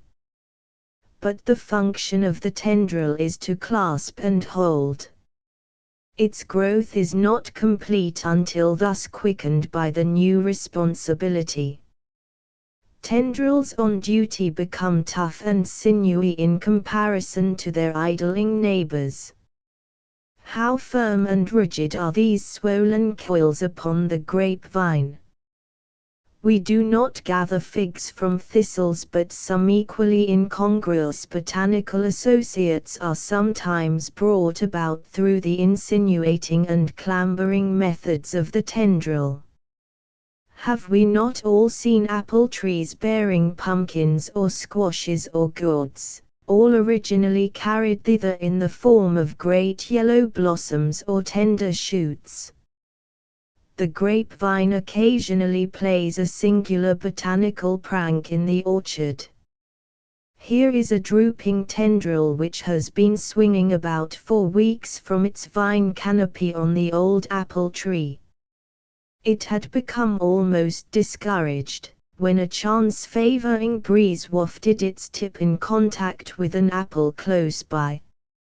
It was its last chance. With its hooked extremity it clasped the stem of the fruit, and soon made itself fast with 3 or 4 firm coils. Doubtless the little reversing loop somewhere along the tendril was also awakened from its chronic lethargy, and did its best to start the coil. Presumably it succeeded, for the pull was sufficient to dislodge the apple, which, falling to the entire length of the tendril, was still held fast in the grip, whose new responsibility had given it new strength.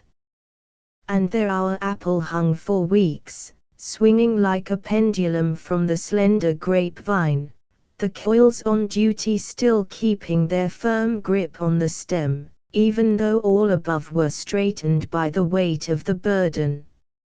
A strange story of a grasshopper. A few days ago, while returning from a walk, I chanced to observe a dead grasshopper upon the dirt at the side of the road. Now this incident would not have been of special importance had I not discovered, upon careful post-mortem examination, the very remarkable manner of the insect's death, which recalled a similar surprising episode of several years ago which I had almost forgotten. Upon referring to my notebook of that period, however, I found considerable space devoted to the incident, which greatly astonished me at the time. Inasmuch as it presents in a startling light the wonderful and strange resources by which nature holds in check the too rapid increase of species and maintains the great law of equilibrium among the insect forces, it is well worth recalling in these pages, in the firm belief that my young entomological readers will henceforth look more compassionately and tenderly upon the poor high-elbowed Grig who is the unfortunate hero of my story. He is familiar to us all, that hovering rattler above the hot, dusty road of August, flying up from nowhere beneath our feet in the path, fluttering like a yellow moth, and always disappearing before our eyes when he alights. He is also known as the Quaker from his drab suit and bonnet, and his generosity with his molasses is proverbial from the days of the Pilgrim settlers. Who would have believed that such a fate as the following lay in store for him? In previous papers I have indicated some of the remarkable pranks which the various ichneumon flies play with unsuspecting caterpillars. The Polyphemus, for instance, whose cocoon, filled with hopes of a beautiful butterfly existence, yields only a swarm of wasps.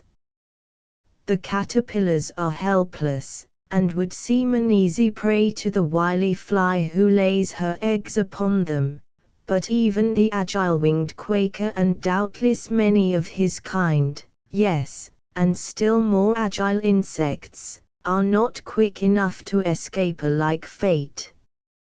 At the time of my discovery I had in preparation an article for Harper's Magazine entitled Among Our Footprints.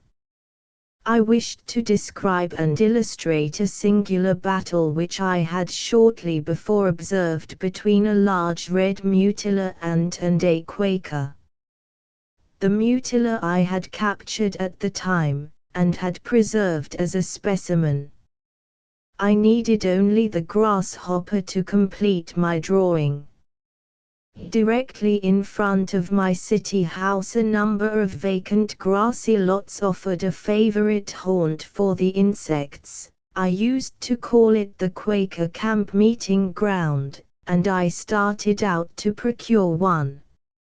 Having no net, I was soon convinced that I was greatly at a disadvantage.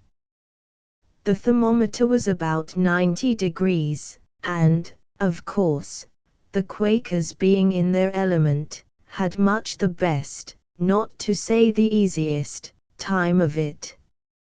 I at length gave up the chase, and was about leaving the field, when fortune favored me by the discovery of a clumsy specimen, which seemed unable to fly for any great length, and he was soon captured. Upon examination his wings seemed partially paralyzed, but otherwise he appeared to be in good health and spirits, his hind legs being especially lively and snappy. I immediately took the insect to my studio, and pinned him through the thorax. He was strong enough to pull out the pin from the board and jump around the room with it in my temporary absence. I lost no time in taking his portrait, which figured in the illustration to the article on footprints as the ungainly victim, I little dreaming when I gave him such a title what a remarkable sort of victim he even then was. The drawing took me about 10 minutes. I then left the studio, and was absent precisely 15 minutes. Upon returning I found the grasshopper dead. My curiosity was aroused, not only by such a rapid demise, for the impaling through the thorax is not usually an immediately fatal injury to an insect, but especially by some very strange and unnatural automatic movements of the victim, head protruding and turning from side to side, queer expansion of body, as though breathing, unusual lifting and other motions of legs, particularly of hind legs, the whole demonstration a mockery on life. The grasshopper was pinned to my drawing board, and against a piece of newspaper. As I watched his strange antics, I suddenly discovered that he had become a veritable phantom of his former self, that I could actually read the newspaper text through his body. Examination now revealed the mystery. I could easily see every nook and cranny of the grasshopper's interior, so glassy were the walls of the body, and I could now count about a dozen small, white larvae, which were now full grown, and were crawling about within through head, thorax, body, and hind legs, cleaning its walls of every particle of remaining tissue, and causing the singular motions described. Such a strange house cleaning I never saw before. When the Quaker locust was captured, it showed not the slightest sign of any such goings-on within its being. The final voracity of the larvae was swift and terrible. And what an astonishing instinct is that which should teach these parasites to avoid the vitals of their insect host until the last moments of their own final, complete growth. The entire space of time from the activity of the grasshopper to the empty, transparent phantom was less than 30 minutes. I placed the unfortunate victim in a small, close box. Next morning he presented nothing but a clean, glassy shell, now more glassy than before, empty of every vestige of organic matter, while scattered about on the bottom of the box lay 15 dark red, egg-shaped chrysalides of the escaped larvae. 2 weeks later, upon opening the box, a swarm of flies flew out. I was enabled to keep 2 of them.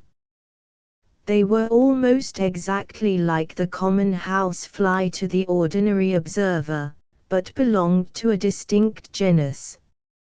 At this writing, in the absence of my specimen, I cannot give the name by which they are known in learned circles, but I think I am safe in saying that they probably belong to the group called Tachina, a family of parasitic flies which spend their early lives in a similar questionable manner, to the probable discomfort of potato bugs, caterpillars, and other accommodating insect hosts. I had seen similar flies emerging from my caterpillar boxes in my early entomological days without suspecting their significance, and any large collection of caterpillars in confinement is likely to include a victim. Riddles in flowers indeed, are they not all riddles? Where is the flower which even to the most devoted of us has yet confided all its mysteries? In comparison with the insight of the earlier botanists, we have surely come much closer to the flowers, and they have imparted many of their secrets to us. Through the inspired vision of Sprengel, Darwin, and their followers we have learned something of their meaning, in addition to the knowledge of their structure, which comprised the end and aim of the study of those early scholars, Linnaeus, Lindley, Jussier, and de Candolle. To these and other eminent worthies in botany we owe much of our knowledge of how the flowers are made, and of the classification based upon this structure. But if these great savants had been asked, "You have shown us that it is so, but why is it thus?" they could only have replied, "We know not, we only know that an all-wise Providence has so ordained and created it." Take this little collection, which I have here presented, of stamens and petals selected at random from common blossoms. What inexplicable riddles to the botanist of 100 years ago, even of 60 years ago. For not until that time was their significance fully understood, and yet each of these presents but one of several equally puzzling features in the same flowers from which they were taken. In that first anther, for example, why those pores at the tip of the cells, instead of the usual slits at the sides, and why that pair of horns at the back? And the next one, with longer tubes, and the same two horns besides. Then there is that queer specimen with flapping ears, one of 6 from the barberry blossom, and the pointed, arrow-headed individual with a long plume from its apex, and the curved C-shaped specimen, one of a pair of twins which hide beneath the hood of the sage blossom. The lily anther, which comes last, is poised in the center. Why? What puzzles to the mere botanist? For it is because these eminent scholars were mere botanists, students and chroniclers of the structural facts of flowers, that this revelation of the truth about these blossom features was withheld from them. It was not until they had become philosophers and true seers, not until they sought the divine significance, the reason, which lay behind or beneath these facts, that the flowers disclosed their mysteries to them. Look at that random row of petals, 2, one with a peacock's eye, 2 others with dark spots, and next the queer-fingered petal of the mignonette, followed by one of that queer couple of the monk's hood blossom which no one ever sees unless he tears the flower hood to pieces. We all know the nasturtium, but have we thought to ask it why these petals have such a deep crimson or orange-colored spot, and why each one is so beautifully fringed at the edge of its stalk?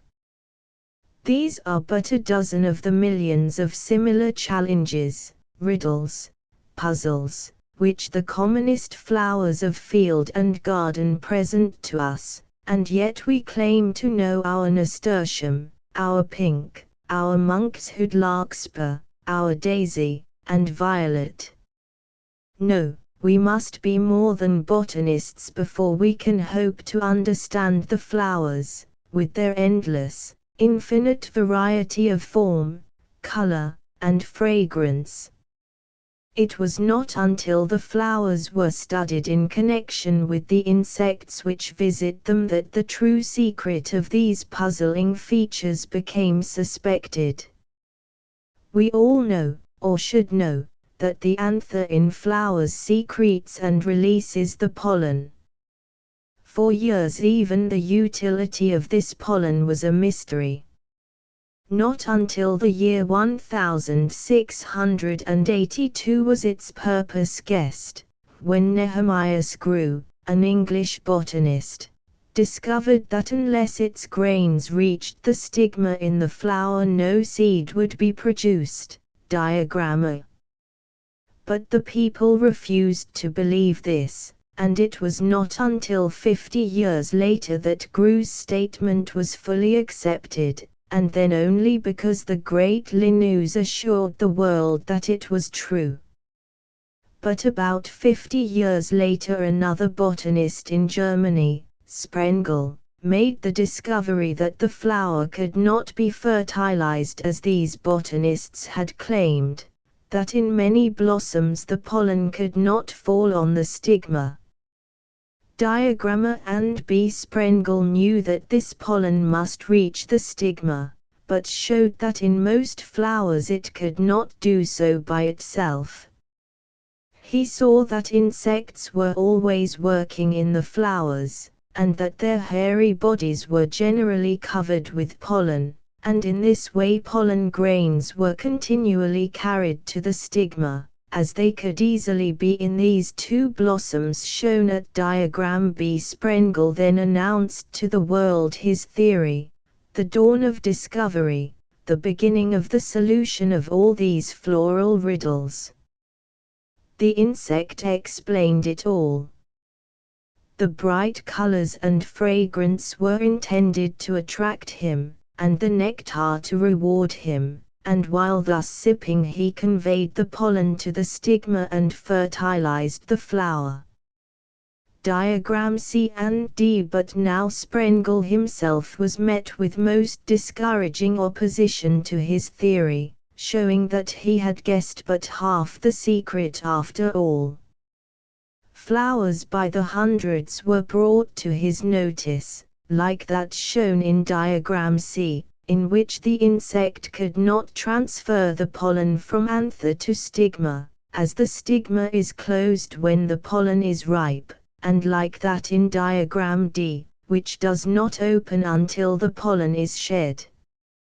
For 70 years this astonishing fact puzzled the world, and was at last solved by the great Darwin, who showed that nearly all flowers shun their own pollen, and are so constructed, by thousands of singular devices, that the insect shall bring to each the pollen of another flower of the same species, and thus effect what is known as cross-fertilization.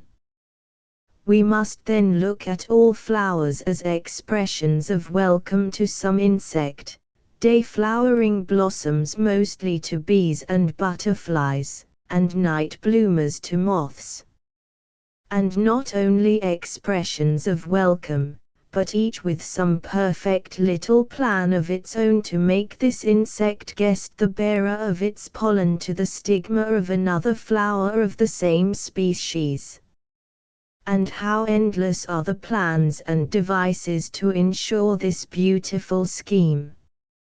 Some flowers make it certain by keeping the stigma closed tight until all its pollen is shed, others place the anther so far away from the stigma as to make pollen contact impossible. Others actually imprison these pollen-bringing insects until they can send them away with fresh pollen all over their bodies. Take almost any flower we chance to meet, and it will show us a mystery of form which the insect alone can explain. Here is one, growing just outside my door, a blossom known even to every child, and certainly to every reader of the Round Table, the pretty blueace, or houstonia, whose galaxy of white or blue stars tints whole spring meadows like a light snowfall.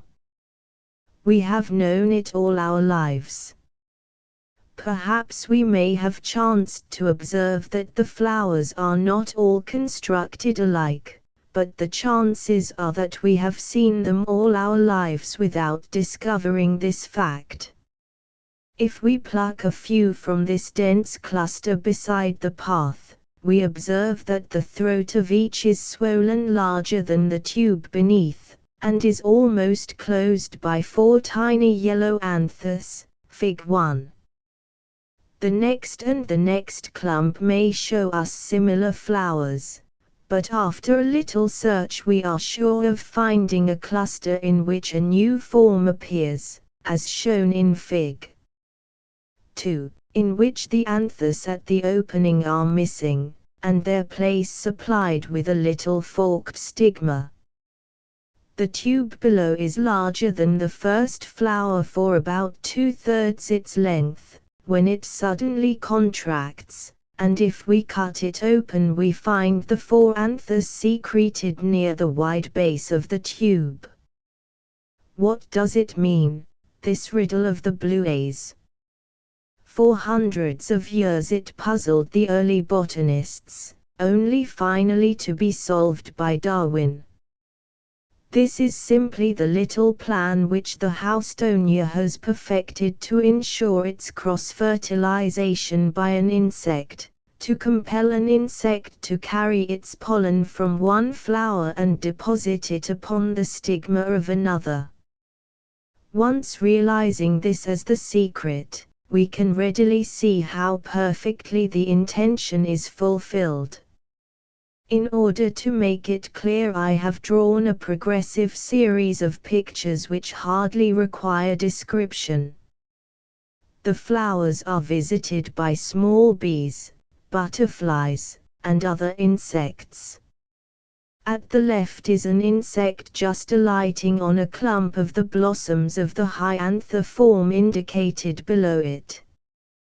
The black probe represents the insect's tongue, which, as it seeks the nectar at the bottom of the tube, gets dusted at its thickened top with the pollen from the anthers. We next see the insect flying away, the probe beneath indicating the condition of its tongue.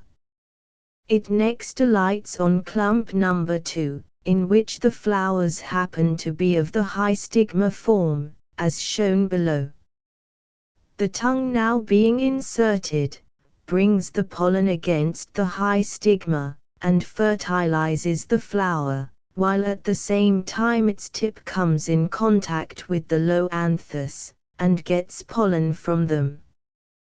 We next see the insect flying to clump number 3, the condition of its tongue being shown below. Clump number 3 happens to be of the first low stigma form of flowers, and as the tongue is inserted the pollen at its tip is carried directly to the low stigma, and this flower is fertilized from the pollen from the anthers on the same level in the previous flower. And thus the riddle is solved by the insect. From clump to clump he flies, and through his help each one of the pale blue blooms is sure to get its food, each flower fertilized by the pollen of another. First clump dot, flower enlarged. Insect's tongue inserted.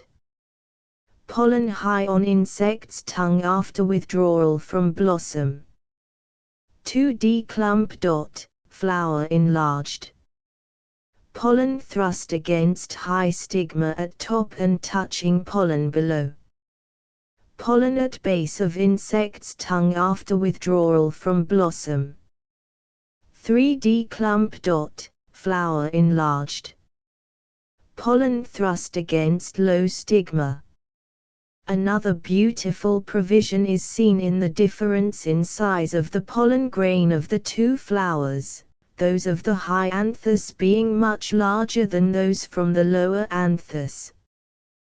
These larger grains are intended for the high stigma, which they are sure of reaching, while those of smaller size, on the top of the tongue, which should happen to be wiped off on the high stigma, are too small to be effective for fertilization. Luck in clovers. Under one guise or another the fickle goddess Fortuna would seem to have established her infallible interpreters or mediators. The lovelorn maiden with the daisy, its petals falling beneath her questioning fingertips to the alternate refrain, "He loves me. He loves me not," is a sacrificial episode in the life of the daisy wherever it grows.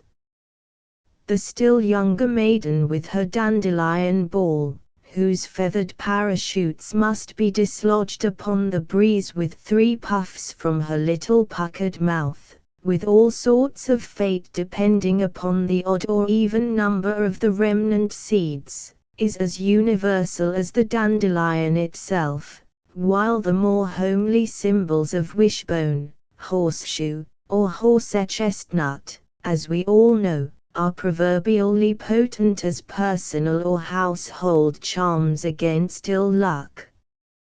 I once knew a shrewd countryman who gave all the credit of his success in trading to the horse-chestnut which he carried in his pocket, and would as soon think of throwing his money away as to drive a trade without it. More than one old down east dame sets great store by the horseshoe hung above her doorway, always secured ends up, so's the luck can't run out. Then there was old Aunt Huldy, who, while she claimed to locate springs and wells the country round by her witch hazel divining rod, never ventured upon these expeditions without the concealed necklace of dried star puffballs hung about her neck.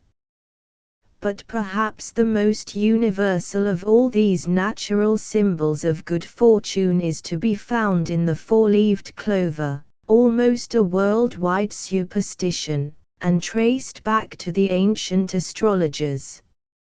If a man, walking the fields, writes one of them, finds any 4-leaved grass, he shall in a short while after find some good thing. The clover was considered as being especially noisome to witches, and the holy trefoil charm was a powerful spell against their harm, the trefoil being the most widely used title of the clover, trifolium, as it is in the botany, 3-leaved. And such it should be, to be true to its christening. But it frequently takes exception to the botany and gives us an extra leaf, and thus we have our 4-leaved clover, a rarity which many of us, seek as we will, have never yet been able to discover in its native haunt, even though a whole handful of them are plucked here and there before our eyes by our more favored companions. Indeed, there are some lucky folk who seem literally to stumble upon 4-leaved grass wherever they go, who, having found one leaf, will sit down quietly in the grass and ere long accumulate a bouquet. Yes, here's the secret: it is not your eager gadding quest that gets your 4-leaved clover. Nor is it all a matter of sharp eyes. There is a knack about finding 4-leaved clover, and this very knack of the so-called lucky ones implying as it does the operation of quest, observation, and common sense, would logically argue a corresponding fulfillment of success in the affairs of daily life. For the observant clover hunter, if his mind and eye work together, soon learns that the 4-leaved variety is fond of company, and that the whim of the plant which thus produces one such leaf is very apt to be humoured in several others. Thus, having discerned one 4-leaved clover, we assume a tendency in the parent plant, which further search often discloses, sometimes to our great surprise, and, if we are as superstitious as our antique philosopher above quoted, to our unbounded satisfaction. If, for instance, this one extra leaflet brings such assurance of good things to come, what shall be said of a leaf with 5 or 6 leaflets, yes, 7, or perhaps 8, I might even add 9, a veritable little green rose of clover leaves, all on one stem, a stem which is sometimes plainly composite, of 2 or 3 adherent stems. All of these exuberant forms are to be found with diligent search, and often in the same close vicinity. Nor are these all the varied freaks which the plant will disclose for the seeking. Perhaps you may chance upon that 4-leaved variety in which the extra leaflet stands upright in the midst of the 3, and is transformed into a tapering cup. These elfin goblets are not exceedingly rare. Occasionally we may chance to find 2 of these supported by 1 or 2 perfect leaflets at the base. Or, if we are especially fortunate, our good health may be offered in 3 of the tiny beakers, not mere apparent cups, but with the edges of the goblets completely united, and which might be filled to the brim with dew. A collection of the natural whims of the clover, both red and white, would make an interesting leaflet in our herbarium. In the hands of the floriculturist who should cultivate these eccentricities, most remarkable varieties of clover might ensue.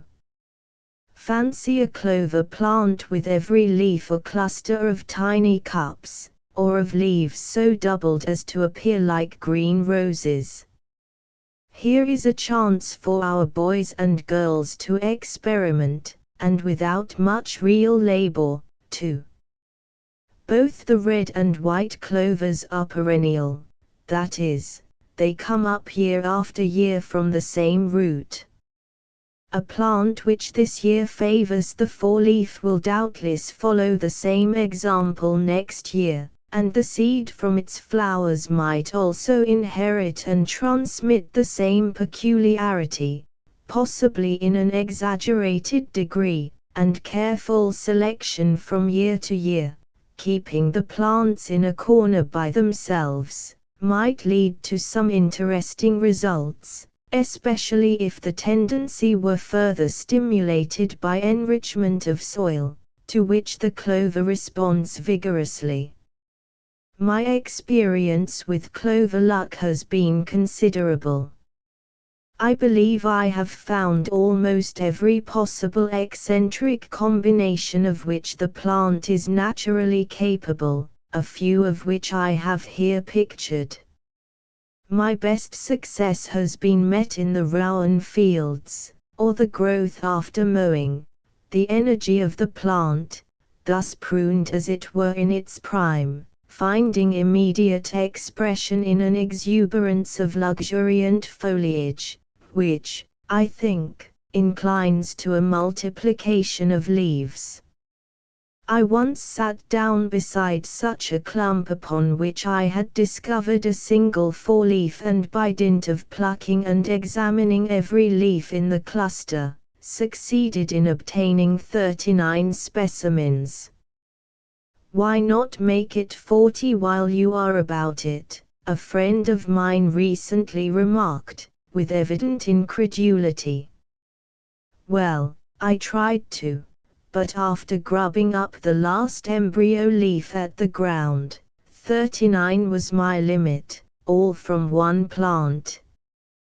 The collection might be subdivided as follows: 4 leaves, 22, 5 leaves, 7, 6 leaves, 3, 7 leaves, 1, 9 leaves, 1, cups and leaves, various, 5. At another time I spied a single 5-leaved in a dense bed of rowan clover at the roadside, and seating myself close beside it, calculating on this habit of the plant, I vowed I would not get up until I had collected 40 multiple leaves.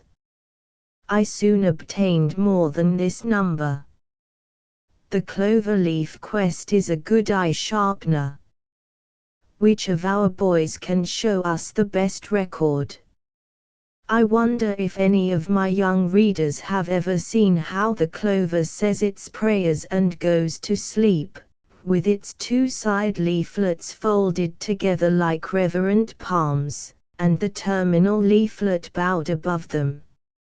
So the normal leaf spends the night in the dews.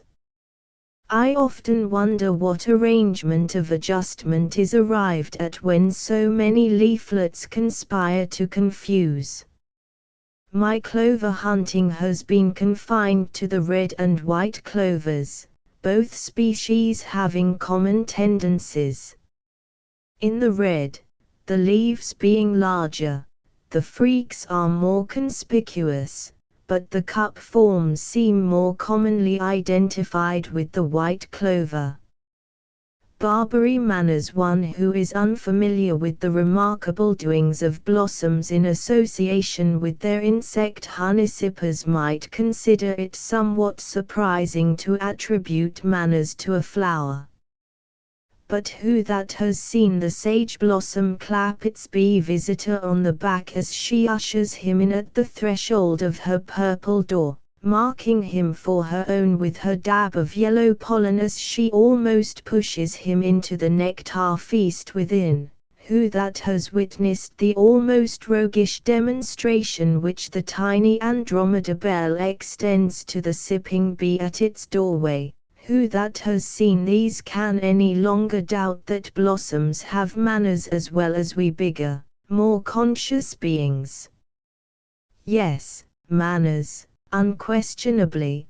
Bad manners it would almost seem, in some instances, as, for example, in this Andromeda blossom bell, which, in its perfume and its nectar, deliberately invites the tiny Andrina bee, only to deluge its little, black, hairy face with a smothering shower of dusty pollen. A remarkable style of etiquette, surely, that is, from our human standpoint.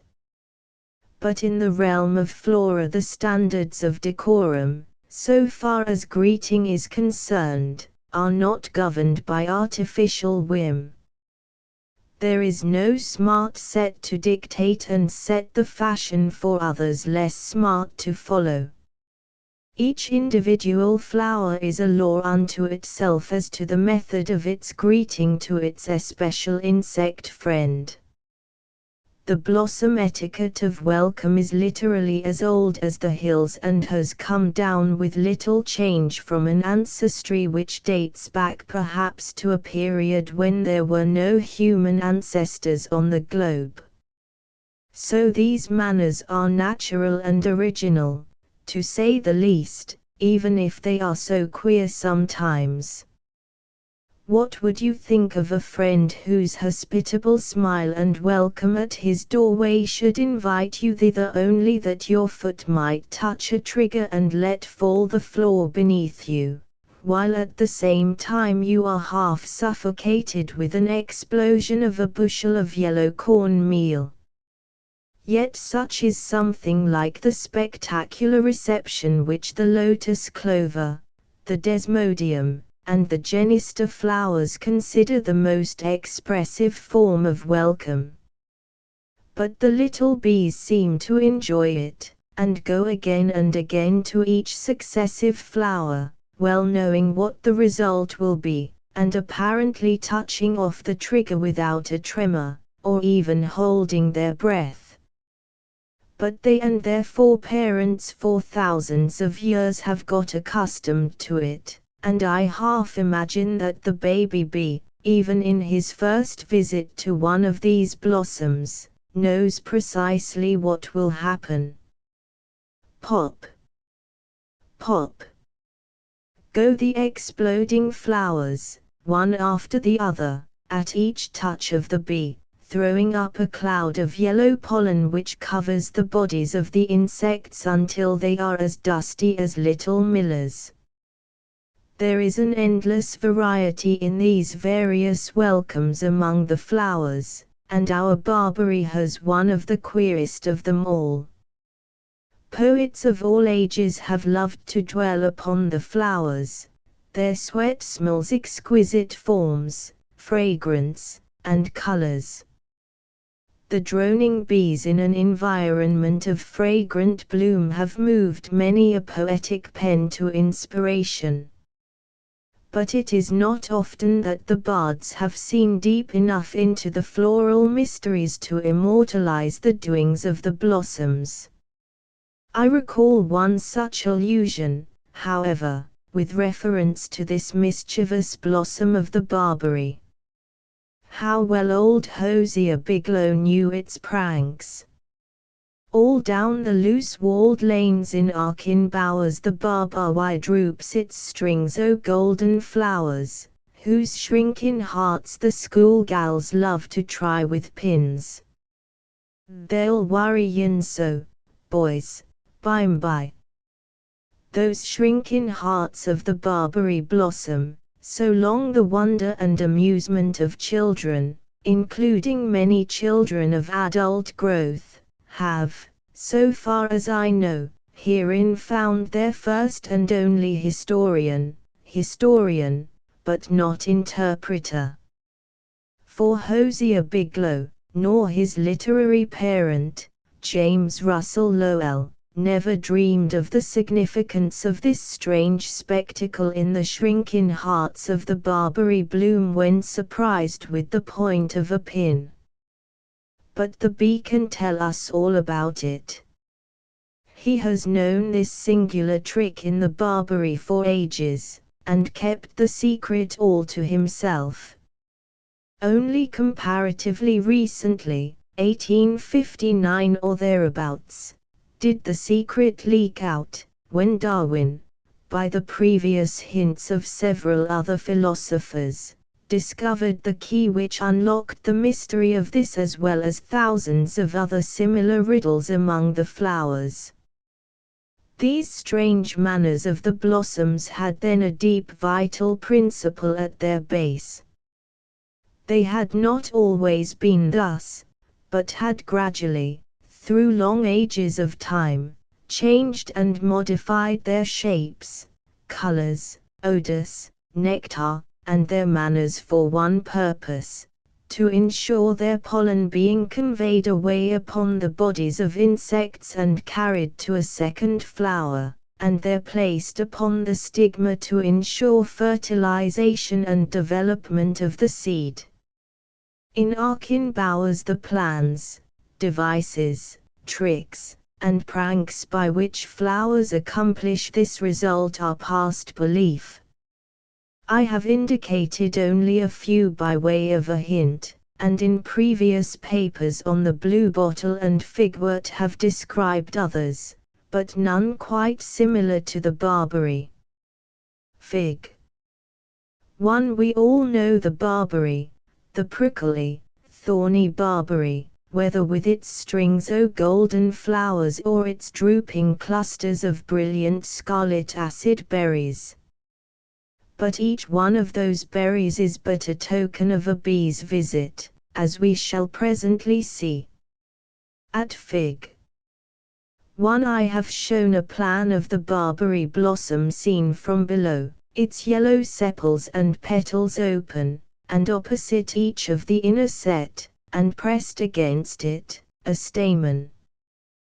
This stamen is shown below in 3 stages, closed, partly open, and fully open, the queer little ear-shaped lids finally drawn up, showing the pollen pockets, and also withdrawing a portion of the pollen from the cavity.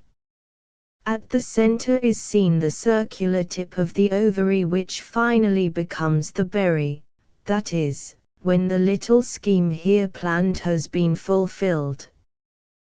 This circular form represents the tip of the ovary, and the little toothed rim the stigma. Now what is the intention here expressed? This construction represents a plan, first, to invite a bee. This is done by its color, its fragrance, and its nectar, which is secreted in a gland at the base of each petal, near the center of the flower. Secondly, to make that bee bear away the pollen. Thirdly, to cause that same bee to place this pollen on the stigma rim of the next flower he visits. In Fig. 2 we see how beautifully this plan is carried out by the insect, without his suspecting how perfectly he has been utilized. At A we see the same flower cut open sideways, the waiting, expectant stamens tucked away at the sides, leaving a free opening to the base of the flower. Now comes our bee. He must needs hang back downward to sip at the drooping flower. As his tongue enters, and finally touches the base of these stamens, clap. They come one after another against his tongue and face, and there deposit their load of pollen, bee. The bee, who has doubtless got over his surprise at this demonstration, if, indeed, he ever had any, now flies to another blossom, perhaps on the same cluster, see. Entering it as before, the notched edge of the stigmatic rim comes in contact with the pollen on his tongue and face, and the flower is thus fertilized by pollen from another barberry blossom, the intention of the flower now perfectly realized in cross-fertilization. Fig. 2 The seeds from cross-fertilized flowers are almost invariably more vigorous, and thus yield more vigorous plants, than those of flowers fertilized with their own pollen, and this is why most flowers have necessarily developed some means by which cross-fertilization can be secured. And this has been done through evolution working on the lines of natural selection, those seedlings which had originally happened, by a variation in the flower, to be thus favored by some chance peculiarity which ensured cross-fertilization, winning in the struggle with the previous weaker individuals, and finally supplanting them altogether. A woolly flock hardly a season passes without my being in receipt of one or more inquiries, personal or by letter, concerning this snowy brood which haunts the alders in the swamp or along the roadside, and which envelops the smaller branches in its dense, feathery fringe. It is often one of the most frequent and conspicuous incidents in a country walk during its season, and its season ranges from its height in early summer until the frost. And yet how few there are, even of those, perhaps, who pass it every day, who have any definite idea of its character.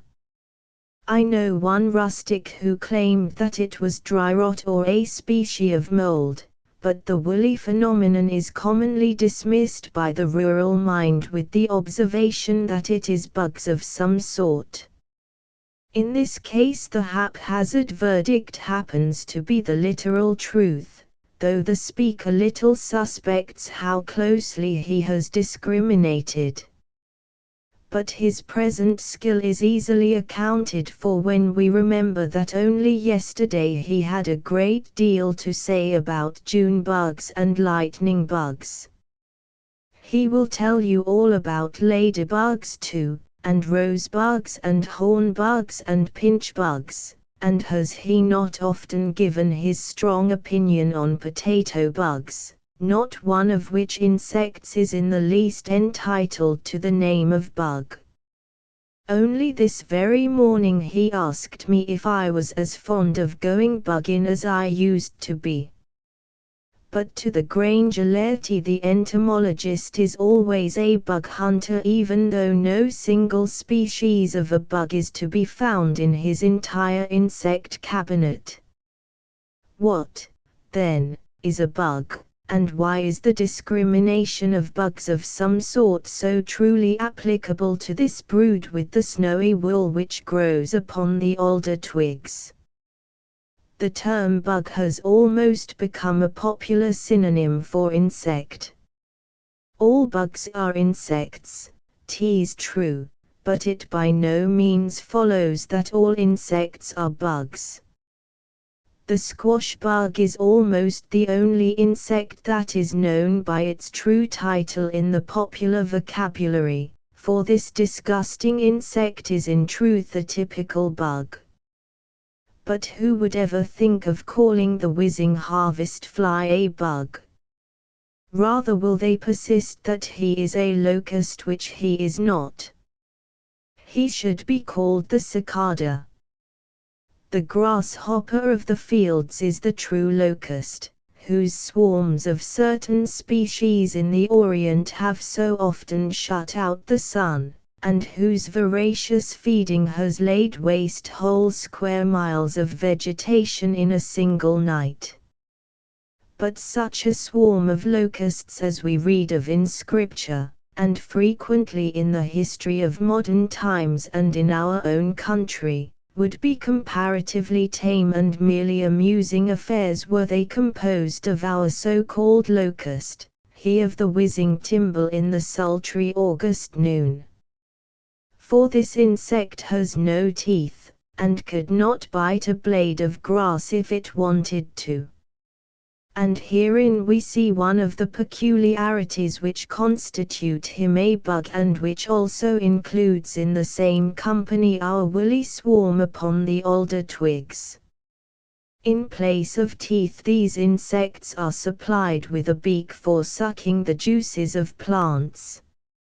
If we carefully examine the dense snowy mass, we find it composed of small tufts closely crowded together, each tuft being borne upon the plump body of a small insect whose beak is deeply sunk into the tender bark. I have separated one of the little creatures, and furnished his portrait as he appears when viewed through a magnifying glass, only the lower portion of his body being covered with the wool, his head and legs being usually concealed beneath the pluming growth of his neighbors. This feathery growth seems of the most delicate consistency, in truth, more suggestive of white mold than any other natural substance, and seems to proceed from pores in the plump body beneath it. The slightest breath wafts the cobwebby tips of the fringe, and the least rude touch easily dislodges it, exposing the round, naked body of what is now clearly seen to be an aphis, or plant louse, which nature, for some reason, has seen fit to clothe with swan's down. In early June the white down first appears on the alders in tiny patches here and there. This gradually extends down the stem, at length, perhaps, completely encircling it, and thus remaining for weeks, the full-grown aphis at last attaining a length of about 3/16 of an inch. A similar brood is sometimes seen in profusion on beech trees and also on the apple tree. But if we imagine that because these insects are without teeth they are therefore harmless, we are greatly mistaken.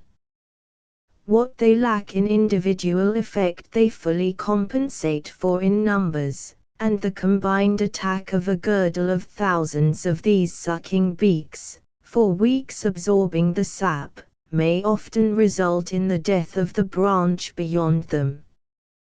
Dr. Harris, in his admirable work on insects injurious to vegetation, tells us that in Gloucestershire, England, so many apple trees were destroyed by these lice in the year 1810 that the making of cider had to be abandoned. So infested were many of the trees that they seemed, at a short distance, as if they had been whitewashed. Other insects, such as the flea and the mosquito, are also possessed of similar beaks for sucking, but neither of these examples is a bug, both being flies, the flea merely a wingless fly with wonderfully developed legs. Our entomology tells us that a bug is a member of the Hemiptera, meaning half-winged, the wings of the typical bug, like the squash bug, being transparent for only about half their length. But as in the flea among flies, here we find myriads of true bugs without a vestige of wings, and others, like the cicada, with ample wings as clear and free from opacity as those of a fly. It would take more space than I have at disposal to tell precisely what a bug really is entomologically. Such a diversity of forms is presented in the family. But the sucking beak, and the fact that the average bug is born a bug from the egg, instead of going through the usual transformation of larva, chrysalis, and imago, will have to suffice us for the present. Here, for instance, is the great subtribe of the aphis, to which our woolly specimen belongs. What is their life history? The eggs of the mother aphis are laid in the autumn, giving birth to the baby swarm in the following spring. In an almost incredible time they have multiplied to such an extent that the twigs of our roses and many other plants are lost to view in the encircling swarm. The secret of this wonderful arithmetical progression may be seen in the following quotation, which applies to aphids in general. The plant louse of the apple tree produces 100 young ones in a single generation, these being born alive, and each of these brings forth others in equal number, until, at the end of the 10th generation, which is reached before the coming of frost, the original aphis has become the mother of 1 quintillion of her species. But up to this time nearly all the aphids have been females. In the last generation the winged males appear, and are seen assembled among the swarm, the last mother brood laying the eggs which are to start anew the cycle of life the following season. So far as I have observed, however, the woolly species of aphis never acquires wings, nature having in a measure compensated for their absence in the growth of plumy down, which, according to Harris, is so buoyant as to enable the insect to be borne upon the breeze from tree to tree. To this resource he attributes the spread of the wingless apple lice species. But it would take a stiff breeze thus to waft the body of our plump dweller on the alder, unless, indeed, in his younger days. What ails him on a certain afternoon last August, having just completed a particularly laborious work upon which I had long been engaged, and with my mind naturally inclined towards relaxation in my plans for the morrow's labors, my eye instinctively sought a certain notebook upon my table. It was a notebook containing memoranda on a wide variety of nature topics, but presented in a particular place a choice, selected list of topics under the title of Young People. A large number of these memoranda were crossed off with a pencil line, which told me that these particular topics had already served their purpose, were sufficiently elaborated in the columns of the Young People and were now safely preserved between the covers of my book Sharp Eyes. But what an array of items were still left from the winnowing, which had after all culled only a few of the best. Indeed, it was hard to decide which should be selected as the subject for the morrow. Let's see. Shall it be those traveling underground buds of the Clintonia, with all their leaves and flowers ready for next spring? No, I must wait a little for these a month later and they will be more mature, and I must make my drawing from nature. Then there is that queer blue oil beetle, with his queerer history, that slender-waisted wasp that digs its deep hole in the dirt, and those round holes in the path, with their mysterious hocus-pocus. Yes, it shall be these, the magic holes that disappear as you cautiously look at them, or suddenly start into view as you approach, deep holes, the diameter of a slate pencil, with apparently nothing in them, but which in reality have a good deal of mischief at the bottom of them or at the top of them, as it happens. Ant holes most people call them. Many an ant, doubtless, goes into them, but not because he wants to. Yes, I thought, my next chapter shall be devoted to these queer holes and their shy tenants, which so few people ever see or even dream of. Having thus decided, I closed my notebook, but the experience of the next few minutes quite reversed my plans, and led to the completion of an entirely different article, or the pictures for it at least, on the same afternoon, without awaiting the morrow. I had barely closed the notebook when, chancing to glance out of my studio window, I observed a well-known neighbor, a thrifty, retired granger and carpenter, approaching across lots. His house stood out against the sky at the crest of the slope, about a furlong distant, above my studio, and he had perhaps reached halfway to my window before I had observed him. Something in his walk, his somewhat accelerated pace and evident preoccupied mood, as well as a peculiar position of his extended right hand, foretold that some unusual errand had turned his steps hitherward. With considerable curiosity I endeavored to detect at a distance the specimen which he was bringing, well knowing from experience that I should soon recognize an old friend, which for 60 years had somehow managed to escape the notice of its new discoverer. Half across the meadow I now observed that he held a leaf in his outstretched hand, and now I clearly noted that it was a compound leaf, and in another second I knew it all. For was it not a leaf of the Virginia creeper or woodbine? And how many before him have marveled at that strange exhibition among the woodbine leaves which had now probably met his eyes for the first time.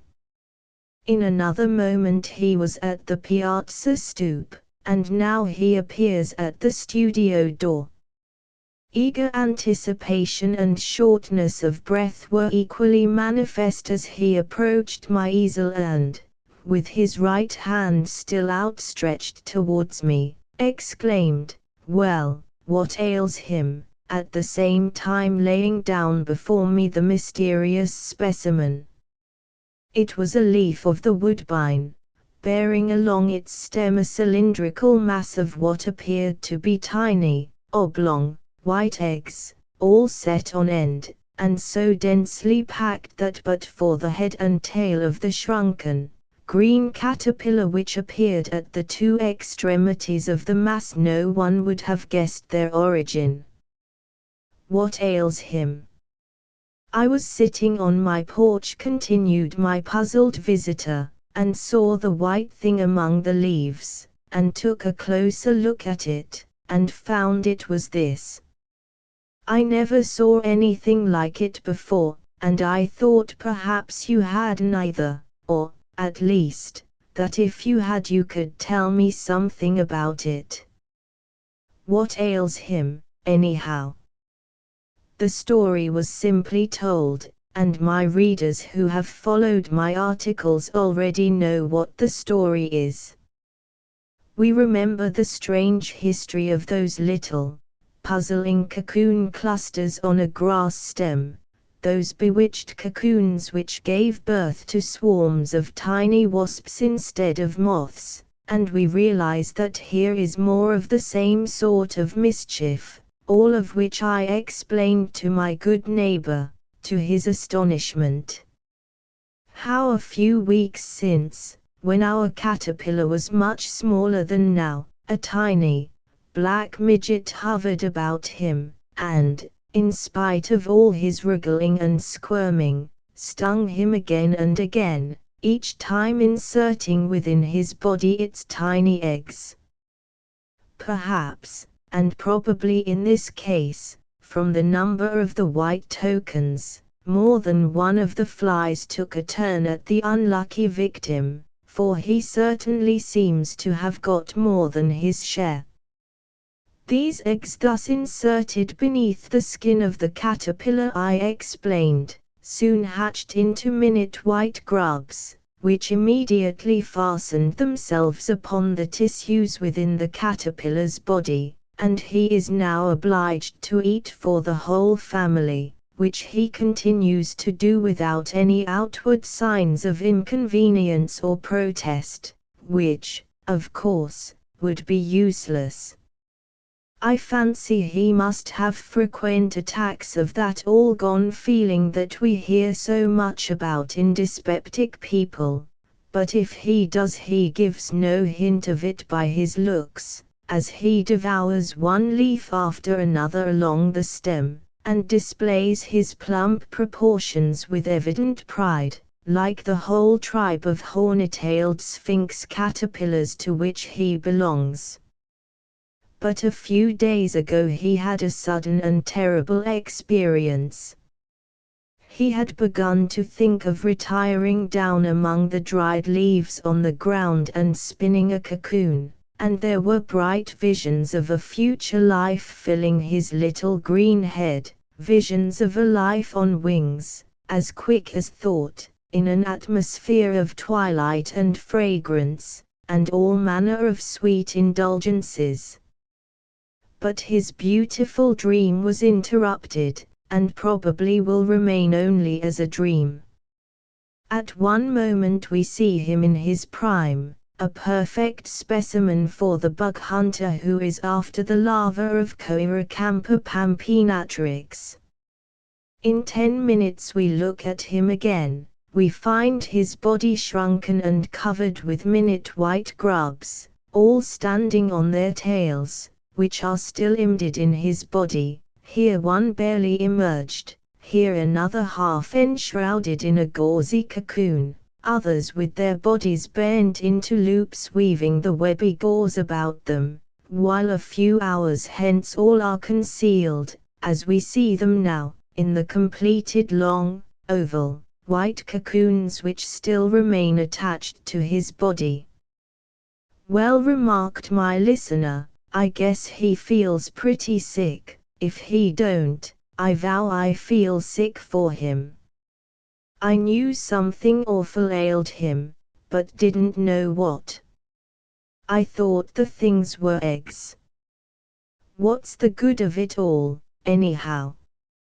What do the cocoons turn into? I have wished more than once that my friend could have been in my studio the day following his visit, in order to have witnessed the ocular answer to his last question. It was evident that his caterpillar specimen might have been discovered with its load of cocoons a fortnight ago, for in the morning, upon opening the box in which I had placed him, a number of tiny black flies flew out, and several of the white cocoons were open at the end, their dainty hinged lids thrown back. Here is one with its black midge just creeping out, others with the tiny imp peeping through the fine crevice, others with the lid still tightly closed, but with its juncture disclosing more distinctly every moment the knavery of the busy teeth within. One by one the silken lids popped up, and out flew the mischievous jack in the box until within the space of a few hours every cocoon was empty. So this is what ailed him. He has been the victim of the parasitic fly known as microgaster.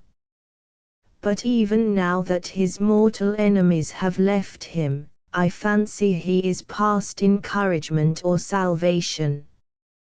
What will become of him? In his particular case he continued to dwindle and soon died, though in other instances I have known him to recover and reach the chrysalis stage, to complete his transformation into a beautiful olive and red sphinx moth. The cicada's last song under the popular name of locust hour cicada, or harvest fly, has long enjoyed the reputation as our chief insect musician, vying with the katydid in the volume of its song. We all know its long, whizzing crescendo in the sultry summer days. But let us call things by their right names. This buzzing musician is not a locust, it is a cicada. The true locust is what we ordinarily call a grasshopper, that high-elbowed grig of the meadows, so generous with his molasses and with such a vigorous kick. He, too, is a musician in a modest way, a fiddler, carrying his fiddle on the edge of his folded wing covers, against which he gently grinds out faint, squeaky music, using his thigh joint as a fiddlebow. His single efforts are barely audible, but multiplied 10,000-fold in his great field orchestra, becomes a murmur which may be distinctly heard, and which no doubt all of us have heard without a suspicion as to its source. It is a part of the great musical symphony of the harvest fields, a roundel sustained and prolonged by the hum of bees and the buzzing of innumerable flies, and the sprightly notes of crickets, attuned to the soft murmur of breeze-blown grass. This meadow music is perceptible to anyone who cares to listen for it, but it is rarely noticed. What we call the quiet country life, or the quiet summer noon of the poet, is a misnomer. The contrast, to the observant ear, between the meadow in a hot July noon and the same meadow on a following cool and overcast day would be remarkable could we but compare the two conditions during the same moment of time. Even a cloud shadow passing over a quiet meadow will often suddenly reveal to us how noisy it really was but a moment before. But the harsh timbre of the cicada is not a part of this quiet music. He is no retiring fiddler hiding somewhere among the grass blades. His note rings out high above the meadow chorus, and he always gets the credit as the chief soloist, and we say, "Hark! There's a locust," when we ought to know better. Let us try and straighten out this confusion of terms, and let the younger generation at least begin the reform that shall eventually set matters right and correct this widespread popular error. Our cicada belongs to quite another family of insects. Instead of jaws for biting, as our fiddling grasshopper, the cicada has only a long beak for sucking, and this feature alone connects him with the tribe of bugs. Moreover, his methods of music making are very different from those of the grasshopper tribe. It is the male only that makes the music, and his instrument is a drum. He carries two of these enclosed within his body, the opening of each being covered beneath by a broad plate, which is easily seen on the undersurface of the body. Deep within lies the drum, and the hard and hollow body of the insect acts as a resonator or sounding board. This drummer does not use his legs as drumsticks, as might be supposed, his drum being vibrated by twitching muscles and cords. The method by which the sound is produced may be illustrated by a simple experiment. Take a small piece of stiff, sized writing paper or smooth manila paper, and by pressure with some rounded blunt instrument produce a slight hollow or blister upon its surface. Upon pressure from either side this blister will be found to snap, and could we but repeat the operation with great rapidity, a continuous sound would result. The toy called the telegraph ticker is made on this principle, the blister being made on a strip of steel, and the click produced by pressure upon its top, the elasticity of the metal bringing it back to its original position of rest, and each motion accompanied by a snap as the blister changes sides. Indeed, we need look no further than the bottom of almost any well-ordered tin pan for a complete illustration of this principle.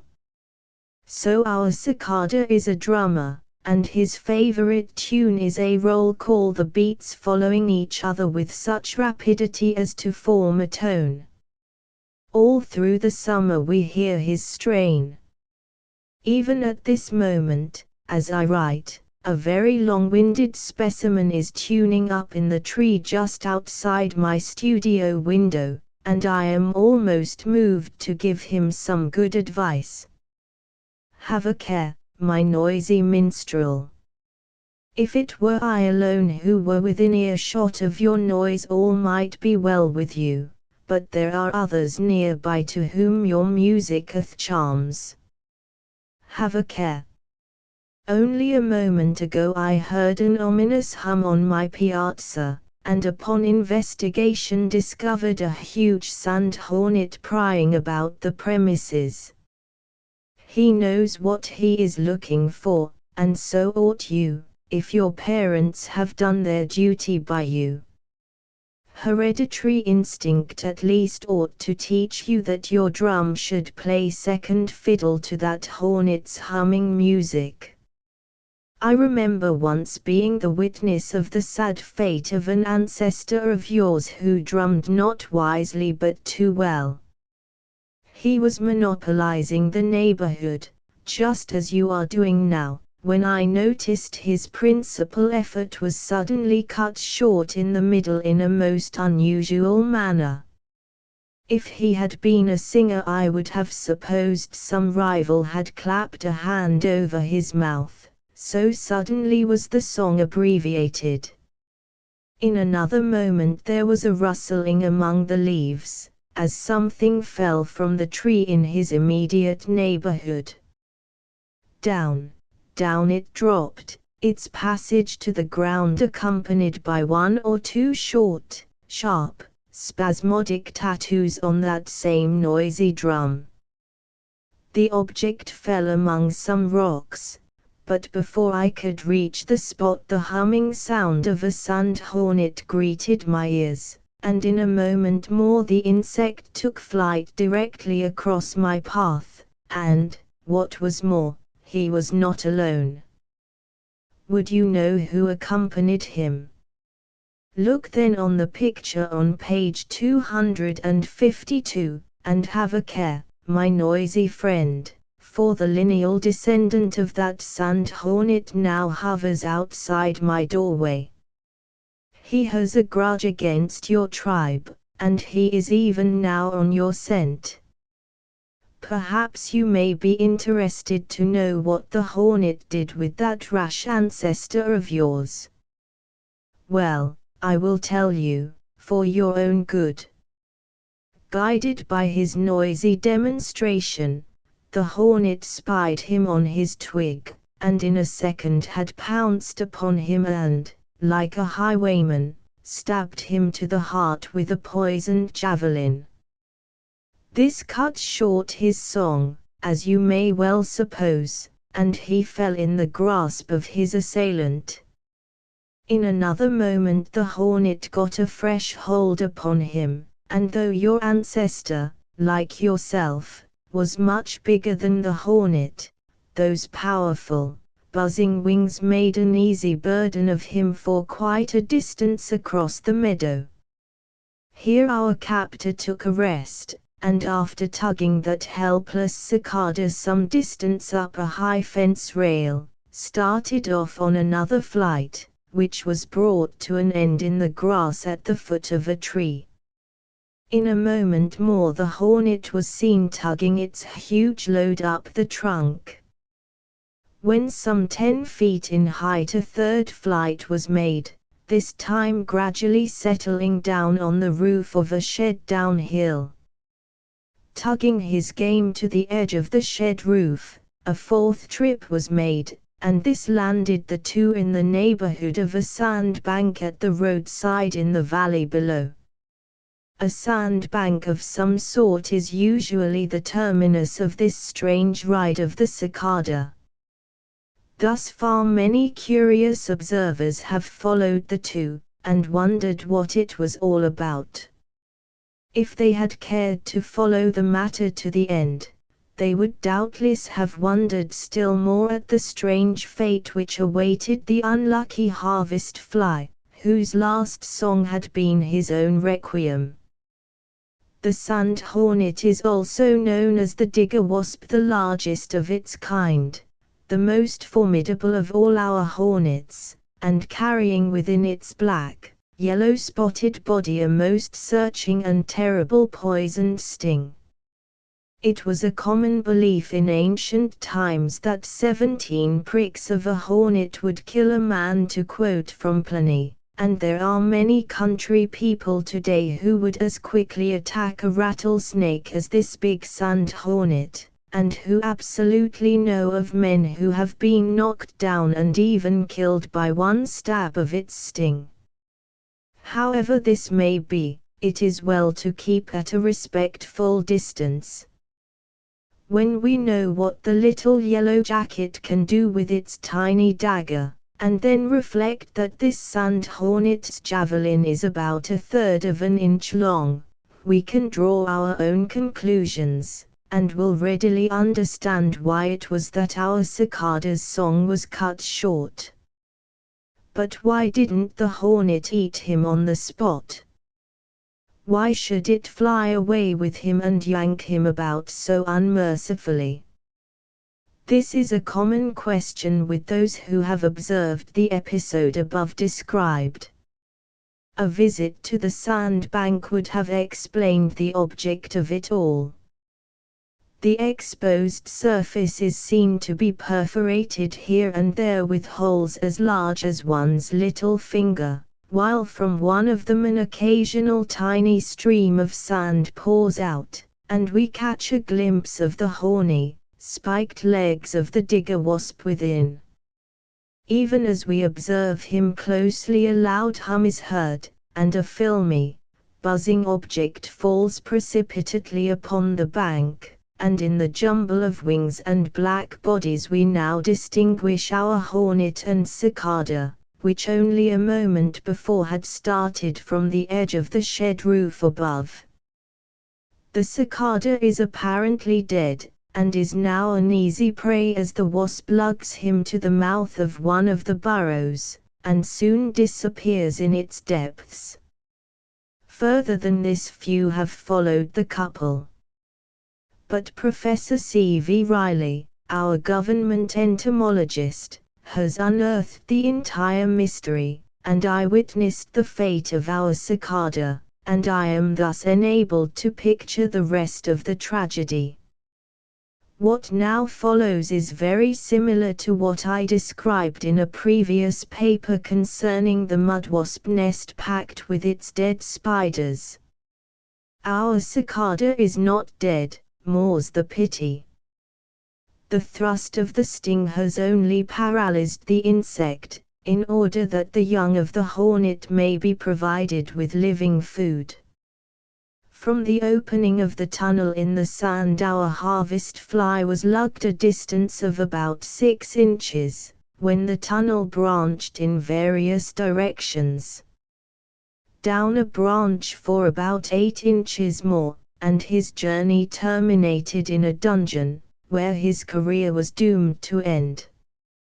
Doubtless each of the other branches held 1 or 2 similar prisoners, for the cicada is the favorite prey of this particular wasp. Once arrived at the dungeon, the hornet deposits an egg upon its victim, and leaves him in its charge.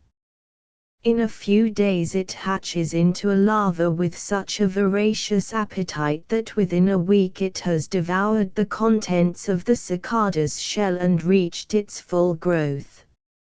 It now encloses itself within a silky cocoon, and after abiding the winter emerges at the brim in the spring a full-fledged hornet, with its mouth watering at the thought of cicadas. What a strange wonder-working medicine is this which the hornet carries in its laboratory.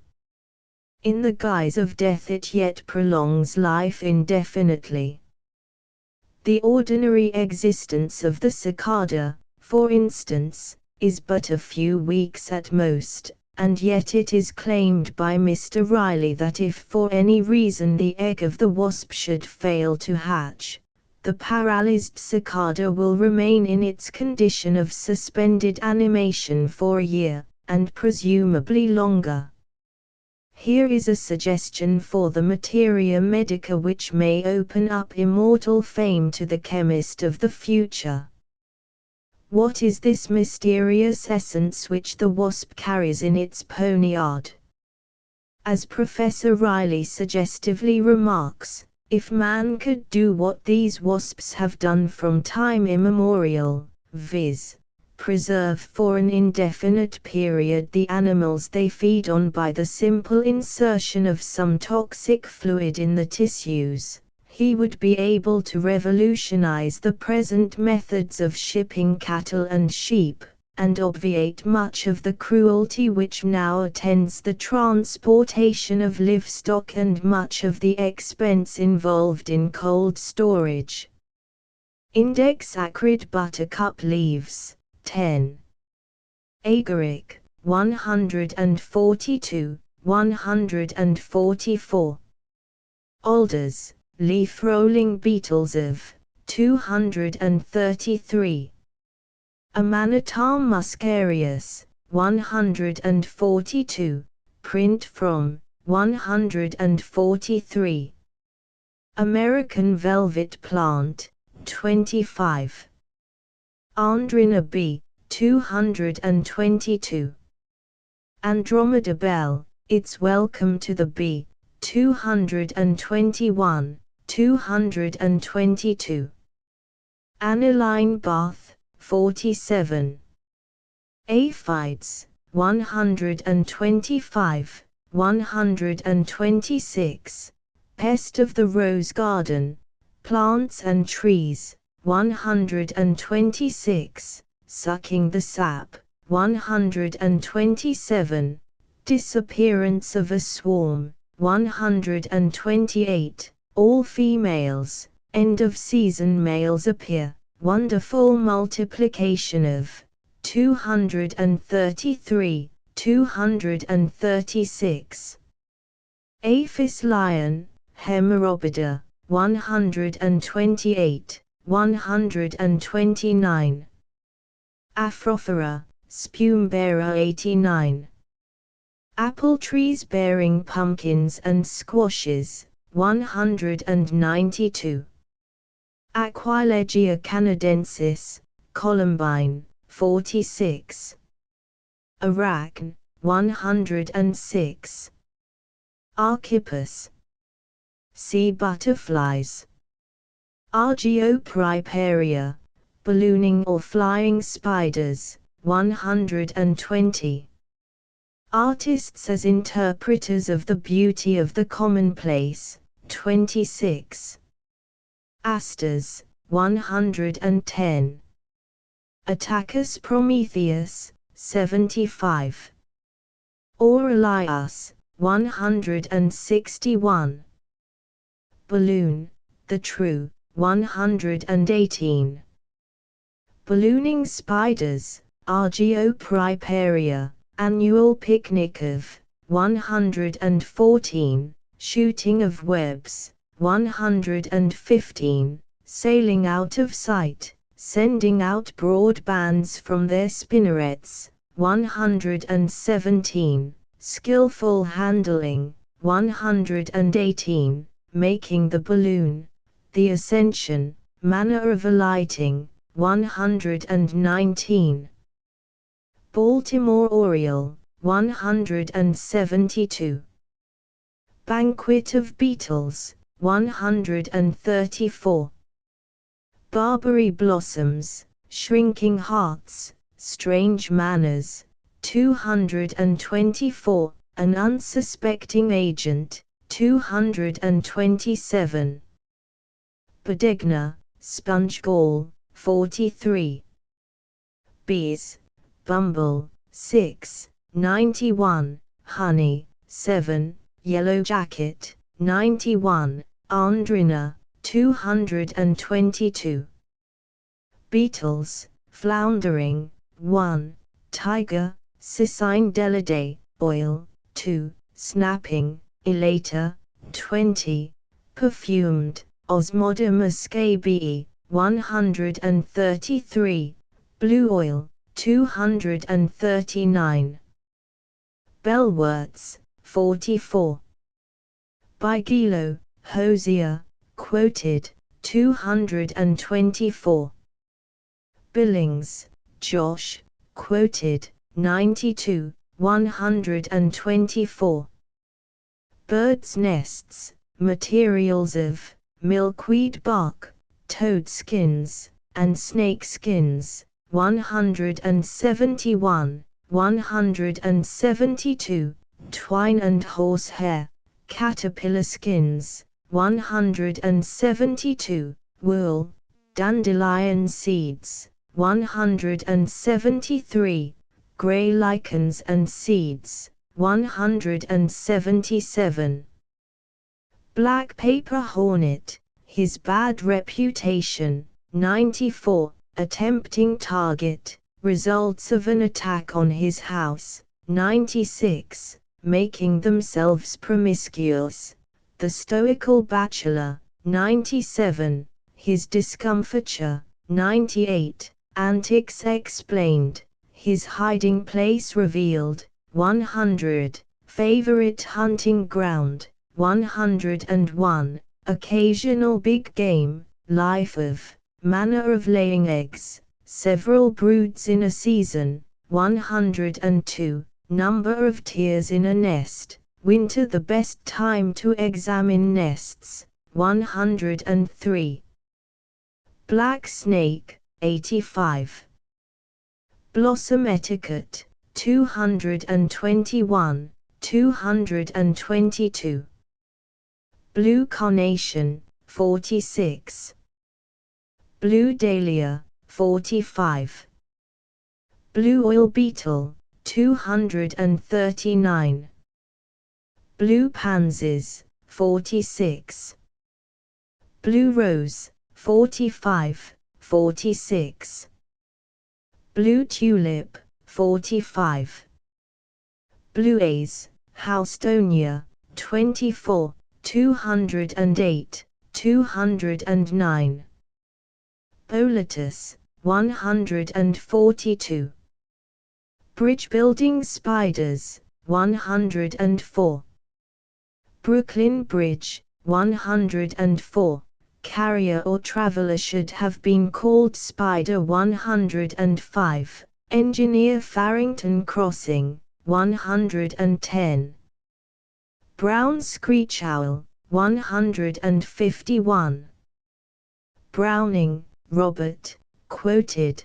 26. Bullseye Caterpillar. 156. Bumblebee. 6. 91. Butterflies asleep at night. 168. Butterflies, Idalia, Argynnis Idalia, Archippus, Danais Archippus, yellow swallowtails, Papilioturnus. 131. Red Admiral, Vanessa Atalanta. 155. 158. 161. Vanessa, 156, 161, 170, Atalanta, Cynthia Atalanta, 158, semicolon, Vanessa interrogationis, 161.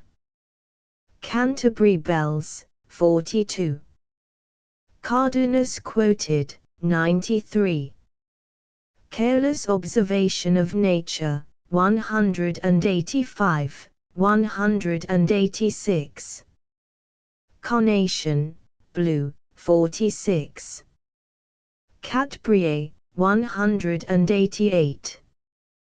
Caterpillars, Willebert, Arshade, 148. Bullseye, Saturnia Io, 156. Sphinx, Cheracampa panopanatrix, 241. Cecropia, 156. Chinese Pink, 73. Chipmunk, 153. Chrysalids, 161. Chrysanthemum, 86, 127. Cicada, 87, 246. His manner of feeding, how he differs from the grasshopper, the secret of his music, 250. His last song, borne off by his captor, 251. Living food, 254. Suspended animation, 255. Clintonia, 239. Clothes moth, Tinidae, 170. Clover, Trifolium, 4-leaved, 215. 9-leaved, found in groups, 216. Possibilities of cultivation, 217. An exceptional find, 218. 219. Saying its prayers, 219. Lotus, 222. Cobweb showers, 114. Blinding dogs interrupting sport, 114. Flakes and rags of, 115. Silken streamers, 116. Shower in Prospect Park, Brooklyn, 120. On Brooklyn Bridge, 121. Cocoons, Curious, 145. Solid to the core, 147. Ribs and vertebrae, 149. Secret of the hollow, 151. What the pellets were, 152. Yielding wasps, 242. Colors of flowers, laws governing colors and combinations, 44. 45. Natural exception to 3 primary colors in the hyacinth, Egyptian lotus, sky reflections destroying color, 45. Columbine, Aquilegia canadensis, a chrysantha, a cerealia, puzzling color classification, from white through all shades of red, yellow, and blue, 46. Comma. Sea butterflies. Coral, gray, 73. Cowspittle, 84, 86. Crickets, 71. Cross-fertilization of flowers, 30, 167, 208, 211, 229. Cuban Bell's Toilet, 21. Culpeper, Dr. Quoted, 154. Cyanic, flowers with all shades of blue and red without yellow, 45. Cynips seminata, Cynips rosea, gall flies, 40. Dahlia, blue, 45. Daisy, pesky white weed, almost identical with the marguerite, 25. A marvel of a flower, 28. 205, 211. Dandelion. Seeds used for birds' nests, 173. Mutilation of, 174. A week of retirement, 175. Flight of the seedbed, 176. The burglar discovered, 177. 211. Darwin, 202. 209. 224. Darwin flowers, 166. 167. 168. De Candolle. Color limitations in flowers, 45. 202. Deer mouse, 151. Desmodium, 223. Digger wasps sand hornets, 252. Dungeons of Death, 54. Egyptian history, 53. Egyptian yellow lotus, 45. Evening primrose, Oenothera biennis, 85. Luminous blossoms of, 163. Daylight mystery, seeds, pods, and caterpillars, 164. Curious secret, 2 buds, 165. Primrose blooms for moths, 168. Blighted buds, 169. A poor recompense, 170.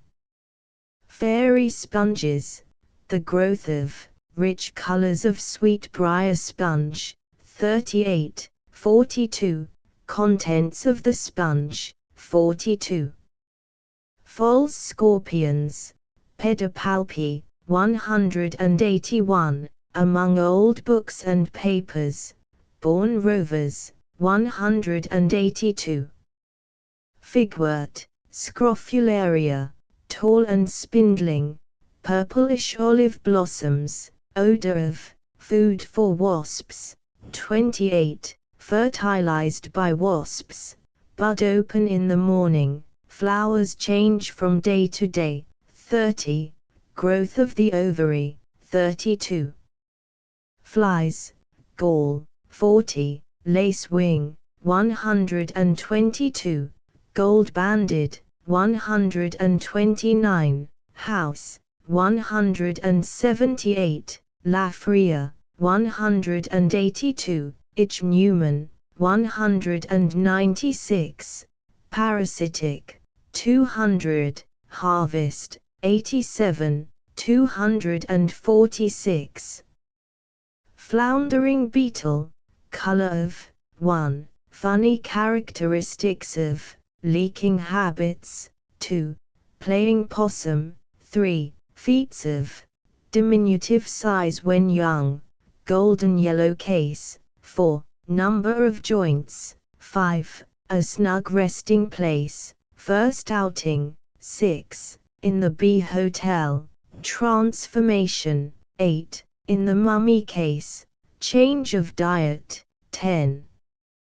Fly fungus, 184. Flying machine, toy, 117. Foxfire, a column of phosphorescence, of greenish, ghostly hue, 12. Prosaic fence post, effect of a reflection of lantern in water, 13. Feeding on darkness, 14. Short life of, 15. Village spook, haunted mill, 16, a night terror, 18, 6 square feet of brilliancy, 19, yeast as a possible cause, dead fish, curious effect from decaying potatoes, 20, phosphorus not always present, burnt oyster shells in combination with certain acids, the supposed secret of 22, decoy for deer, the largest on record, 23. Frog hoppers, 89. Frog spit, 84, 89. Gall fly, Cynips seminator, Cynips rosea, 40, a cousin to the wasps, magician in chemistry, 41. Genister, 223. Geometrical web makers, 120. Ghost fire, 15. Gold-banded flower fly, larva of, 129. Gossamer showers, 113. Grammatophora trisignator, Professor Wiggler 81, 82. Grapevine, 186 to 194. Grasshoppers, 71, 195. Quakers, camp meeting ground, 197. A paralyzed specimen, unnatural movements, 198. A transparent body, 199. A swarm of flies, 200, 246. Green roses, 187. Grew, Nehemias, 205. Hangbird, 172. Harris, insects injurious to vegetation quoted, 89, 134. 233, 237. Harvest fly, 87, 246. Hawthorne's foxfire, 19, 23. History of Selborne 114. Hollyhock, 45. Honeydew, 126. Honeysippers, 221. Hornet, 87, 92, as mad as, 93, always on the rampage, 94, 100, 102. Horsehair snakes, New England farmer's idea of the origin of, stories of, 65. Flying over the meadows in haying time, 66. 2 specimens in alcohol, 69. What was found in a bait box, 71. Hotfoot 92. Housefly, Musca domestica, his never-ending toilet, 178. A curious tag, 179. Live young lobster, strength of his grip, 180. His many enemies, abundant use for all his eyes, 182. September and October danger months. The white nimbus, acute dyspepsia, 183. Houstonia, Blueays, 208, 209. Hunters, 161. Hyacinth, 45. Ichneumon flies, 196. Idalia. Sea butterflies. Jibing neighbors, 68. Johnny Jumper, 46. Jussia, 202. Keats, John, quoted, 164. Lacewing fly, Chrysopar oculator, color of eyes and wings, 122. Lasting odor, ways of the gauzy sprite, 123. Method of egg-laying, born in a land of plenty, 124. A voracious appetite, tubular teeth, 126. Ladybug, larva of, 129. Lafria fly, 182. Lilac bushes, 75. Lindley, 202. Linus, 202, 206. Locust, 232, 246. Lotus clover, 222. Lovelorn maiden, 213. Lowell, James Russell, 224. McCook, Reverend Dr. Quoted, 110 to 118. Meadow contrasts, 247. Mignonette, 204. Monkshood blossom, 205. Morning gossamer, 112. Moths, Polyphemus, Telea polyphemus, Attacus prometheus, 75, 196.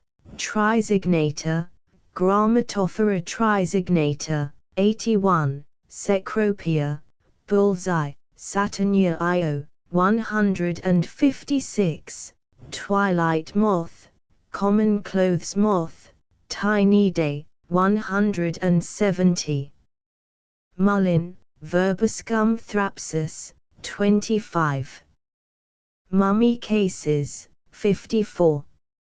Mushrooms, 138. Color of polyporus, 139. Manner of making a spore print, 140 to 144.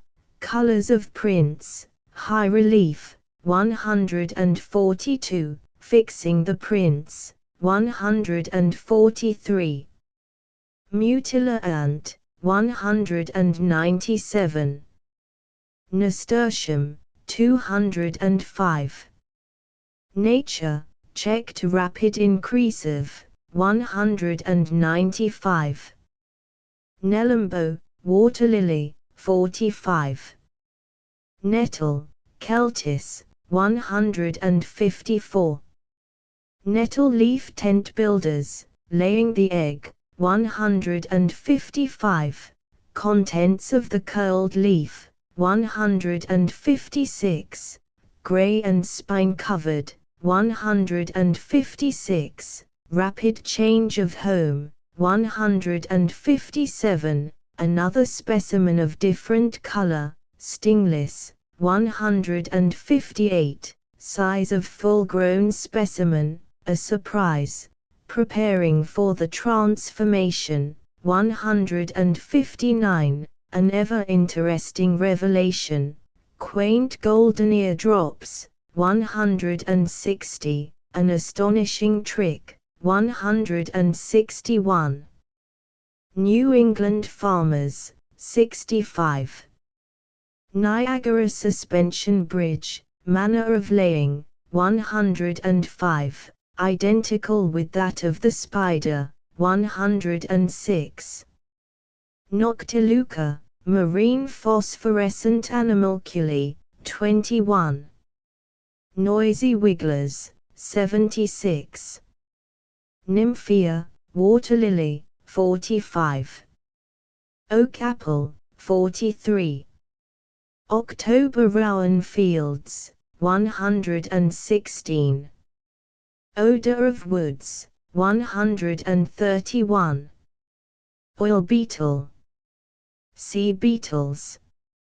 Old rose, 73. Orb weavers, 120. Orchard oriole, 172. Osmoda muscabii, perfumed beetle, 134. Ovid quoted, 93. Pansies, viola tricolor, great variety of color, 46. Trickery of florists, aniline bath, 47. A chemical experiment, astonishing color, 48. Ammonia as an agent, coloring an entire plant emerald green, 50. Results from the fumes of sulfur matches, 52. Passion flower, 189. Passion vine, 186. Perfumed beetle, Osmoda muscabii, curious odor of, 133, suggesting Russia leather, home on the maple tree, sipping the sap, easily startled, 134. Pink, 205. Plant louse of the apple tree, 236. Pliny, 64, 114, 116, 252. Pollen bearers, 30. Polyphemus. Sea moths. Polyporus, 144. Preservation of food by wasps, 256. Primrose ash, 73. Professor of Biology, 70. Professor Wiggler. What a florist's window suggested, the lilac bush his home, 73. His characteristics, 74. How he came to be named, bringing him up by hand, 75. Lively capers, 76. 5 changes of clothes, voracious feeding, 77. How he retains his head shells, 78. Digging out a home, 79. Home completed, skillful concealment, what comes from the cocoon, 81. Burrowing habits, 82. Puffballs, 136. Its purple cloud, 136. Rapid change of substance, its cloud mass of reproductive atoms, 137. Same results from mushrooms and toadstools, 138. Pungent odors, 132. Quaker. Sea grasshopper. Racer, 85. Red admiral. Sea butterflies. Red hot child of nature, 92, 96. Redstart, 176. Red-tailed hawk, 152, 153. Riddles in flowers, 202. Curious specimens, botanists and philosophers, 204. Pollen carrying, 207.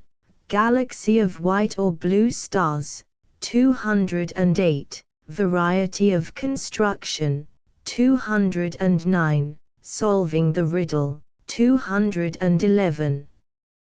Riley, C.V., quoted, 254. Robbins pincushion, 43. Roland for an Oliver, 59. Roots, becoming stems and bearing leaves, 87. Rose garden, 126. Roses, blue, 45, 46. Green, 187. Rosy moth, 85. Rowan field, 116. 218. Sabbath Sanctuary Bouquet, 26. Sacred Scarabaeus Emblem of Immortality, 53. Sage Blossom, It's Welcome to the Bee, 221. Sand Hornet, Prospecting for Game, 249. The Capture, 250. Manner of transporting its prey, 251. Its color and terrible sting, 252. Not to be trifled with, its home in the sandbank, 253. Deposits its egg and leaves, 254. Its mysterious poison, 256. Scrofularia, Figwort, 28. Semicolon. Sea butterflies. Sheep spit, 84. Singular mimic fruit, 42. Small speckled beetle, 86. Smilax, 188. Snake expert, 67. Snake stories, 65. Snake spit, 84, 85. Snapping beetle. Sea beetles. Snow in spider webs, 113. Sphinx caterpillar, Cheracampa pampanatrix, with his burden, 241, 242. The mischief maker, Microgaster, 245. Spice bush, 131, 132. Spiders, webs 100 feet long, autumn best time for observation, 106. Precocious baby spiders, building a bridge, 108. Moored by guy threads, 110. Ballooning, 112. At sea, 113. Sponge ball, commonly known as Bodegna, 43. Sprengle, 166, 202, 206.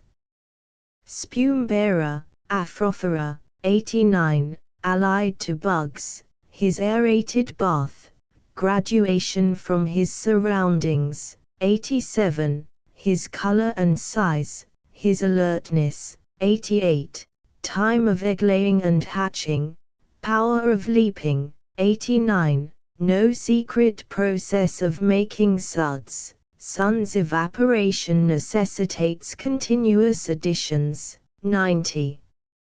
Squirrel, 153. Statue of Liberty, 108. Stems assuming the functions of roots, 187. Summer meadows, 83. Sweetbriar sponge, 40. Sweet pea, 188. Tachina, a parasitic fly, 200. Tendrils, what they are, a stem or modified root, 187. Reaching for conquest, 188. Not a special or primal organ, 189. Method of contraction, 191. The reverse twist, its function, 192. Singular botanical prank, 194. Thelophoros cereulea, foxfire, 22. Tiger beetle, wonderful speed and agility of, 2. Toad spit, 84. Toadstools, 19, 138. Trailing cobwebs, 113.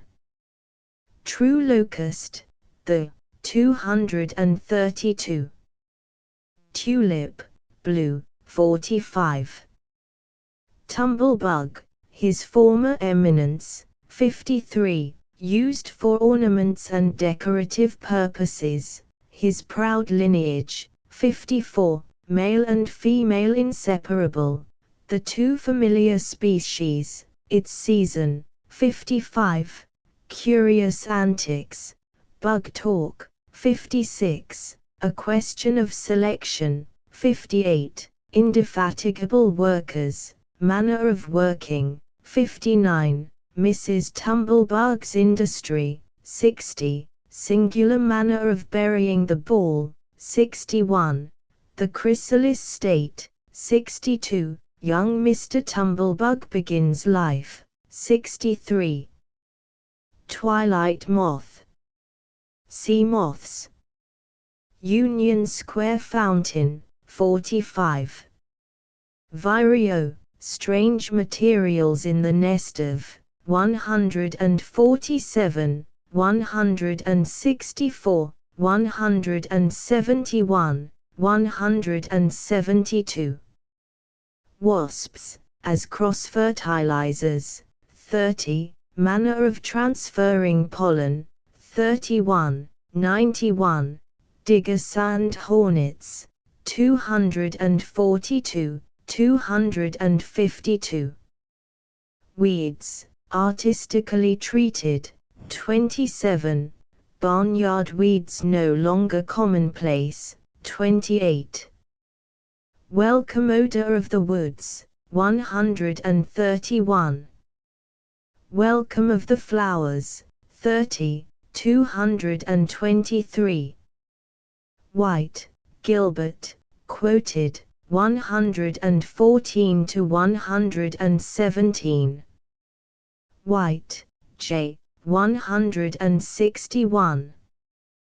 White Mountains, 97. White-tailed black wasp, 94. Wiggler moth, Grammatophora trisignata, time of appearance of, 81. Wild star cucumber, 189. Witch hazel divining rod, 214. Wolf spiders, short-legged dodgers, crab-like manner of walking, 120. Wood fairies at work, their magic wands, 36. Mischief makers, 37. Results of their pranks, 38. Woolly bear caterpillar. Sea caterpillar. Woolly flock, 230. Expert in bugs, 231. What constitutes a bug, 232. 235. First appearance in June, on alders.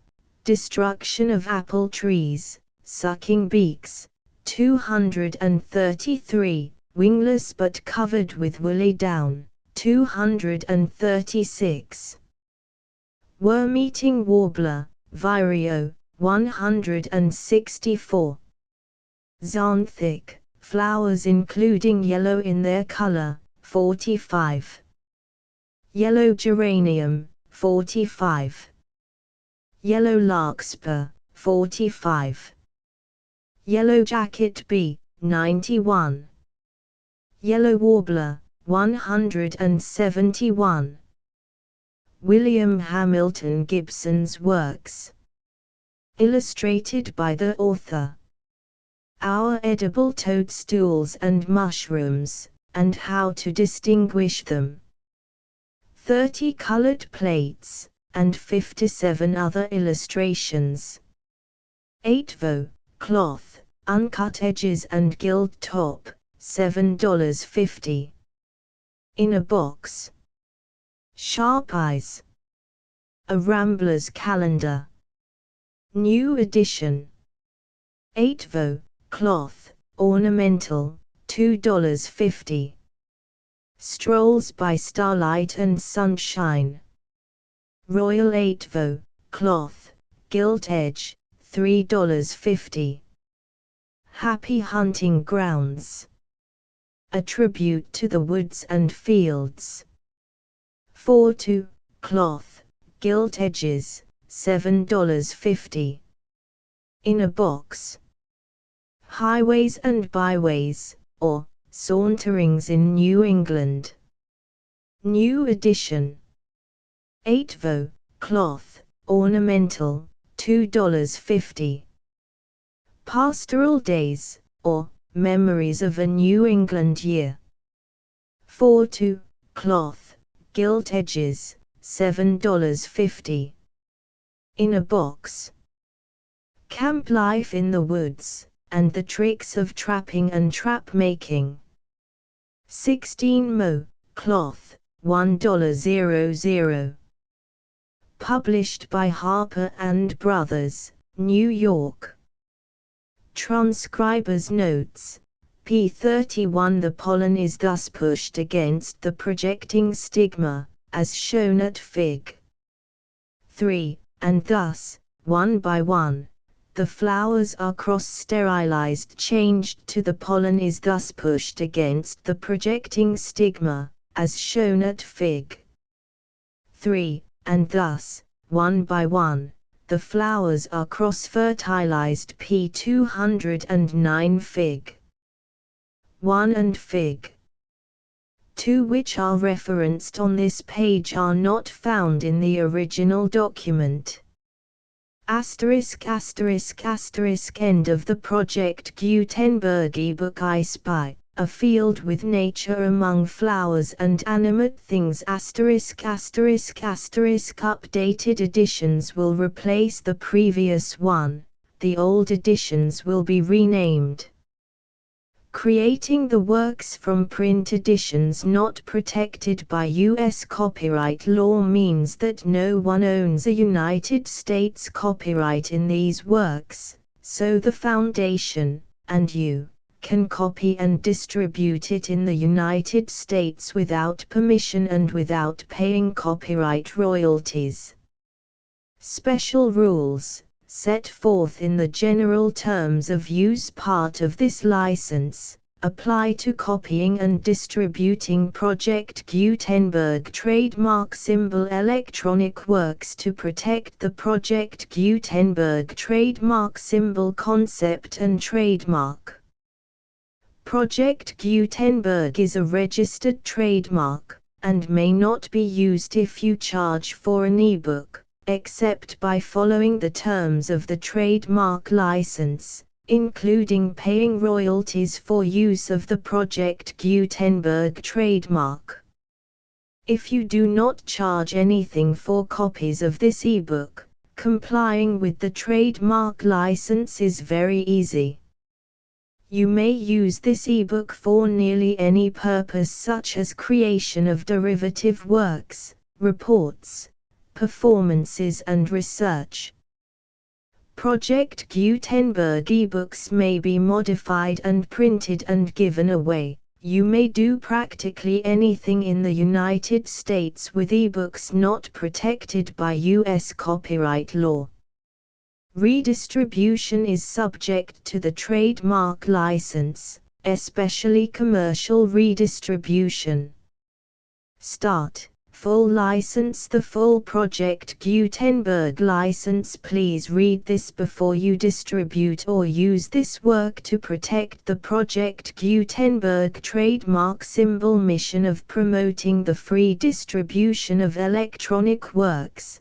By using or distributing this work, or any other work associated in any way with the phrase Project Gutenberg, you agree to comply with all the terms of the full Project Gutenberg trademark symbol license available with this file or online at www.gutenberg.org/license. Section 1. General Terms of Use and Redistributing Project Gutenberg Trademark Symbol Electronic Works 1.0. By reading or using any part of this Project Gutenberg trademark symbol electronic work, you indicate that you have read, understand, agree to and accept all the terms of this license and intellectual property, trademark/copyright, agreement. If you do not agree to abide by all the terms of this agreement, you must cease using and return or destroy all copies of Project Gutenberg trademark symbol electronic works in your possession. If you paid a fee for obtaining a copy of or access to a Project Gutenberg trademark symbol electronic work and you do not agree to be bound by the terms of this agreement, you may obtain a refund from the person or entity to whom you paid the fee as set forth in paragraph 1.e.8. 1.b Project Gutenberg is a registered trademark. It may only be used on or associated in any way with an electronic work by people who agree to be bound by the terms of this agreement. There are a few things that you can do with most Project Gutenberg trademark symbol electronic works even without complying with the full terms of this agreement. See paragraph 1.c below. There are a lot of things you can do with Project Gutenberg trademark symbol electronic works if you follow the terms of this agreement and help preserve free future access to Project Gutenberg trademark symbol electronic works. See paragraph 1.e below. 1.c The Project Gutenberg Literary Archive Foundation, the Foundation or PGLAF, owns a compilation copyright in the collection of Project Gutenberg trademark symbol electronic works. Nearly all the individual works in the collection are in the public domain in the United States. If an individual work is unprotected by copyright law in the United States and you are located in the United States, we do not claim a right to prevent you from copying, distributing, performing, displaying or creating derivative works based on the work as long as all references to Project Gutenberg are removed. Of course, we hope that you will support the Project Gutenberg trademark symbol mission of promoting free access to electronic works by freely sharing Project Gutenberg trademark symbol works in compliance with the terms of this agreement for keeping the Project Gutenberg trademark symbol name associated with the work. You can easily comply with the terms of this agreement by keeping this work in the same format with its attached full Project Gutenberg trademark symbol license when you share it without charge with others. 1.d The copyright laws of the place where you are located also govern what you can do with this work. Copyright laws in most countries are in a constant state of change. If you are outside the United States, check the laws of your country in addition to the terms of this agreement before downloading, copying, displaying, performing, distributing or creating derivative works based on this work or any other Project Gutenberg trademark symbol work. The Foundation makes no representations concerning the copyright status of any work in any country other than the United States. 1.e Unless you have removed all references to Project Gutenberg, 1.e.1. The following sentence, with active links to, or other immediate access to, the full Project Gutenberg trademark symbol license must appear prominently whenever any copy of a Project Gutenberg trademark symbol work, any work on which the phrase Project Gutenberg appears, or with which the phrase Project Gutenberg is associated, is accessed, displayed, performed, viewed, copied or distributed. This ebook is for the use of anyone anywhere in the United States and most other parts of the world at no cost and with almost no restrictions whatsoever. You may copy it, give it away or reuse it under the terms of the Project Gutenberg license included with this ebook or online at www.gutenberg.org.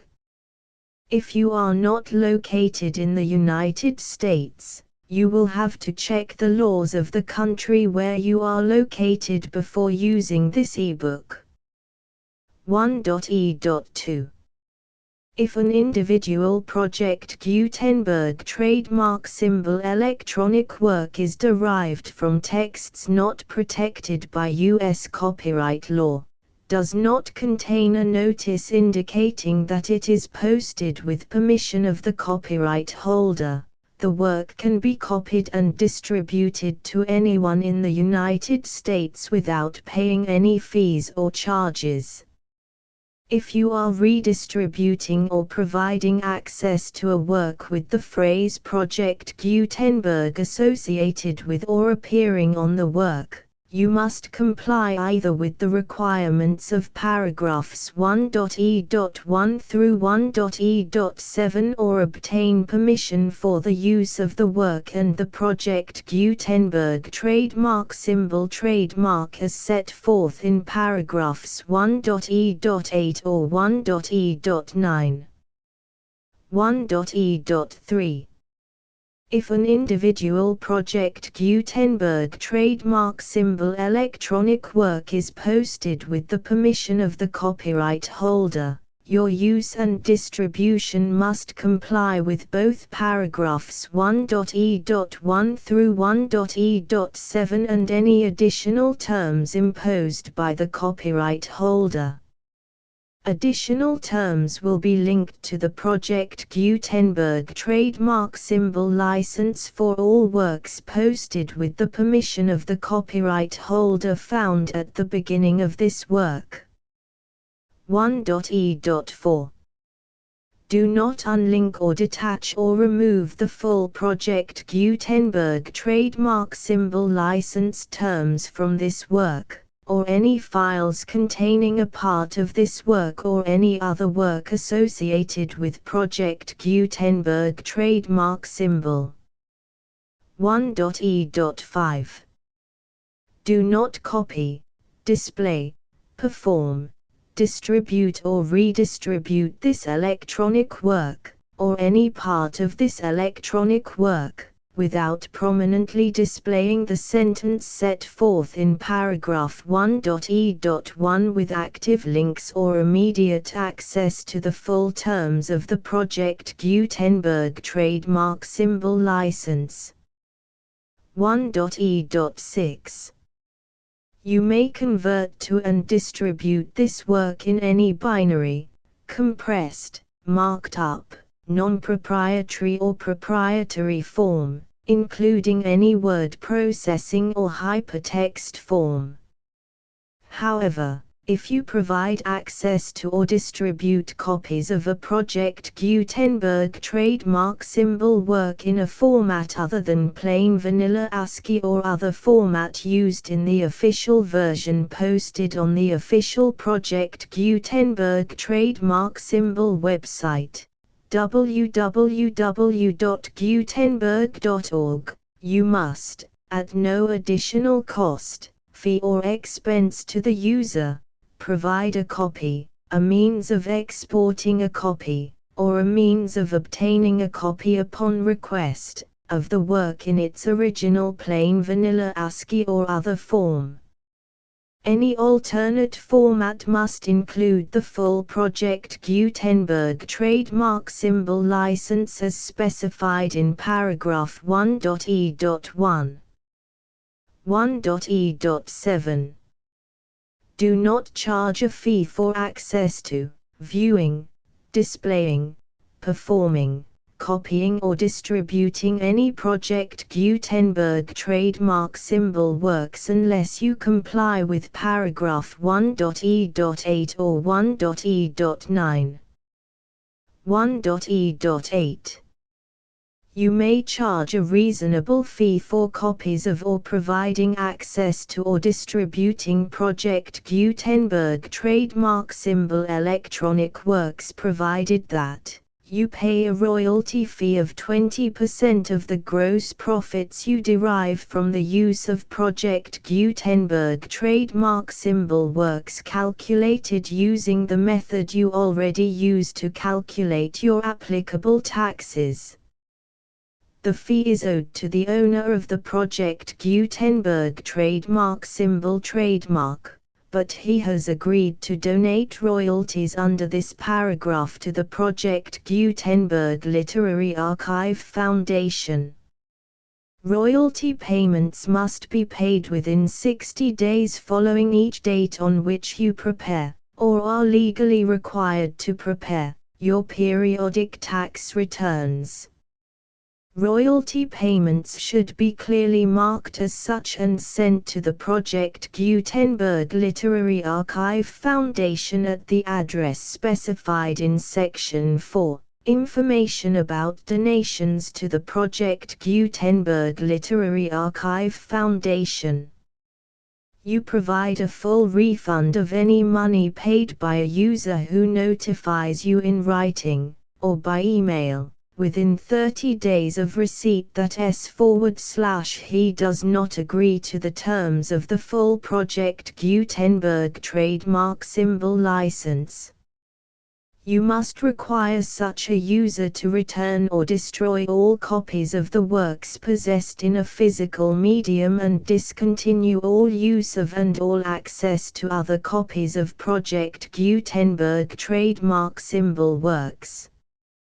You provide, in accordance with paragraph 1.f.3, a full refund of any money paid for a work or a replacement copy, if a defect in the electronic work is discovered and reported to you within 90 days of receipt of the work. You comply with all other terms of this agreement for free distribution of Project Gutenberg trademark symbol works. 1.e.9. If you wish to charge a fee or distribute a Project Gutenberg trademark symbol electronic work or group of works on different terms than are set forth in this agreement, you must obtain permission in writing from the Project Gutenberg Literary Archive Foundation, the manager of the Project Gutenberg trademark symbol trademark. Contact the Foundation as set forth in Section 3 below. 1.f1.f.1. Project Gutenberg volunteers and employees expend considerable effort to identify, do copyright research on, transcribe and proofread works not protected by U.S. copyright law in creating the Project Gutenberg trademark symbol collection. Despite these efforts, Project Gutenberg trademark symbol electronic works, and the medium on which they may be stored, may contain defects such as, but not limited to, incomplete, inaccurate or corrupt data, transcription errors, a copyright or other intellectual property infringement, a defective or damaged disk or other medium, a computer virus, or computer codes that damage or cannot be read by your equipment. 1.f.2. Limited warranty, disclaimer of damages, except for the right of replacement or refund described in paragraph 1.f.3, the Project Gutenberg Literary Archive Foundation, the owner of the Project Gutenberg trademark symbol trademark, and any other party distributing a Project Gutenberg trademark symbol electronic work under this agreement, disclaim all liability to you for damages, costs and expenses, including legal fees. You agree that you have no remedies for negligence, strict liability, breach of warranty or breach of contract except those provided in paragraph 1.f.3. You agree that the foundation, the trademark owner, and any distributor under this agreement will not be liable to you for actual, direct, indirect, consequential, punitive or incidental damages even if you give notice of the possibility of such damage. 1.f.3. Limited right of replacement or refund. If you discover a defect in this electronic work within 90 days of receiving it, you can receive a refund of the money, if any, you paid for it by sending a written explanation to the person you received the work from. If you received the work on a physical medium, you must return the medium with your written explanation. The person or entity that provided you with the defective work may elect to provide a replacement copy in lieu of a refund. If you received the work electronically, the person or entity providing it to you may choose to give you a second opportunity to receive the work electronically in lieu of a refund. If the second copy is also defective, you may demand a refund in writing without further opportunities to fix the problem. 1.f.4. Except for the limited right of replacement or refund set forth in paragraph 1.f.3, this work is provided to you as is, with no other warranties of any kind, express or implied, including but not limited to warranties of merchantability or fitness for any purpose. 1.f.5. Some states do not allow disclaimers of certain implied warranties or the exclusion or limitation of certain types of damages. If any disclaimer or limitation set forth in this agreement violates the law of the state applicable to this agreement, the agreement shall be interpreted to make the maximum disclaimer or limitation permitted by the applicable state law. The invalidity or unenforceability of any provision of this agreement shall not void the remaining provisions. 1.f.6. Indemnity. You agree to indemnify and hold the foundation, the trademark owner, any agent or employee of the foundation, anyone providing copies of Project Gutenberg trademark symbol electronic works in accordance with this agreement, and any volunteers associated with the production, promotion and distribution of Project Gutenberg trademark symbol electronic works, harmless from all liability, costs and expenses, including legal fees, that arise directly or indirectly from any of the following which you do or cause to occur. A. Distribution of this or any Project Gutenberg trademark symbol work. B. Alteration, modification, or additions or deletions to any Project Gutenberg trademark symbol work, and C. Any defect you cause. Section 2. Information about the mission of Project Gutenberg trademark symbol. Project Gutenberg trademark symbol is synonymous with the free distribution of electronic works in formats readable by the widest variety of computers, including obsolete, old, middle-aged and new computers.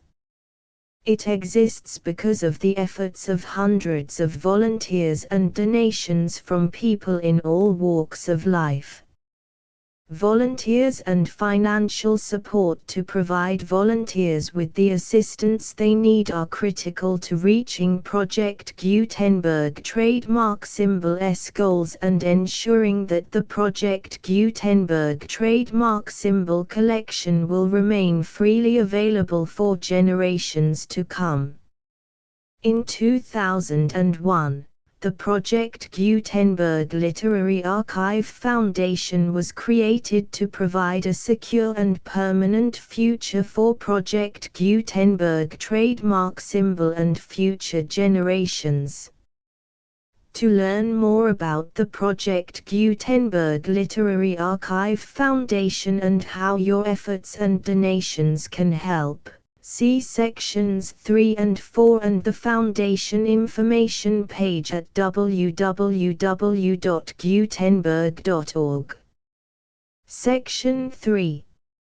Information about the Project Gutenberg Literary Archive Foundation. The Project Gutenberg Literary Archive Foundation is a non-profit 501(c)(3) educational corporation organized under the laws of the state of Mississippi and granted tax-exempt status by the Internal Revenue Service.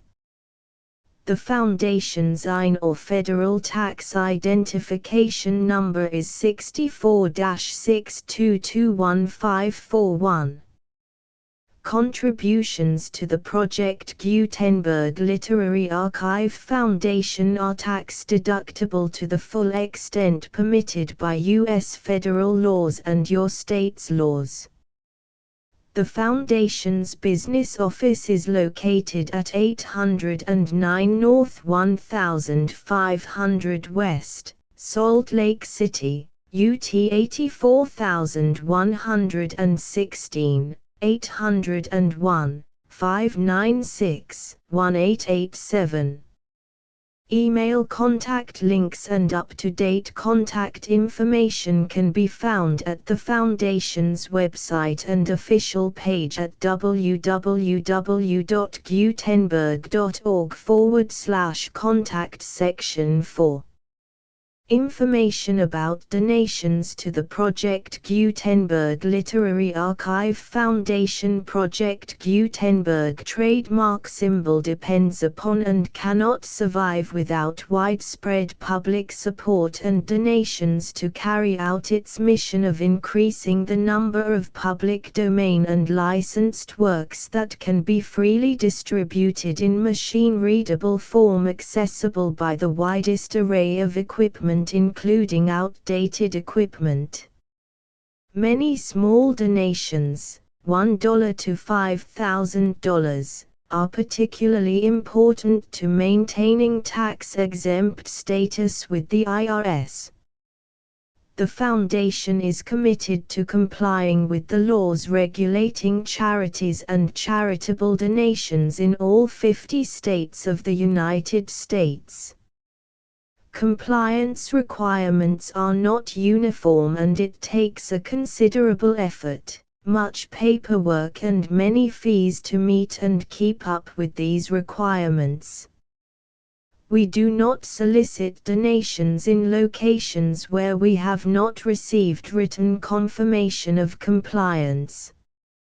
To send donations or determine the status of compliance for any particular state, visit www.gutenberg.org/donate.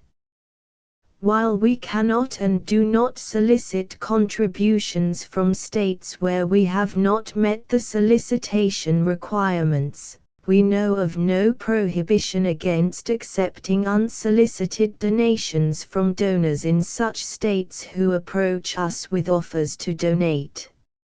International donations are gratefully accepted, but we cannot make any statements concerning tax treatment of donations received from outside the United States.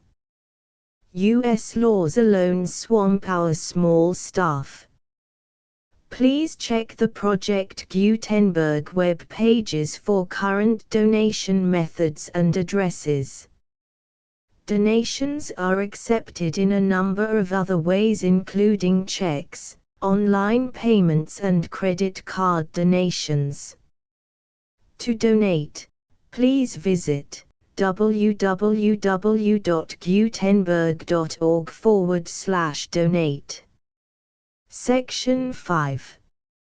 General information about Project Gutenberg Trademark Symbol Electronic Works. Professor Michael S. Hart was the originator of the Project Gutenberg trademark symbol concept of a library of electronic works that could be freely shared with anyone. For 40 years, he produced and distributed Project Gutenberg trademark symbol ebooks with only a loose network of volunteer support. Project Gutenberg trademark symbol ebooks are often created from several printed editions, all of which are confirmed as not protected by copyright in the US unless a copyright notice is included. Thus, we do not necessarily keep ebooks in compliance with any particular paper edition. Most people start at our website, which has the main PG search facility, www.gutenberg.org. This website includes information about Project Gutenberg trademark symbol, including how to make donations to the Project Gutenberg Literary Archive Foundation, how to help produce our new ebooks, and how to subscribe to our email newsletter to hear about new ebooks.